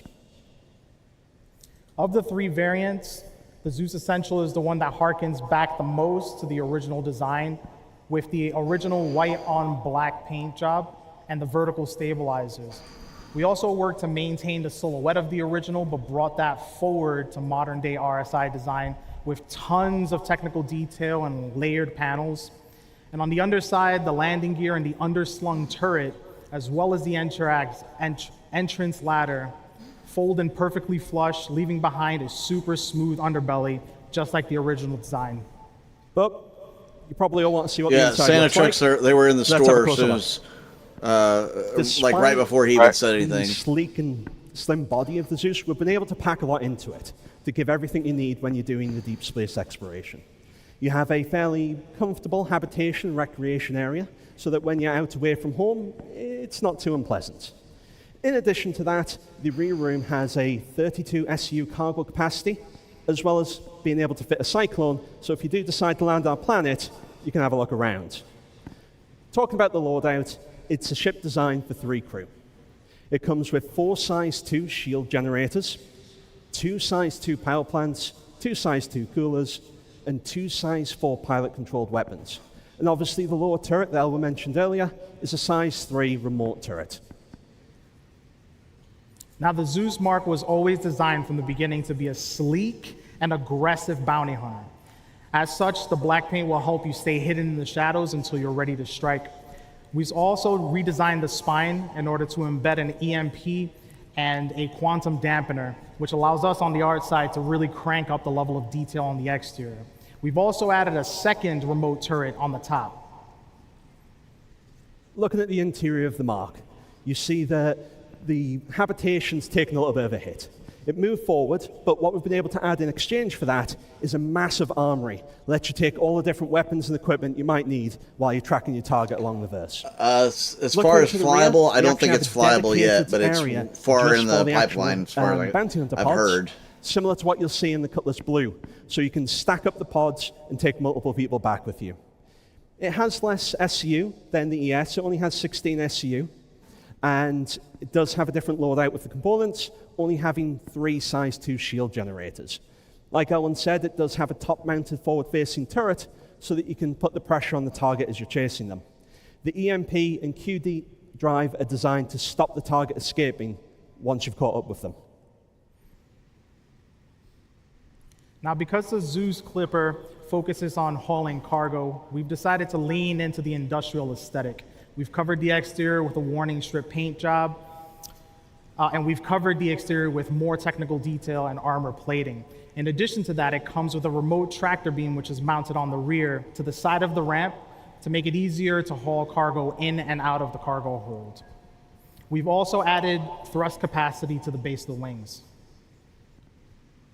As you can see, there is an absolutely massive rear to it compared to the others. The habitation areas have been massively pushed so that you don't get much space, but we can get way more cargo in. It actually has 4 times the cargo capacity of the S, coming in at 128 SUs of cargo. This one also features 3 size 2 shield generators, and like Al mentioned, it has a size 3 tractor beam to make it much easier to get those cargo containers in and out as you're actually playing. What do you think?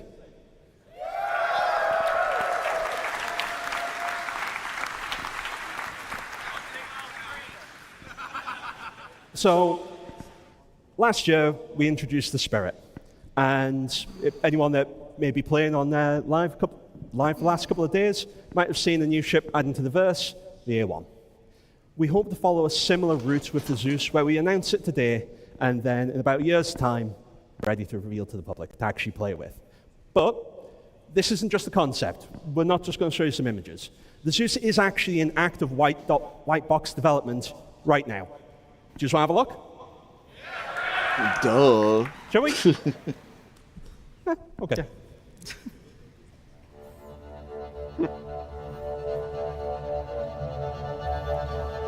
All right, so as you guys have seen with the Spirit, and with the many ships we've released thus far, our ships can, when they're finished, look absolutely gorgeous. But before any of them get to that point, they have to go through a very specific development process, and this is the first stage in that process. We call this white box. At this point, we've taken the concept, yeah, they're going to show how the pipeline works now, again. And plugged it all back together within the editor so that we can get a real good look at what players are going to see when they finally get this game. At this stage, with the Zeus, we've already ripped out all the thrusters, we've ripped out the landing gear, the turret, the seats, the beds, all of the interior spaces, plugged those guys back in, and we have what you see here.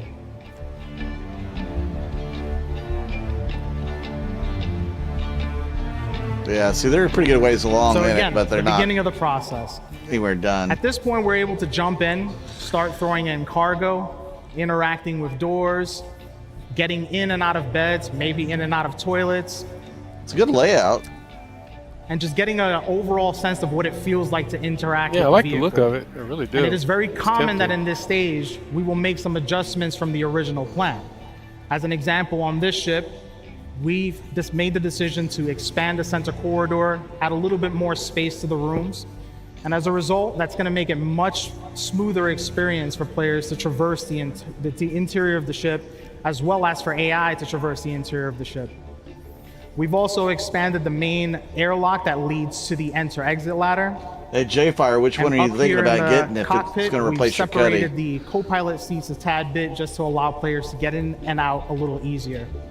So with White Box, not the prettiest stage in the process, but it is essential that we nail this, because it means we'll be able to deliver the CL a beautiful can ship that is definitely also carry extremely more fun than to a play. Cuddy can. But it's a little bit bigger than a Cuddy, too. Yep.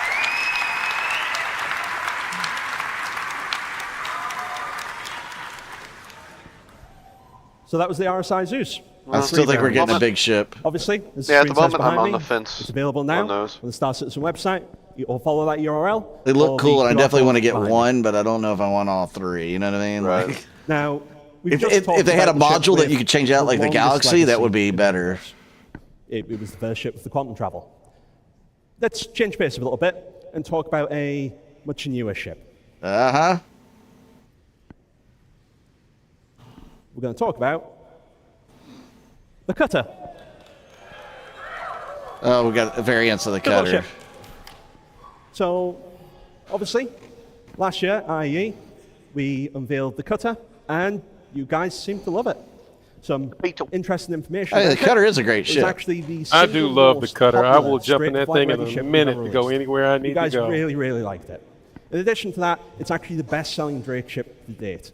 Wow, But that's impressive. what people didn't know, and we kept a very good guarded secret that no one managed to figure out. No one. It was always meant to be a family of 3. Now, what everyone is already familiar with is the base. That's the version that's out in the universe right now that you're already enjoying. Everything What we're that gonna do today, Drake though, makes is is base. We'll talk about the next variant in the family. The Scout. I forgot they were doing these. All right, let's Yeah, I just was take a trying to see minute if I need to and switch sort of to enjoy the one or the incredible other. work that the art team has done pushing this guy out. And it's out on the website again.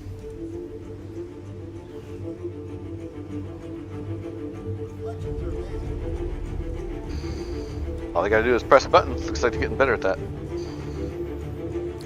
When the original My Scout stream was, is I mean, when the delayed original Cutter was released, showing it some of helped the us stuff. to refine the Drake aesthetic. And now with the variants, we'll be able to add a unique identity to each version. On the Scout, we've decided to replace the main thrusters with a dual thruster system. And you'll see here we've also added a radar dish to the top, which relates Wow, that was directly to quick. the scanning gameplay that comes with this ship. In addition to that, we have a series of exterior bottom modifications to just push that flavor a little bit further. And you'll see here a transition between the default and the Scout, so you can clearly see the differences.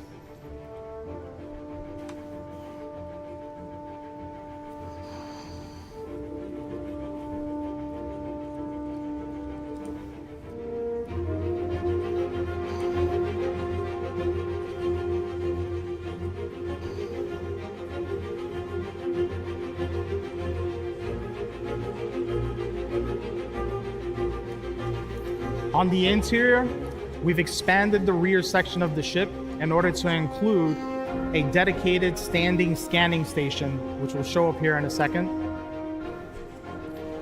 Along with that, we've also increased the space in the rear to house the larger components that are necessary to support that gameplay. Now, expanding the rear did encroach into the habitation, but we were able to rearrange the components in that room so that nothing was lost in the transition. And on the cockpit, you could upgrade it's to the same Scout. cockpit that you all know and love from the original Cutter. From this view, you'll more clearly see the shift that we had to make in the rear in order to support the gameplay that we're trying to achieve.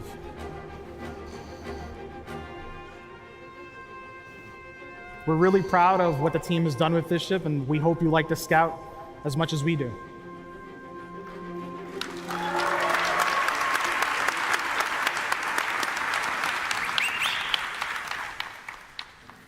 But that's not all. Obviously, we've just introduced the Scout. What are the main differences between the base? It is a variant after all.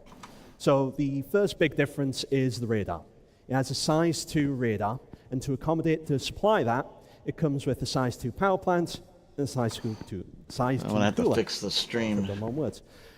As well as the dedicated scan terminal that Ella mentioned earlier. Obviously, as you saw, habitation got a little bit cozier, and unfortunately it has lost 2 SU compared to the base, so it only has 2 SU cargo capacity instead of the 3. Now, what we also want to do is talk a little bit more about the future of scanning, if people are interested in hearing about that.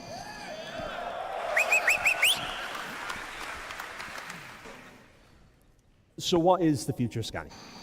We'll touch on it lightly. At the moment, there are 2 main ways for you to interact with the scanning gameplay loops. The first one's obviously the scan, and the second one's the ping system. Both of these are going to be merged into a single system known as the Santa scan trucks, you can when you upgrade send the scan wave concept out, ships. if you get any successful pings, what will happen is it will immediately populate your HUD with an AR marker, giving you information about what you've been able to scan, as well as starting to give you far more interesting information than you get now, rather than just the name of the ship. The underlying system will work on the signature system, similar to what it does today, and there are 2 main scans. There is the quick scan. The quick scan is just a low version of it. It has a very small impact on your own signal output, So if you want to stay a little bit more covert and potentially not be seen, looking at something you shouldn't, you can use that one instead. The main benefits are small increase to your actual passive detection range, as well as being able to detect things that maybe are a little fainter than you should be able to see.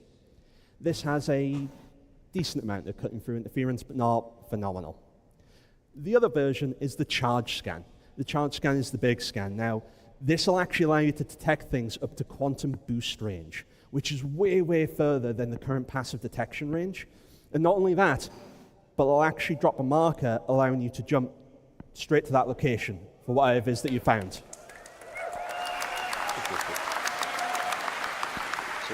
Finally. Now, quantum jump range. You don't want to be jumping in blind. And as I said, it's going to give you way more information than it did before. Some examples, but not limited to this, are things like whatever it is it charging a quantum drive? Is it firing? Is the shields generating? Does it have any shields? Is it perhaps charging an EMP? Maybe it's got a snare up trying to catch you. It gives you that additional information so you can make the decision whether you actually want to get to that location. That's just a brief glimpse into the future of scanning and what our vision is for it. Right now, the Cutter Scout is actually in 321. It's available. If you go to that address or go to our website, QR code, it's actually in the universe right now. You don't need to wait for a patch for that. I've been Mark. And before we step off, if you haven't had a chance to get one of these hats, this one in particular is signed by 7 members of the ship development team. And if you want it, during the meet and greet, if you can tell me the name of the 7 people who signed this, all of who are in attendance here, by the way, today, the first person to give me those names gets to keep it. Other than that, thanks, guys, and have a great CitizenCon. Small hit for you. John Crew is one of those names. Fantastic, guys, everyone. We're going to hand you back to John and Ben. They've got a few more surprises for you. A few surprises, huh?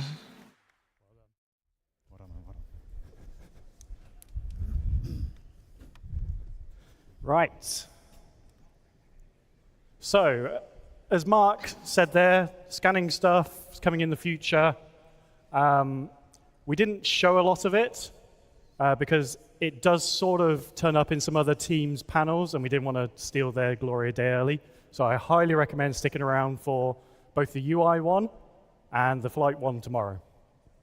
So, we've talked about the past, we've talked about the present. Let's talk about the future. So, here is a big block of squares that represents our backlog. Wow. So, each one of these squares is a ship or a vehicle.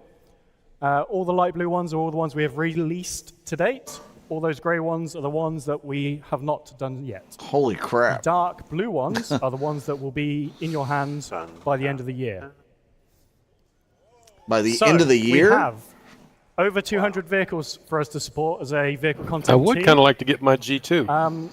For those of you that are trying to do the maths in your head right now, going, that's the wrong number. This includes every single vehicle that we've ever shown to you, whether that's in a Squadron 42 visual tease or like a trailer. Some of them are obviously Squadron exclusives. Some of them are going to be NPC exclusives. We still have to support them all. So every vehicle in the game, we have our hands on, and we do a lot of work to support them for you. Not the only thing we do. We obviously introduce new content like the Mirai Fury. We deliver previous promised content. And as you'll see today and tomorrow, we do a lot of gameplay support. So obviously we help out. Ships are like the heroes of the game. You saw in the Resource Network engineering panel how that's going to impact ships.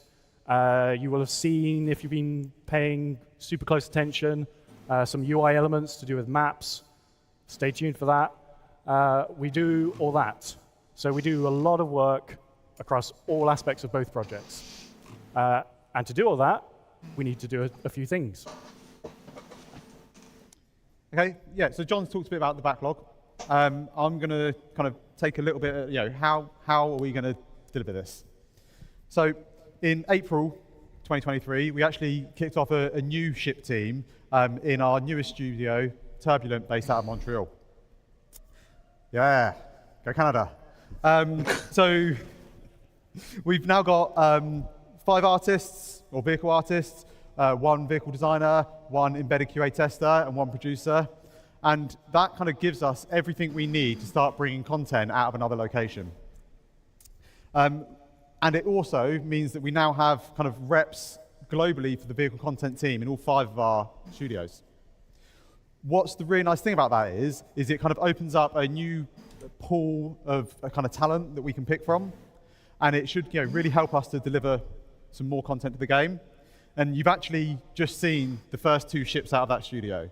So the Scout variant and the Zeus are both being developed by our Montreal team. Yeah, they're doing great. We're going to look a little bit more in depth at the kind of the art team and how we've grown over the years. So what do y'all think of the Zeus and the new cutter? Kind of like live numbers of how many vehicle artists we have dedicated to the project. I got the cutter. You can see there's a nice trajectory. I going might up. get the CL Zeus or the ES on more team members, that also means we get kind of like not just more. Yeah, the ES has the best stuff, but we get more defensive capability. We get more knowledge. Yep. And that's that I'm allows on the us fence to kind of with tackle the our larger kind of more complex ships. but You the will cutter's notice really there looking in interesting. I 2022, like that ship. There was a little dip. Yeah, I already got one. And unfortunately, when that happens, that has kind of real consequences on what we are able to do. I thought they were going to show the Explorer version. I think less people, so less power. Yeah, I heard there was but also one, but some of that knowledge leaves us. Well, they kept that third With one that, blurred out. That leads us to have to make some kind of pretty hard and heavy decisions about what we're working on.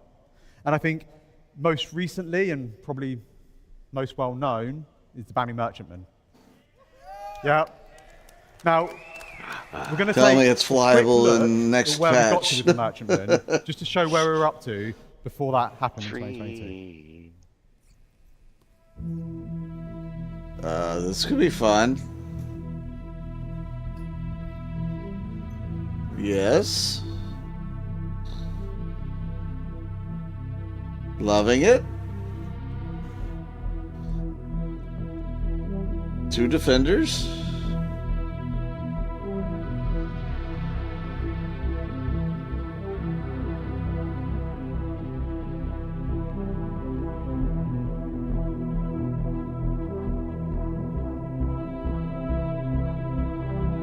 It's got the same size of hangar bay as the 890. I'm not sticking a defender in there.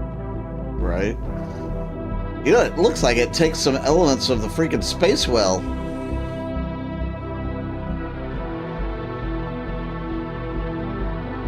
Oh, look at that. This was my first dream shipping game. Oh yeah, me too. The first really big ship that I bought. We didn't know it was really big when we first got it. Although it was 100 meters by 100 meters, so it was big. It did grow though. Yes.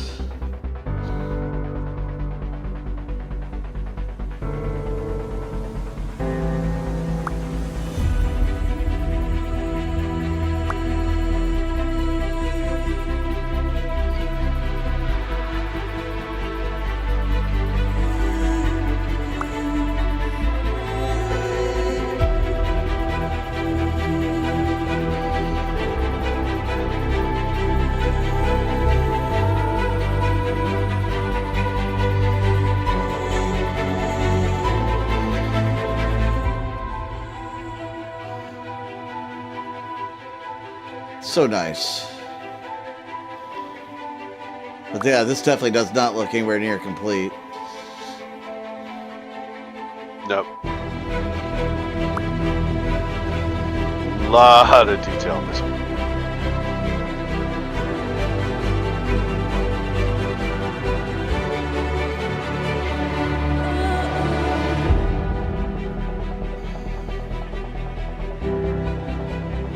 It's so intricate.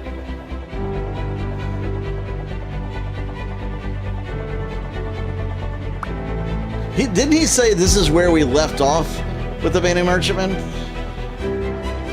I swear that's what he said. Yeah. So maybe we'll get an updated view?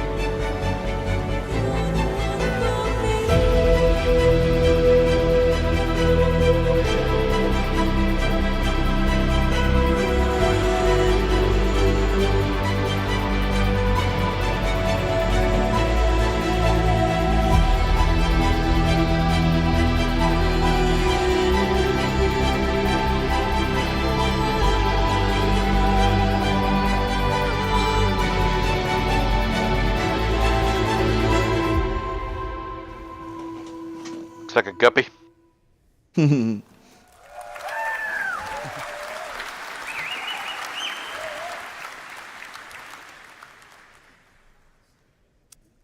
that video shows, where we got up to with the merchantman. You can see we'd finished white box. We were kind of into grey box. Some areas were further than others. And I think one of the best things about working at a company like Cloud Imperium Games is that we're able to be pretty honest and pretty open with our development. One of the biggest questions we get is, what's up with the merchantman? Where is it? Yeah, for 10 years. The merchantman brought a lot of unique challenges to us. It was a completely new art style, something that's very, very different from what we normally do with our human manufacturers. I think, we could have paused other ships. We could have moved some of our other artists onto the merchantman. But with the kind of exodus of our kind of senior team in 2022, we didn't just lose people, we lost a lot of the knowledge that went into building out that white box and really kind of delivering that art style. What we decided to do at the time is, rather than try and rush something out and just get something out to get it done, we looked at where we were, and for us, the most important thing was growing our team back up. We wanted to invest in our team and use our seniors and our kind of managers to help get us up to the point where we can tackle multiple larger capital ships at one time. Right. I think the graph I know what they're doing. kind of showed that we've got all showmanship now, and now it's about onboarding our new staff members. It's about skilling them up and getting them to the point. And I would absolutely love to build sit on up. the stage and going, yeah, look at the merchant, it's amazing, like it's done. But we're not at that point just yet. We do see all the comments. I do see all the notes about it. And, but we had the Polaris instead. I absolutely want to get this ship out and done. I just wanted to be open and honest as well. Yeah. To add to that, it is probably the most question I get asked at any event, and I really want to get it done, get it out for you guys. WTF is it? But we don't want to give you a half-baked thing. We want to give you a really great product that we can all be proud of, and it's delivered alongside gameplay. It went up in reclaimer flames. Let's talk about something else quickly. So, way to bring the mood down. Talk about something else quickly. Way to bring the mood down. How many of you have an Idris of some kind? Let's move off of that. Right. Built you on up and then left the room. alongside Squadron. And that doesn't mean just the M. We're going to deliver the M, the P, and the K kit all together in one delivery. Okay. Well, yeah. Javelin owners, I'm afraid you're going to have to wait a bit longer after that. It's obviously the bigger ship players can own. And we have recently looked at what is left to deliver on it. We've got plans. There will be modularity with it. And yeah, that will come after Squadron releases. And those of you who also have the Vandal Scythe, Glaive, Blade, after Squadron releases, you will also get the updated models. Finally. But we don't know when Squadron's releasing. Next. Right. Okay. No kind of ship panel at a CitizenCon event. I'm about to rename the ship panel to a different kind of panel.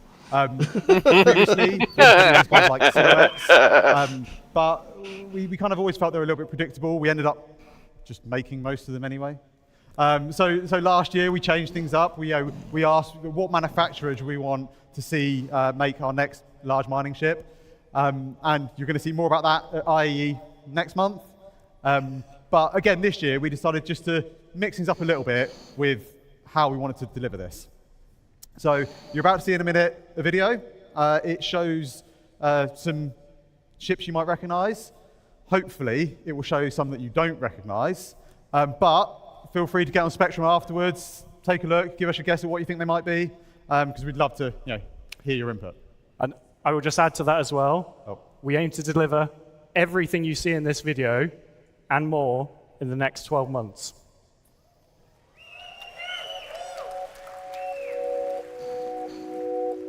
We aim. Yeah. So that's the X1 with all of its different versions. Is that, what's that, the Lynx? What is that? Yeah, it looks like that was the Lynx. That's a Argo. It's a oh yeah, with the pod Argo mover. Yeah. That's a Galaxy. That's a new Vandal or a new Banu ship, maybe? I don't know. There's the Cutter. That must be the Explorer version. Is that the Zeus? Yeah, it looks kind of low. There's the Retaliator, the base model. Polaris. Yeah. And that was the Odyssey, right? I don't know if you noticed, no, that was there was obviously quite a big the ship at Polaris. the end of that video. That was Polaris. Was it? And Yeah. yeah, just to confirm, that is the Polaris. Oh, okay. Nice. So, we've done a lot of talking. We'll do a bit more talking about it. So yeah, okay. Just wanted to touch again on why are we doing an RSI ship? Like, what is with that? So the thing about doing another RSI ship is that we've got a really well-established art style for RSI in our universe, and it gives us the ability to kind of train up newest members of the teams on something that's kind of quite a known element. That is absolutely not the only benefit, though. The way we are planning on tackling the Polaris is not tackling it as one ship, but actually we want to tackle, well, anyone that knows our backlog knows we have a number of large RSI ships on there. And our kind of plan is that we tackle that as a family of ships. We don't just tackle one of them and then we go off and do something else for 6 months, a year, come back and do another one, something else, come back and do another one. We want to tackle them all together, one after the other. And what that really allows us to do is just kind of streamline our development process. We're able to, for our more common areas of the ship, we're able to build kits that we're confident in, that we can reuse and we can make the most out of them. Yeah, just make it easy for them to develop all the RSI ships from the same really on model. Much more unique, important, and exciting areas of each ship. Tackling them as a family kind of allows us to expedite their development. So they can spit out the Galaxy and the Perseus, and Polaris. It just allows us to, like I say, streamline everything. So first up, we've got the Polaris. Next up, we've got the Galaxy. Then we've got the Perseus. And that kind of closes out most of our large RSI ships. And then we can see what we want to take on after that. Okay. Well, I think that's pretty much everything we want to talk about today. However, before we go, we're going to... Torsten's already stolen the predictable joke here. So we'll do one last thing to show you guys. What do we got? What do we got? Let's have a look at the current state of the Polaris in engine in its white box state. White box still. Yes. Let's see it.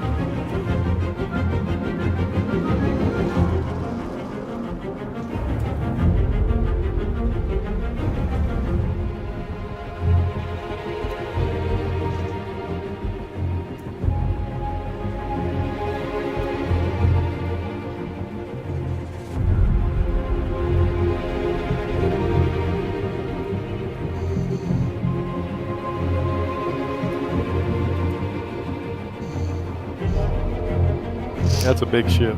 Yeah.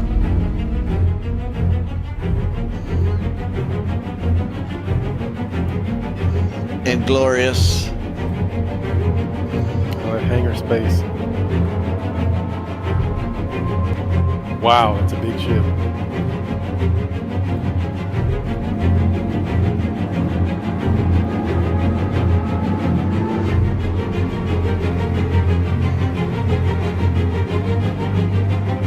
Still going.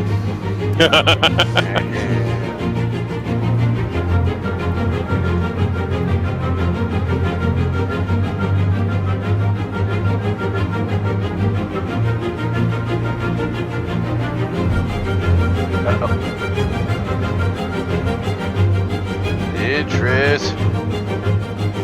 Comes torpedoes. Torpedo over ship. Scorpius.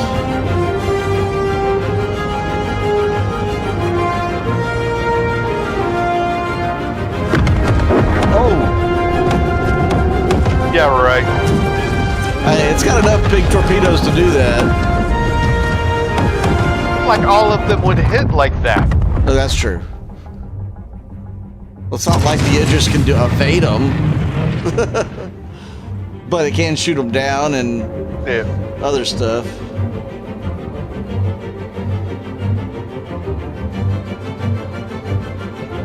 There's some Hollywood going on there, but yeah. I liked it.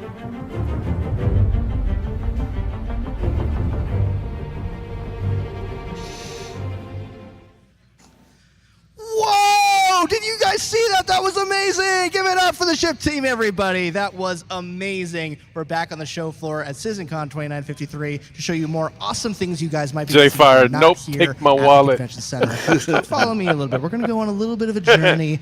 So we got down just a navigating the leisurely universe Sunday road next. drive. And when I drive, I take my Sounds like we favorite maybe will vehicle actually for set driving, waypoints for a the change? Drake That's what I Dragonfly. need. That's I right. need It is waypoints. back from Don't we all? 2018 with a fresh new Pyro I got a paint picture of job me on that, that you can see except in the with digital the, goodies pack. yeah, You can purchase without it the now fresh new from paint the job. Robert Space Industries pledge store. Check it out now. JRDF did an amazing job making the Dragonfly look super Pyro themed.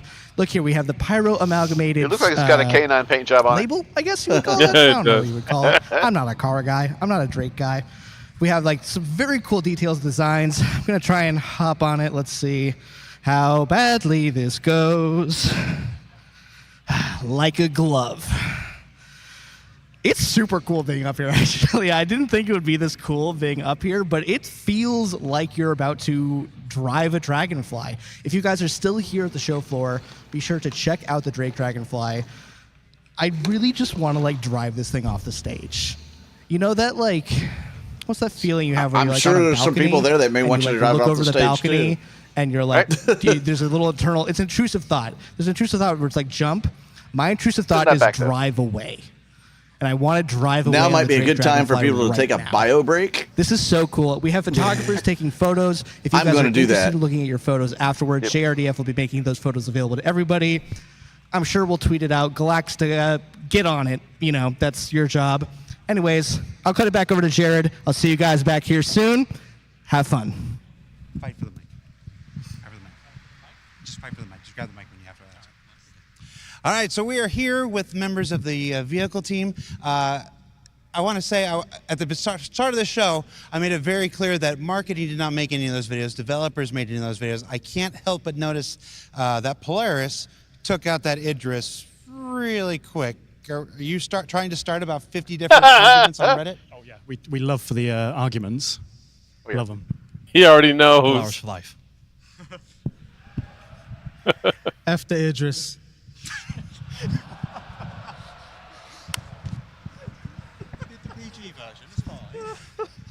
Ben, would you like to go on record? All ships are equally as brilliant as each other. I'll tell you what's coming to them. And Ellen, would you like to revise your answer? F the Idris. The views and opinions of Ellen Batchelor Jr. do not represent those of Cloud Imperium Games, Robert Space Industries, or its subsidiaries. Jared is good. Don't look at us. Ben Parr's off the side. It's like just whatever. All right, so the Zeus. First question that I see a lot of people had on Twitch watching the stream is obviously it doesn't look like the Zeus that we've all known from the lore and stuff. I mean, I think the first image of the Zeus was probably in 2012 or 2013 in that really early lore post. Why did we change it? Were they not listening to the presentation? I wasn't. So There's a few things. Obviously, it was built as a product of its time, both in lore and back in the day. I was too busy looking at how handsome you look. Oh, thank you. But also, and I think Ben will probably want to talk about more of this, is we have design languages for RSI now, and it doesn't really fit in with them anymore. Yeah, I think when we look at reimagining one of our ships, our manufacturers, we didn't want to just release the classic Mini today. We wanted to look at it and today, so maybe tomorrow? No. So what we wanted to do was bring it up to standard, both in terms of its quality and what it can deliver as a ship, but also visually. I think RSI has grown as a manufacturer over the years. I think you can see how not all ships roll off the production line in day one. Each of our manufacturers also have a history, and I think it's fine to see progression for that throughout the timeline of our game. Sorry, Zach. Just say you hate the Zeus. But it's not just the visuals of it, though. It's important that the amount of time it would take to get your jalopy, because that's why I ask, and up to level. Oh, here we go. I didn't do it. He did it. He did it. This is the real reason. You're going to be in the center. You're in the center now. Go ahead. The amount of time it takes to actually get a ship, the amount of time it takes to get a ship actually flight ready in the universe, it would be a lot of work to get something that, for the most part, has about the same amount of space as a space shuttle, and you wouldn't be able to use any of the gameplay. But you wouldn't be able to fill it with cargo. It'd be really difficult to get in and out. And if we're spending that amount of time getting something flight ready in the universe, we'd much rather give you something you can engage with and do. I touch you. You touch me. Oh, it's fine. Do more with. It's far more interesting to get a ship that you can do bounty hunting in, or cargo in, or. He comes over, asks us to do an interview, and wanders off. It's going to be one of those live streams, huh? All right, we're almost at the end. All right, so enough about what the Zeus isn't. The Zeus, favorite thing, top of your head, what's your favorite thing about the Zeus? Ellen? F the Idris. Mark, favorite thing about the Zeus? EMP, quantum dampener. Okay, favorite thing about the Zeus? The white and black color scheme. Favorite thing about the Zeus? Its belly. It's got a really lovely, sleek belly. Like a space shuttle.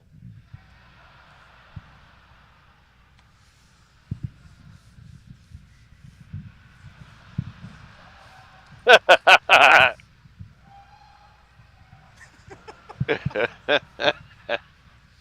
just had this image of a Zeus wearing Spanx.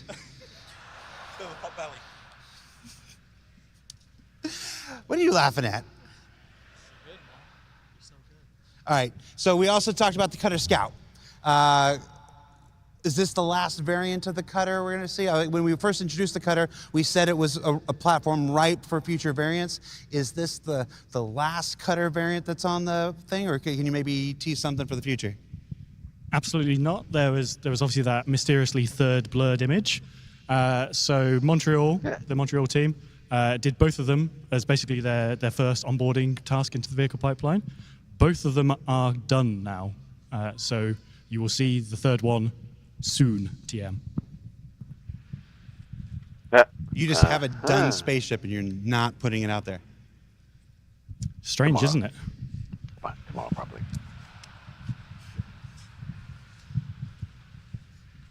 That entire talk about the pipeline was BS.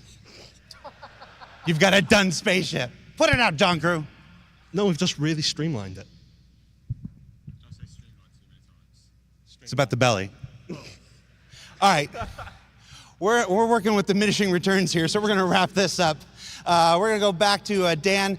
He's back in Hall B. I think he's at the merch booth. Dan, what do you got for us?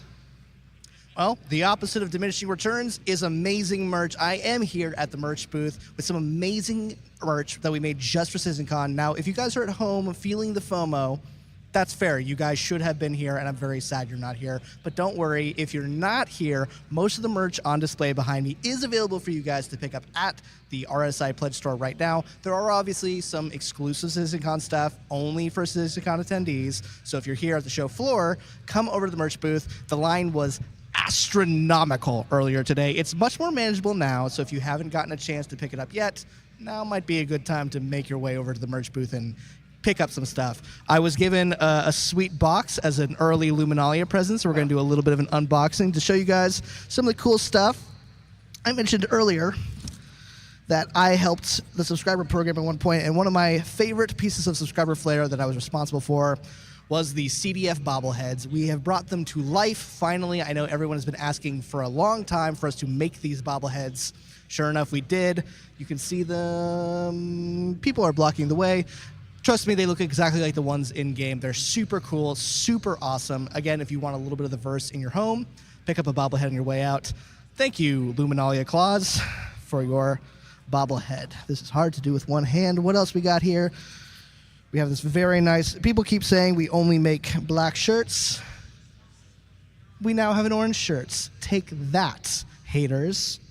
This is actually really soft. They gave me this for a bit. I'm probably just going to steal this, to be honest. You guys won't tell, right? You guys, hey, no narking. Everyone chat, be cool. I am back. And we finally... man, this is so cool. I've heard about this, but this for is a like... couple minutes here. Feeling it for the first time. We have this Black Star Citizen hoodie. You can see on the sleeves we have Xion and Banu. I asked Dave Haddock directly what these said, and his response was, I don't know. So whatever they say, I'm sure it's something very profound and wise from these alien races. Again, I'm just going to steal this, so sorry, merch team, if you were expecting profits on those merch, you're not going to get them. Now, we do, again, have 3 exclusive Jared merch is items totally for people trolling who are him. here at CitizenCon. We have a Pyro t-shirt, and we have 2 lithographs. I don't know if you can get... Oh, get it. I can't take him anywhere. Truly, I cannot. I don't know if you're able to see that Burn-In Pyro t-shirt off over there. That is exclusive to people who are here at CitizenCon 2953. Also in the middle there, we have those 2 lithograph art pieces. Again, exclusive. This guy, I can't take him anywhere. Who was that man? No one important, I'm sure. But yes, we have those 2 exclusive art pieces for people who are here at CitizenCon 2953. Oh, what's this? Oh my God, that strange homeless-looking man also gave me these AirPod cases with a little Finley attached with it. You know what? Maybe that guy was all right. Whoever he is, I hope he's having a good day. But I actually do need new AirPod cases. So again, like everything else, I'm just going to keep this. I think that wraps it up for me. So I'm going to throw it back to the main convention floor. There's going to be a lot more stuff here at CitizenCon. You guys will see it either later today or tomorrow. See you guys then.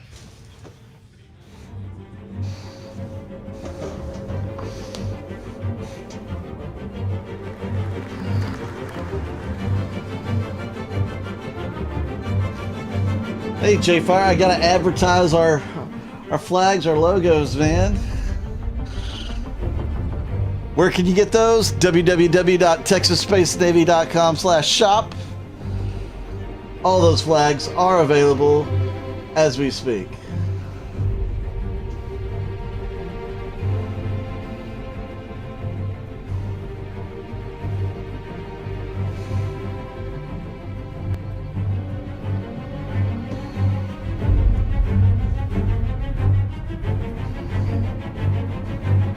Very nice, very nice.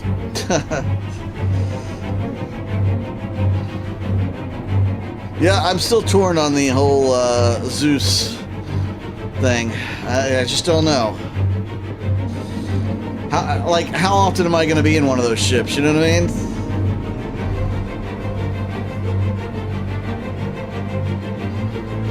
I would take it over the what's the little small quantum ship? What, the cutter? The Cutlass? No, I mean the dampener. The Mantis. Mantis. I'd take it over the Mantis. 100% there. Yeah, I agree with you.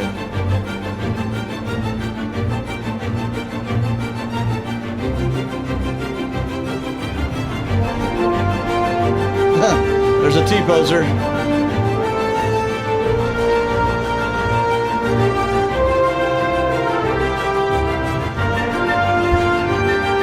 Lots of T-posers.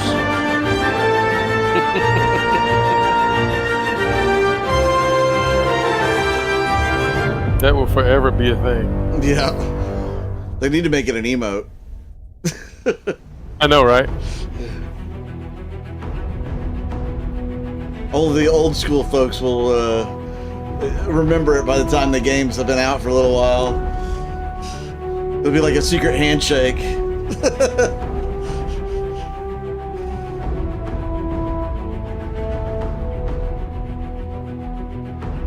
Yeah, the thing with the Zeus is that they're all three very different from one another.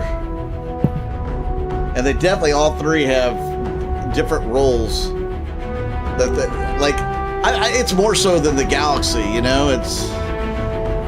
It's like they're three completely different ships. Right.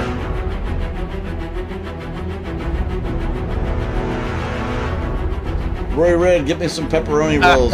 The cult of the chair.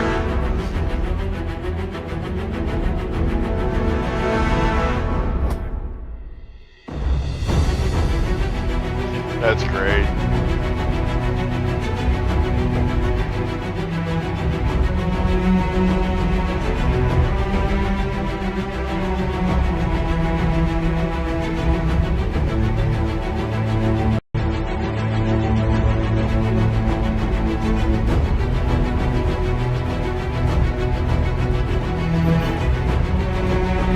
Then I know me, I'll be quick to pick up the new ship just to try it out and fly it for a while.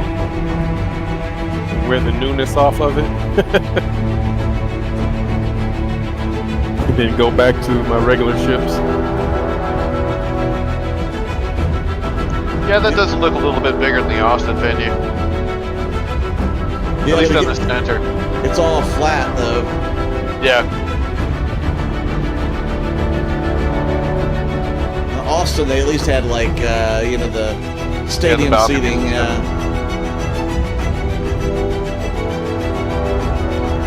And they had a full-size crack in the scale.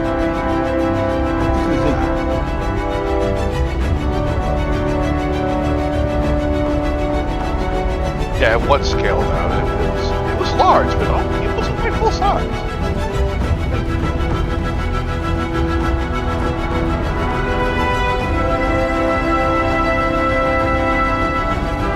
Room full of fellow space nerds. There are a lot of them. But yeah, there is no balcony seating.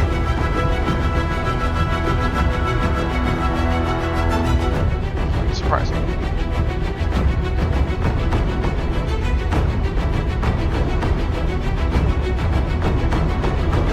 No mezzanine.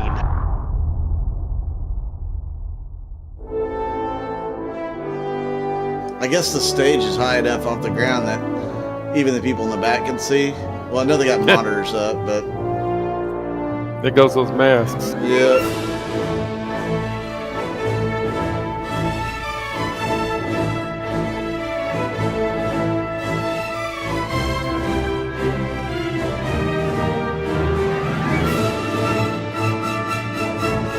That guy looks like he just came off the course.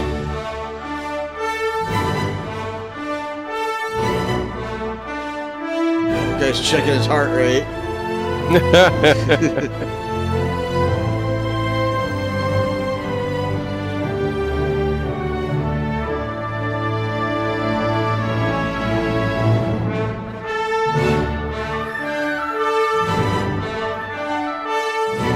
I was looking at Tomato yesterday, and his chat was talking about one of the main things everybody needs to remember when going is to bathe. And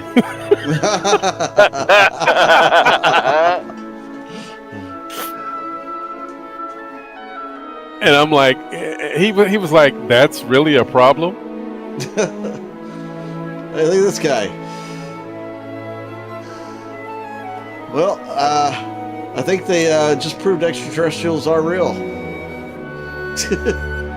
And they're at a Star Citizen convention, probably waiting for their freaking Banding Merchantman to come out, too.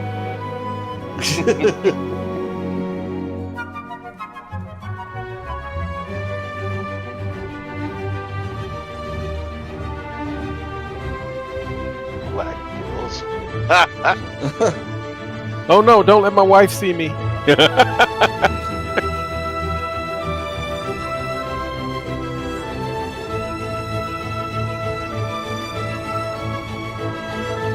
Totoro's on a work trip this weekend. I know, right?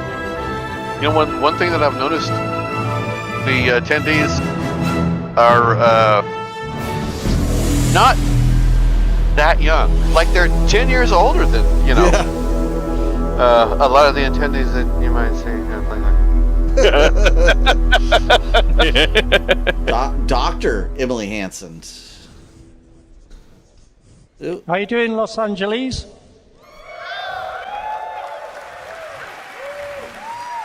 Boys, a lot of you here. It's great to see you. Hi. He's nervous-ish.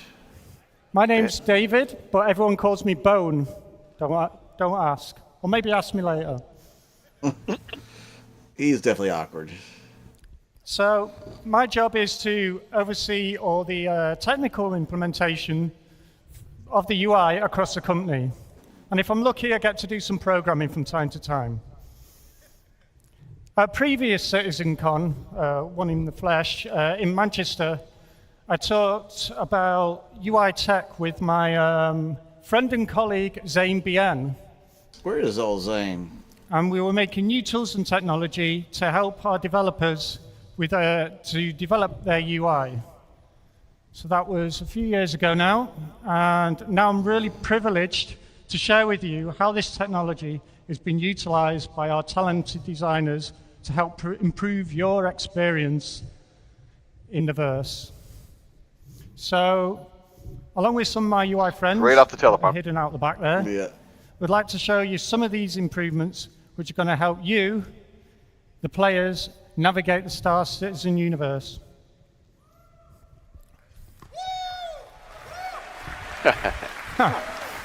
So, Douglas Adams. Why are we doing this? Well, Star Citizen is big, really big. There's so many unique places, massive planets, moons, space stations, rest stops, you know, there's just loads of places to explore. We have a huge range of spaceships of all shapes and sizes, and there's an enormous amount of things to do and see and people to meet, and all this can be shared with friends online.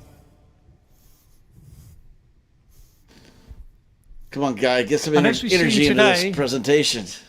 As our amazing online technology grows, it takes a UI great guy. leaps, I know. and our online player count grows, the possibilities That's a special breed. become almost endless. Very trying, So how are I'm we sure. going to make sense of all this? Right. Well, one of the main ways we do this is with a user interface, or UI for short. Well, that's where we come in, fortunately, being the UI guys. And we do this in loads of ways that you see already, whether it's your vehicle MFDs, or the hood, or the kiosks, where you get your spaceship, or you trade commodities, or buy weapons, differently, and all manner of diegetic UIs. Not all of us get it. Diegetic meaning like things in the world. That's we were supposed to get it. He's the UI guy. But our first real opportunity He's supposed to make it where we get the it. helmet visor display. Now, the visor making display something to where we get that gives you doesn't vital necessarily mean that he can about your communicate status how in that the happens. environment around you. But this display has gone through many iterations over the years, and it's been built upon and adapted. Mm-hmm. And I don't know if who remembers Arena Commander 1.0 that came out. Oh, I do. Yeah, I do too. It came out about a year after I started, which was primarily space combat and racing, so the visor was geared towards that. And then it evolved with our first ventures into the online universe. And as all the features get added and all these new things, the visor grows and we put things on it to show you, different statuses and like tells you all about what's going on. But with all this evolution, we sometimes lose focus. There's so much we need to know. And when we need to know it is important. So how do we zero in on what's important and at what time? So leaning on this technology he needs a pair of Zane and glasses I that, and the UI tech team that wrote flash 3 years that ago, in his we tried to eyeballs. take a smarter perspective. So he can read straight off the and teleprompter as he's looking around, so he doesn't have to constantly look the down. visor for you. So I'm not going to tell you about that. I'm going to invite Simon Bursey onto the stage, and he can tell you more about it. Yay! Simon? That was this bloody hell. Come on, Simon. You on this? Hey, everybody. Okay, so Oh, he looks Star even more Citizen scared is than the a other big guy. project which has evolved over its lifetime. Early on in the project, we added the visor, which is the display you see on your helmet when you're walking around the universe in first person. Because the game is always expanding, we often add new gameplay features, and with those come new UI. The various Apparently, teams they slotted pieces keep into these whatever- guys whatever locked place into made sense at a the small time. dark space, These chained effects remain to very complex. chained to the keyboards. They As don't you get can out see, much. The current live UI can get very cluttered. We have lots of information competing for your attention, so you don't always know where to look, and sometimes the overlaps can make things difficult to read. So, as you can probably tell, the UI team wanted to do a redesign. We wanted to Why improve did they the player's take my helmet experience HUD away, by though? presenting the important information in a clear way. We also needed to create a new framework that supports all the existing features. So they created and allows building us to add blocks more in the after a future. couple of iterations. Finally, we wanted to bring the visuals up to the high standard we're setting for Squadron 42 and soon the Star Citizen Persistent Universe. All I'm saying is that. So how do we go about that? I believe user We interface have should always be a F-16 collaboration pilots with the that can teams who track build the underlying features. targets in so we their work helmets closely with them right now. on a new layout, keeping some pieces, combining others, and maybe getting rid of a few. It's like Once 20-something we figured out targets the at a time, design, too. we built a new framework using our 3D UI system, and then we worked closely with the various game teams to take all that complex data that existed before and hook it up to the new user interface.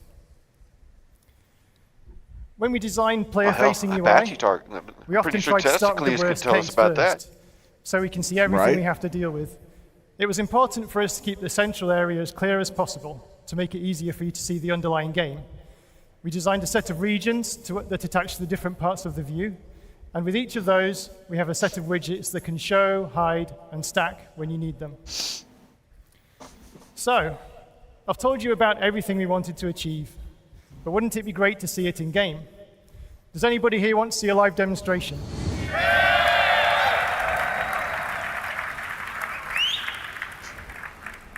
Good. I was hoping you'd say that, otherwise it would have been a very short demo. Okay, so we're going to show you some of our new UI running live in the game. Everything you see is in real time, but I have to tell you we've created a special mission just for the show, which is a little different to what you see in the live game. You don't say. Okay, so as you can see, Bones driving. I'm going to say Bones' name a lot, and the other guys too, so it's probably the most times you'll hear that in any presentation. Okay, welcome to the Orison Providence platform. You may have spotted it earlier, but today is the first time we've shown the new visor. I mean, what's some of the other guys' names? So there's one of them's Wood, you'll be happy to and know all the UI you see today is going to make its way to Star Citizen. But this is secret UEE Navy tech, so we'll give it a different look for the persistent universe. As you can see, the display is very clean by default. Many of the elements are contextual, meaning they appear when you need them to avoid cluttering the screen. We've also temporarily hidden a couple of things so we can focus on them later in this demo. Okay, Bone, let's move into the scene, please. All right.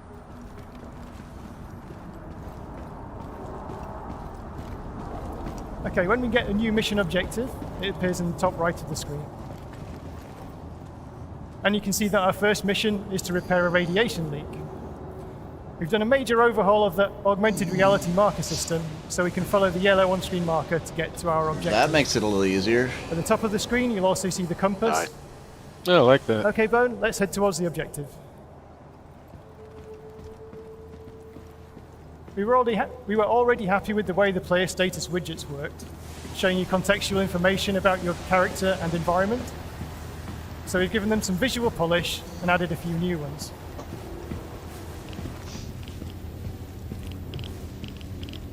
The environmental radiation here is quite high, and over time it will wear down our suit and damage the player.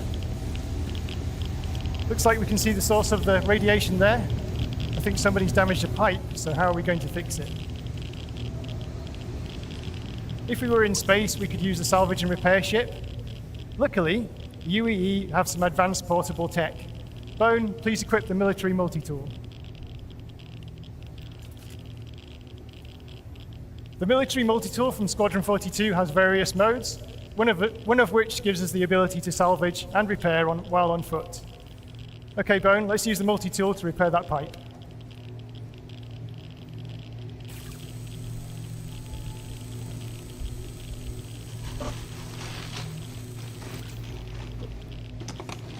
Okay. Right, we can see at the bottom left of the screen, the radiation levels are decreasing. So let's head into the scene. Meds. Go on, Bone. Let's walk forwards a bit. Okay. Now we fixed the damage, we need to find the enemies that caused it. While we're on the way, you'll notice that the on-foot emissions at the top of the screen. We're emitting infrared, electromagnetic radiation, and also sound.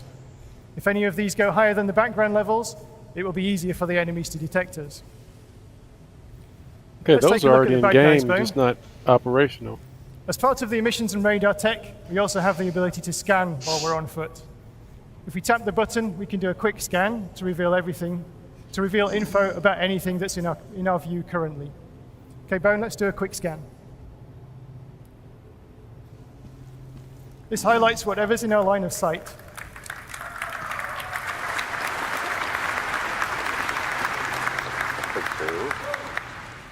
There's also some risk and reward to the scanning system. By holding the button, we can charge our scanner, and this reveals enemies through walls using a more powerful wave. But it does cause a spike in our emissions, which makes us easier to detect. Okay, let's do a charge scan, please, Bone. Like tracer rounds, they work both ways. Okay. We can also see the augmented reality box outs, which give us a summary of what we've detected. Okay, let's have a look at our weapons. Let's get the gun out, please, Bone. Okay, we wanted to help the player see their equipment during combat, so we upgraded the weapons display. As well as the ammo in the gun and the spare mags in their pockets, we also now show the player's explosives and med pens. Okay, let's fight the bad guys.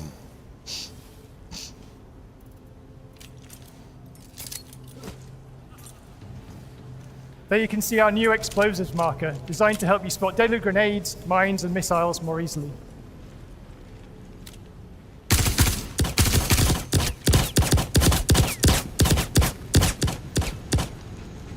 I got you covered.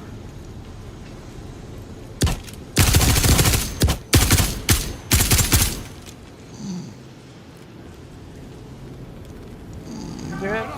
Okay. Well done, Bone.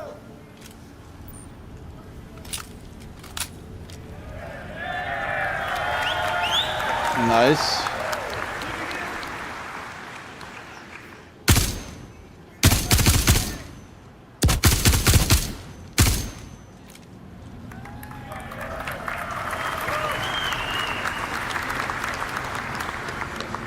Success. Okay. There's no more hostiles nearby, so let's take a moment to talk about the Mobiglass. The Mobiglass is the Star Citizen equivalent of your smartphone. It has various apps that hook into the gameplay systems. Like all the UI we're showing you today, we wanted to redesign it with the player's usability in mind, to make it look good and also lay the groundwork for future expansion. Let's bring up the Mobiglass, please, Bone. That's way better. Much, much better.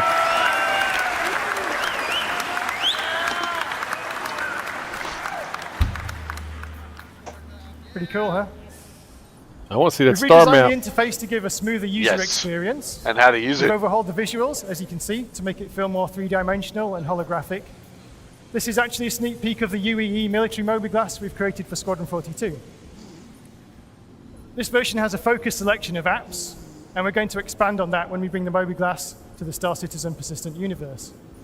We'll also have more of a smartphone feel in the PU with a wider range of apps. Okay, let's briefly talk about this home screen. It gives us an overview of our health, the environment, and even our ship. We can also check our mission objective. Okay, so that's enough about the mobiGlas. We've got some more really cool UI just around the corner. And to tell you a bit more about that is the very talented Zane Bien.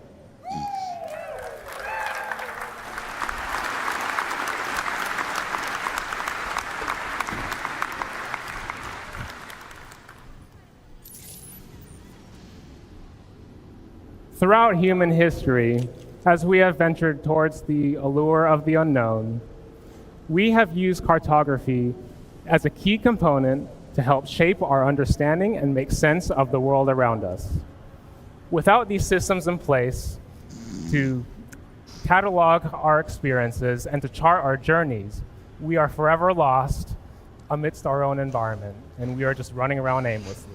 This is why it is super Santa. important I'm close. that you, as citizens of our ever-growing, ever-evolving, persistent universe, are equipped with the tools necessary to make your ventures meaningful. I don't know how I'm going to stay awake for a costume party I'm supposed to go after I want to after show you this. something that I think is extremely cool. Espresso helps. So, Bone, our next objective is to go to the map kiosk and download a terminal. Well, the costume party is at our neighbor's house, so maybe I can slip away and go to bed. Just stumble over, stumble Let's go ahead and activate it. What you see on screen, zoom out a bit, what you see on screen is a fully live 3D representation of the environment that we are in. I also see somebody with their flashlight on. Turn it off. Right. You can see callouts of the various default points of interest. You can pan the map around.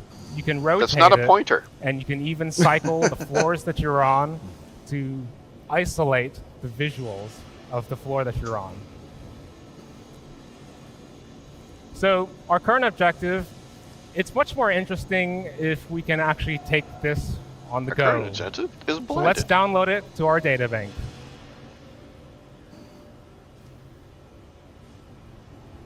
As you'll notice, we now have the representation of the environment in the upper left corner of our visor.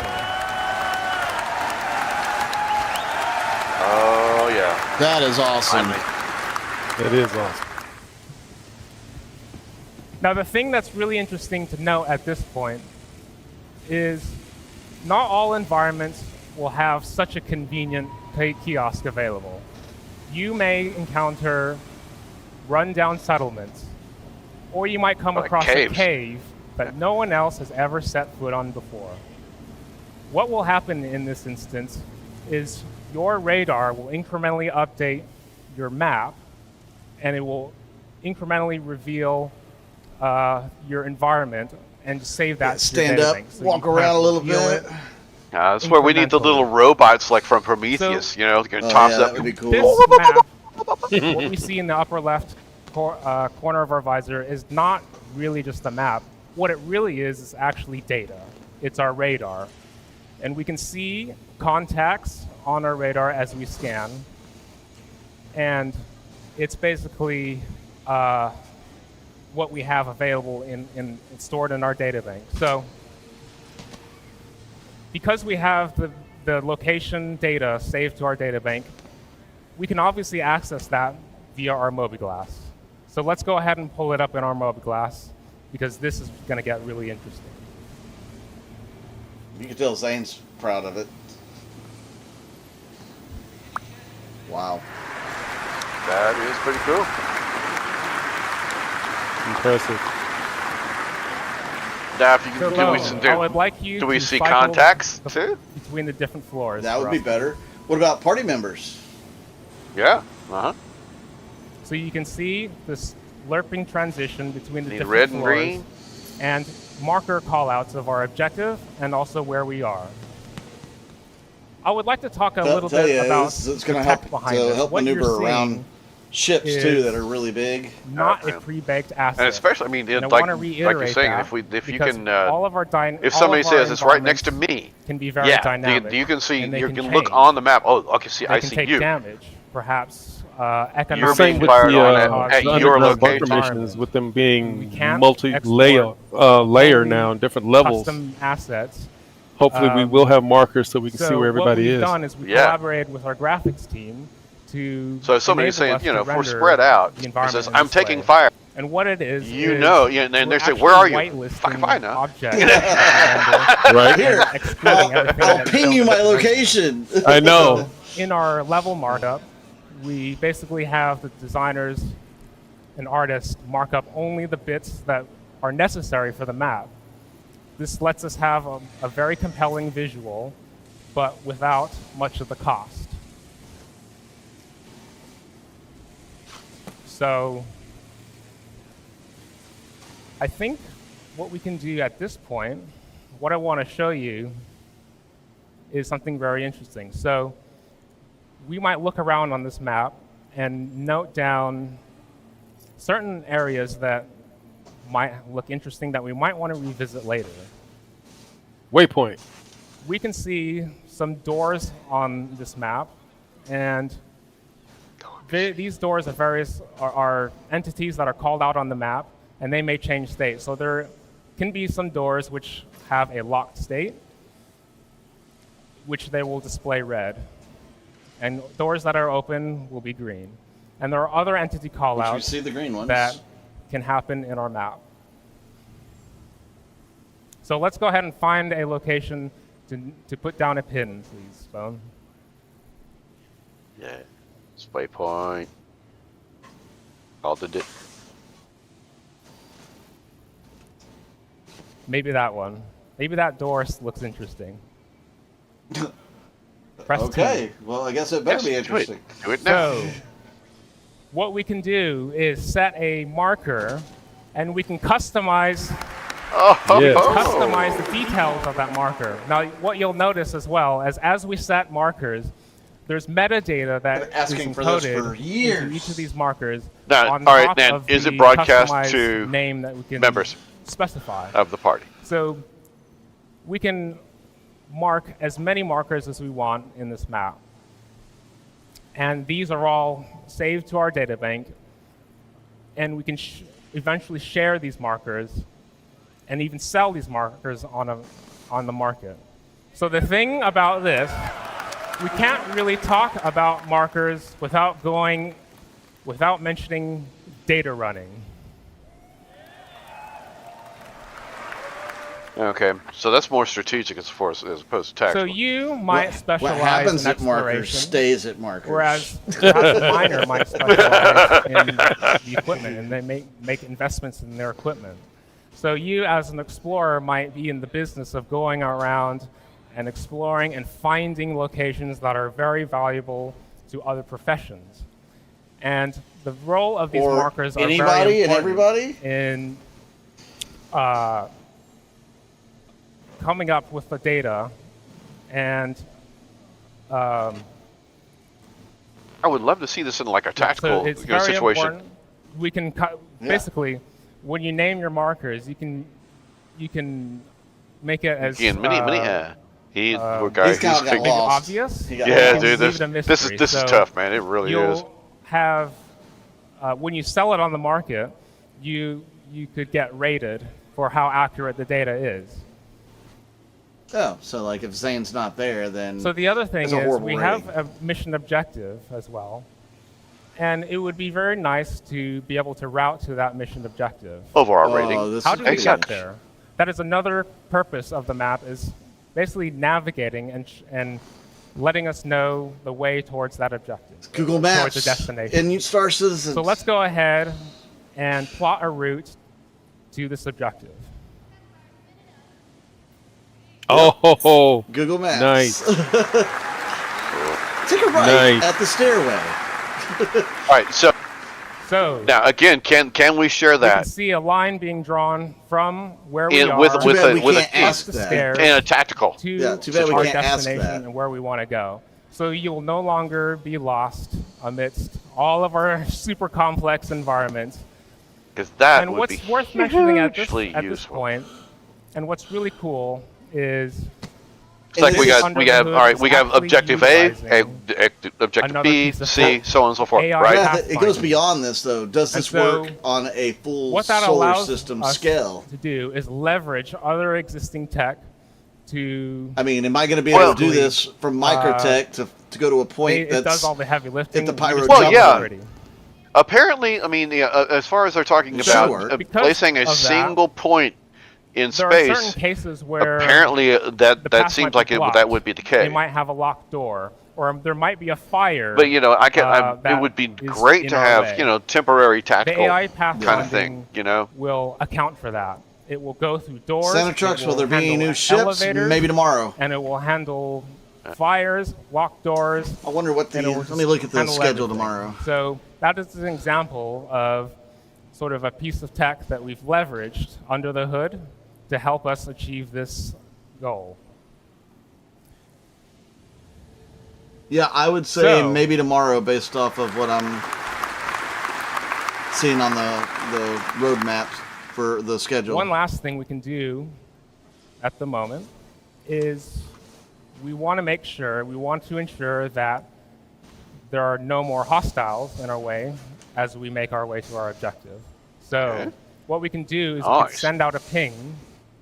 Bo, I told send y'all, out you a know, ping. before this, that with new ships, they always do at least 2 new ships at So CitizenCon. the scanning will We've also already be hit that represented in the technically, map but in the same- they usually in the do a same big ship and a fashion small as ship. it is So when you're in FPS. I don't know if we technically hit the big So ship. we know that there's no part more of it. hostiles. Let's go ahead and make our way to our objective.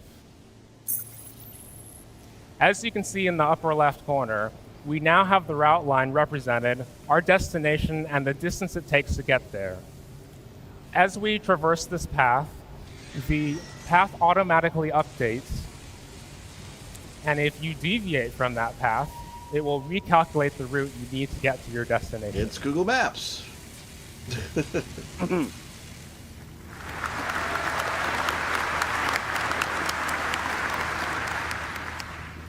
Make it shareable. So there's our buddy. Uh-oh. He's flying in. So we'll make our way up to the Carrack here. To the right. He zoomed too far out on this little map. You'll also notice the pin that we've laid down, as well as our marker objective called out on the map. And as you'll notice, as we head up the stairs, Interesting, the floor point of will, view, right? will dynamically change as you head up the stairs. Thump. If we can get past this first, Fell on his face. we don't trip up. My so knee. As Oh, we look at make that. our way into the Carrack, it's Nicely not done, just environments or caves or cities. It's gonna be ships too. You can represent the ship on our interior map. Nice. I like it. I really like that. And it's totally seamless as you huge. transition between the two. So let's go ahead and pull up our Mobiglass again and get a wider view of our ship.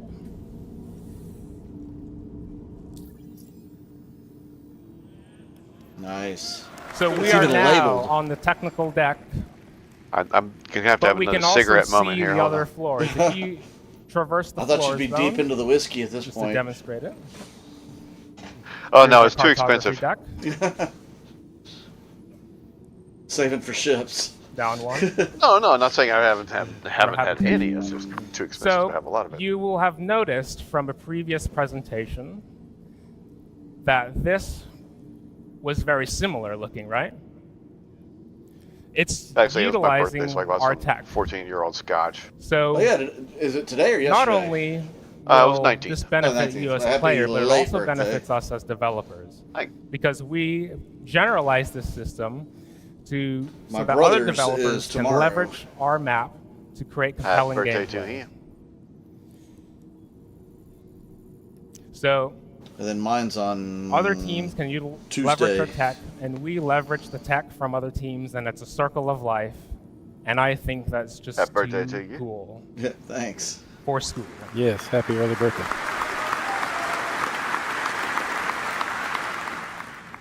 So, we've been talking about environments, cities, representing ships on our map. Zane's been rehearsing. Maybe planet terrain. These are quite, I mean, our universe He's getting is a quite little big, more comfortable, right? That's only a small fraction of what he came our out. universe He came is. out nervous. Now he's starting to. Okay, I'm feeling better now. What calls if? for dramatic. What if? What happens? Have we tried this? A dramatic. What happens if we just take your mouse wheel and just Pause. zoom out a little bit? What's it gonna do? What's it gonna do? Keep going. There's coordinates. Keep zooming out, all the way out, all the way out. Let's go. Let's go. Oh wow. So, a grid system. It's not just the interior map. It's not just the radar. It is the map. It is one single unified system just across different scales. And I want, at this point... Coordinates. Give me coordinates. We got the coordinates over on the right, look. And at this point, I want to invite It's got Emily Crusader Hansen onto the stage to 44.5 talk by about the map 9.27 by as seen 7.53. at this scale. Thank you very much, everybody. So it does have coordinates built in. Yes. Hello, CitizenCon! Are you ready for this? Santa trucks know the carrot size will not change when they retrofit it. I don't think they're going to do much Phone? to Do you want to click on the refit it. marker? As you all suspected, this is the star map. Oh, yes. Let me make waypoints. I'm so excited to be here today to reveal this to you all. I Or hope you you're click excited on too. something and Hit make that it set work. marker. You can still Now- set marker, yeah. I think we all know the current star map needed a bit of work. And we've done that. Yes. Now, mapping the universe is no easy task, but we've taken some big steps forward with this upgrade So, to make it tell so much me easier I can set for a you marker to navigate the stars. without being in that location. Before we dive in into other the words, I details, can randomly let's just take jump a to anywhere second in the to admire system. Crusaders Exactly move right. up. We're just So, freaking why don't emergency you take jump a look now. Yeah. GTF. Oh. Much like the interior map, the star map is holographic. And this lets us add some cool interference effects and details to our planet textures. If you get jammed, does this like go You like can also see wavy our and improved player marker, digitized? and that we're currently at Orison. The player and location markers have merged at this scale because they're so close together. The player marker takes priority, which is why the marker displays the player icon and color. What do you do By smartly merging with bigger points if of everybody interest on at your larger team is in scales, one the player location marker always remains visible to you. and you need to jump You'll somewhere? always know where you are relative to points of interest near Zoom out. and far. So, Should be able to is zoom everyone in. ready to see more? Yeah, show us more. Bone, let's take the step back button. That's the one on the right over here. Going the other way. So we can see, take a look at Crusader and all of its moons.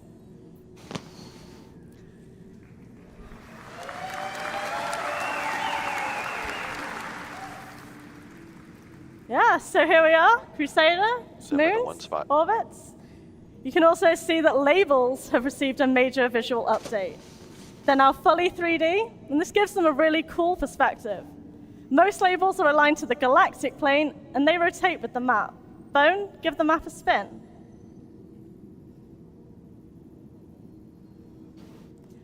Bone, can you tilt past the horizon, please? He's like, what? When we do this, the labels flip so you can always read them That's clearly. awesome. That's really smart.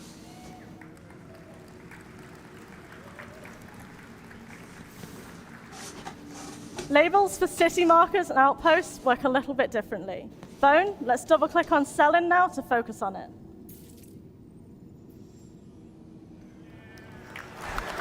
Nice. Much, much nicer. Surface labels face the camera and appear when they're in the central part of the planet, reducing on-screen clutter. Bone, want to show this in action? Yes. Yes, So much better. Markers on the far side of the planet fade out, so they don't take focus from the locations you currently care more about on the near side of the planet.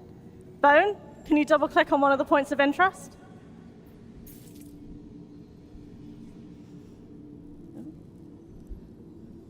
As we selected this marker, its label will stay visible at all angles. So far, we've showed you that you can use buttons and double-clicking to jump to objects you're interested in. But wouldn't it be nice if you could also freely zoom out and into locations? Duh. Shall we try it, Bone? Let's zoom out until we can see Crusader.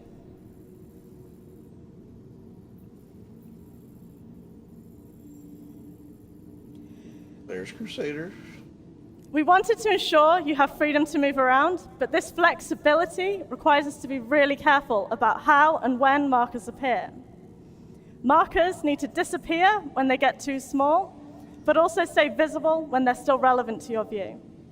This isn't simple because objects in a solar system are vastly different sizes. Think about the size of a star versus a planet versus you, the player. You're kind of small compared to a star, right? Our solution is a technique we call cosmetic scaling. This allows us to draw a marker at its real size when we are close to it and artificially increase its size as we zoom out until we reach the point where it collapses into larger points of interest in the hierarchy. You can see this in action here. There's no way Crusader and its moons are this size at this scale in reality. They've been scaled up massively so you can see them. Makes sense. Bone, let's zoom out a bit more so we can see the moons disappear.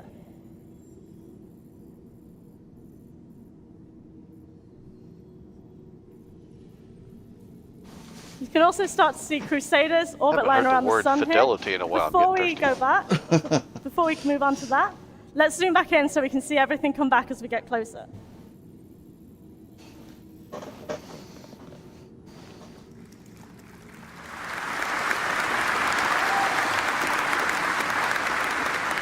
As well as zoom, you can also pan around the map unrestricted. Bone, feel free to have a quick look around. As we draw closer to a marker, the cursor automatically magnetizes to it. This ensures you never lose track of what you're trying to view when you zoom in. No more zooming in on empty space. What if I want to zoom in on empty space? Bone, let's use this technique to take a closer look at Color me Layla. impressed when I see how you can jump wherever you want and to. lock into jump Yeah. points, stuff like that. Yeah. Yeah. Magnetic Agreed. cursor does not require us to click on markers. Keep zooming in. Bone, can you keep zooming in? Thank you. You can see that the surface markers appear without us needing to select Yayla itself. Imagine how much easier finding that outpost will be now.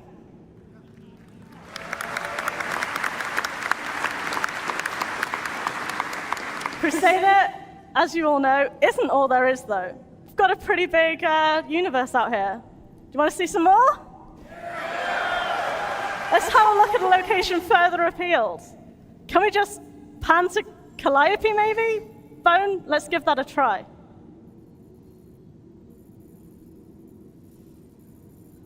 Right. Yeah, I think we're getting lost. Pretty sure we can all disagree this might not be the best strategy. So what can we do? Bone, let's try clicking on the middle button over here. This returns us to our previously selected marker. As I mentioned, we did not select Yayla, so we've gone back to Selin. So now we know where we are. That's a step in the right direction, but we're still not at Calliope. So we need to find a different way. Bone, could you use the step back button until we can see the whole solar system, please?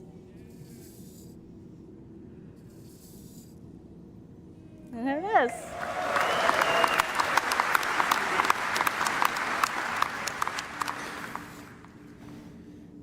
I think Calliope is one of Microtech's moons. So if we double click on that bone, we should be able to see it. And there it is. Bone, let's pan to it and then zoom in so we can see that magnetic cursor in action again.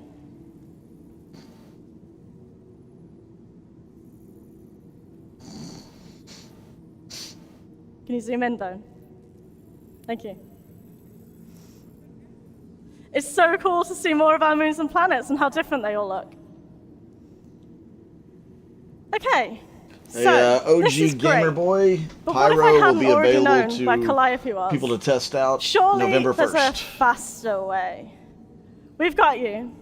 We've provided a drop-down that lists the points of interest in the solar system. Bone, want to expand it now? Oh, yes.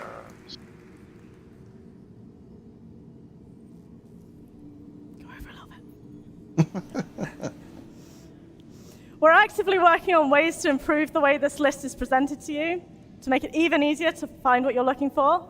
And yes, this will include search functionality. Nice. Needs to. Excellent.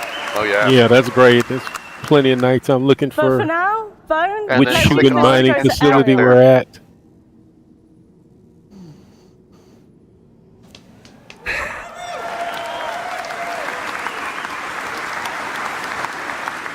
I absolutely love zooming around on this map.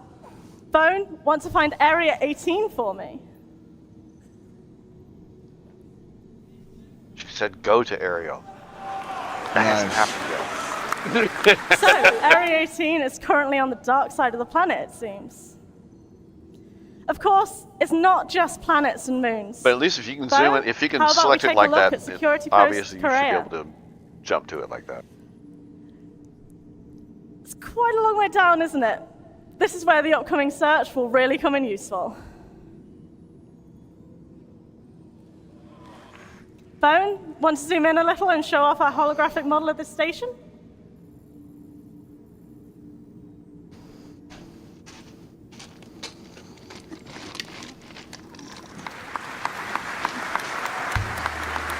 Bone, can you also drop down again, please?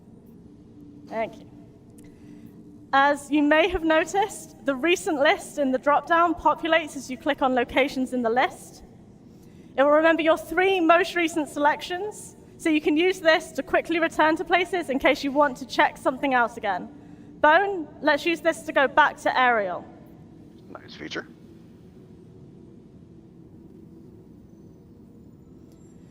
Okay, so we've done a lot of exploring. I think it's time that we head back.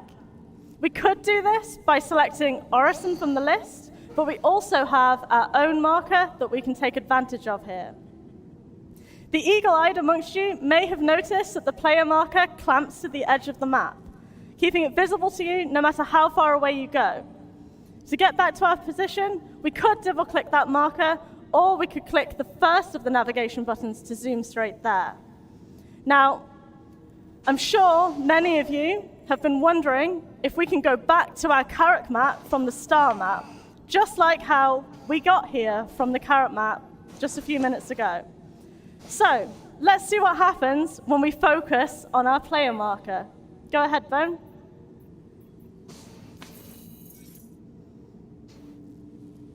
Nice return feature.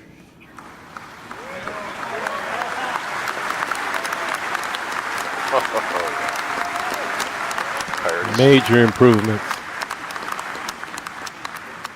All right, so yeah, here's our carrot again. Being able to simply zoom between these map contexts lets you draw meaningful connections between what's on the ground and what's in the skies like never before. Bone, just for fun, let's zoom all the way back out so we can see the entire Stanton solar system. It's just so cool to watch the verse open up before our eyes.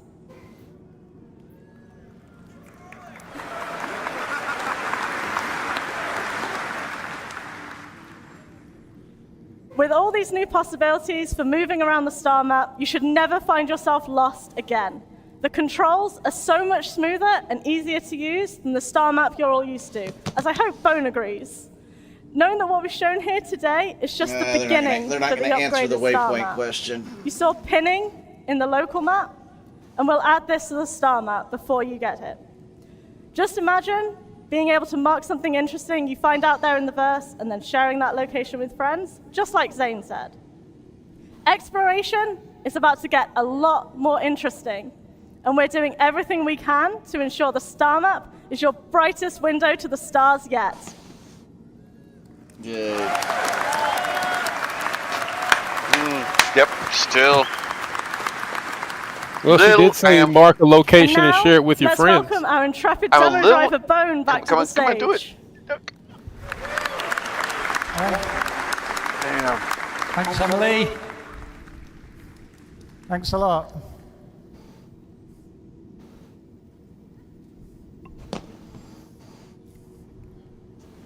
So we're really, really excited about getting all these features into your hands of the players of Star Citizen and Squadron 42.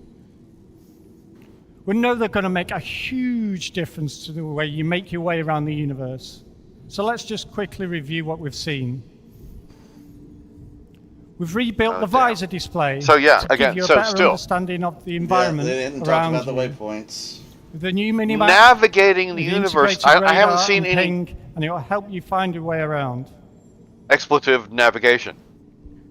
No, just the closest she said was mark a point and share it with your friends in her There's last a new motor statement glass and then coming left. with its sleek Yeah, new there's design. this whole thing says improving all navigating the the existing universe. apps, This was and we're gonna that's develop the some big new label ones I too just along saw a the way. second ago. There's no navigation going on here. Video now? That's a little and then misleading is our to me. interior map technology. Well, I mean, they did have the Truly Google help Maps you type navigation. Understand your surroundings. Yeah, but who's Better navigating where, awareness of how? your surroundings Yeah. and threats. I haven't seen that. Exploring. I see new exploration, mapping new yes. areas. Exploring Pinning the locations universe. for later and sharing It these may with your would have been a friends. better way to put this.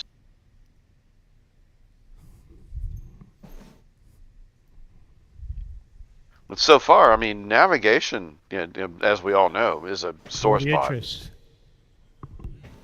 Oh, it's great.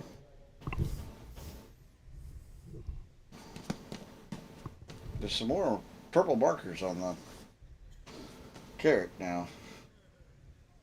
The ability to explore and use the engineering features as you're exploring on the More ship, Horizon? to Horizon? turn things on and off. Yeah.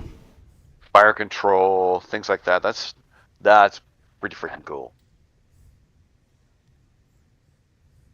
But yeah, And of course, I definitely would our like to see entirely some new more about integrated star map. true navigation. Maybe that's With its coming new tomorrow, right? interface, I don't and know. let's face it, They a haven't much seen us- needed they haven't refresh shown to everything. the user experience. No more getting lost. A whole new perspective.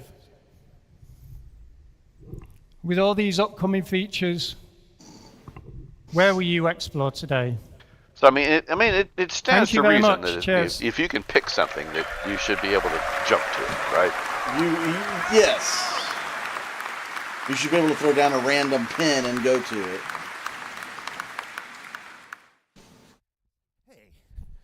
That was All pretty right. much it for the Sorry. day, huh? I was back there trying to figure out how to reprogram my Alexa to respond to Bone. Bone,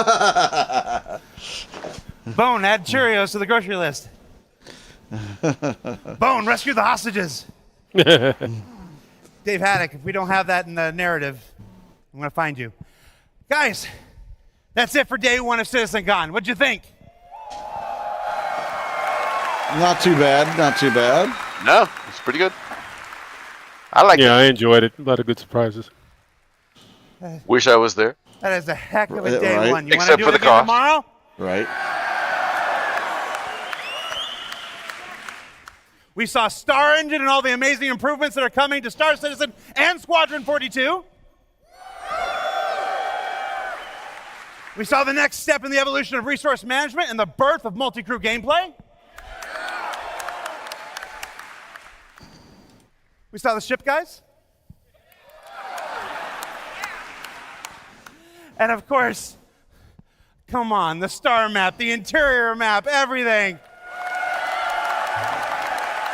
So tomorrow, I think we'll start 30 minutes early, and so it'll be 12:30 Central Time. I often joke that we're just like you in many of the same ways. We want the same things. We need the same things. We have all collectively, all 1,300 of us working for Cloud Imperium Games, been like, when Star Map? When? To see it.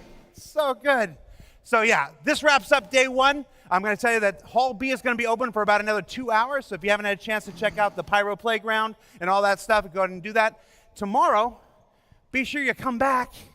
We got character advancement. That's Ian Leyland, Sean Tracy, Forrest Steffen, and Andre Perez. I really want to tell you what you're going to see, but you're not going to want to miss it. If you thought the opening to day one was hot, check out the opening to day two. We got life in the first person. We got our FPS crew. They're going to show you how all of these things integrate into the FPS combat experience. Plant we got the hook. Taking Flight with Yogi. Right? Who doesn't love Yogi?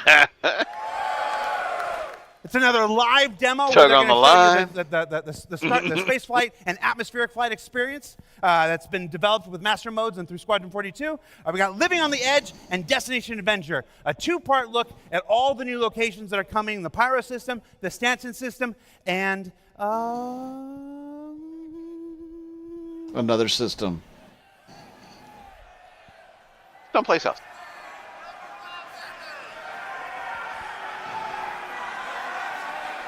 Leave them hanging.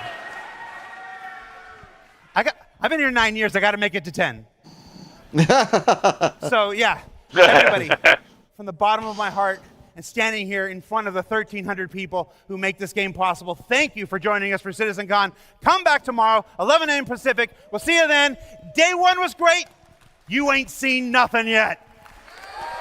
All right. Take care, everybody. Yeah, it was pretty good. I enjoyed that. Where to go?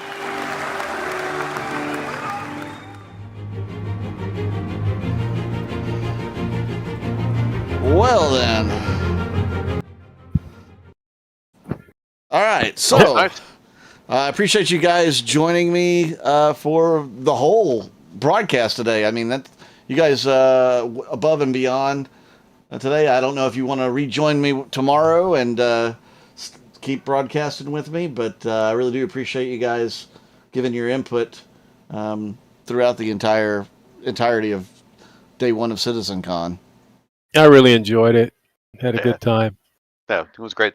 I will definitely be here for as much as I can. Awesome. Same. Yeah, C4. And speaking of being here, and what are we going to be doing? Org night is here in about an hour. I have to go to a costume party. The wife will murder me if I don't. That's right. And that actually starts in 8 minutes. So. Okay. Guess we ought to let you go. Yeah, but I will.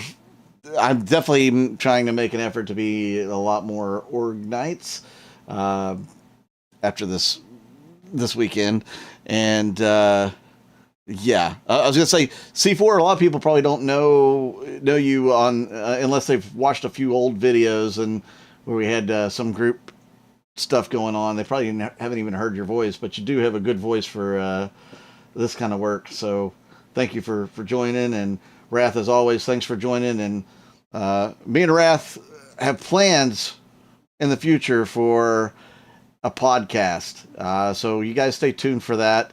Once we get everything going and get some timing and stuff down for that, then we'll have we've got a great idea for a podcast. So anything y'all want to add before you go? Just for myself, I'm very excited. I mean, I'm I was waiting for this I was excited. I was anxious to see the first day, and I'm really not. I'm not disappointed. Yeah, I was gonna say, did it excite you as much as the one you got to attend in person? Oh no, definitely not. Obviously, but it still has some of those same feelings for sure. For me, definitely did. Yeah. What about you, C4? How do you feel about day one? I really enjoyed it. I was hoping for a little more from the ship show area. Right. But like I said, peeping behind the curtain and seeing the detail they have on all the program and everything gives me a newfound respect for what they're doing. I had a good time. I'm looking forward to tomorrow. I made sure my phone didn't ring today and tomorrow. Also, appreciate the people that stopped by and chat as well. Yeah, definitely. Thanks you guys for tuning in. And thanks for Grim again, Star Jump Grim, for stopping by early on at the beginning of the live stream. Awesome dude, Grim. And I'll have that invitation out for him again tomorrow if he wants to stop by and join in some of the fun. Then he's more than welcome to do that. All right, guys. With that said, I'm Mud Dog with the Texas Space Navy. And for C4 and Wrathchild, we'll see you guys tomorrow. See you guys out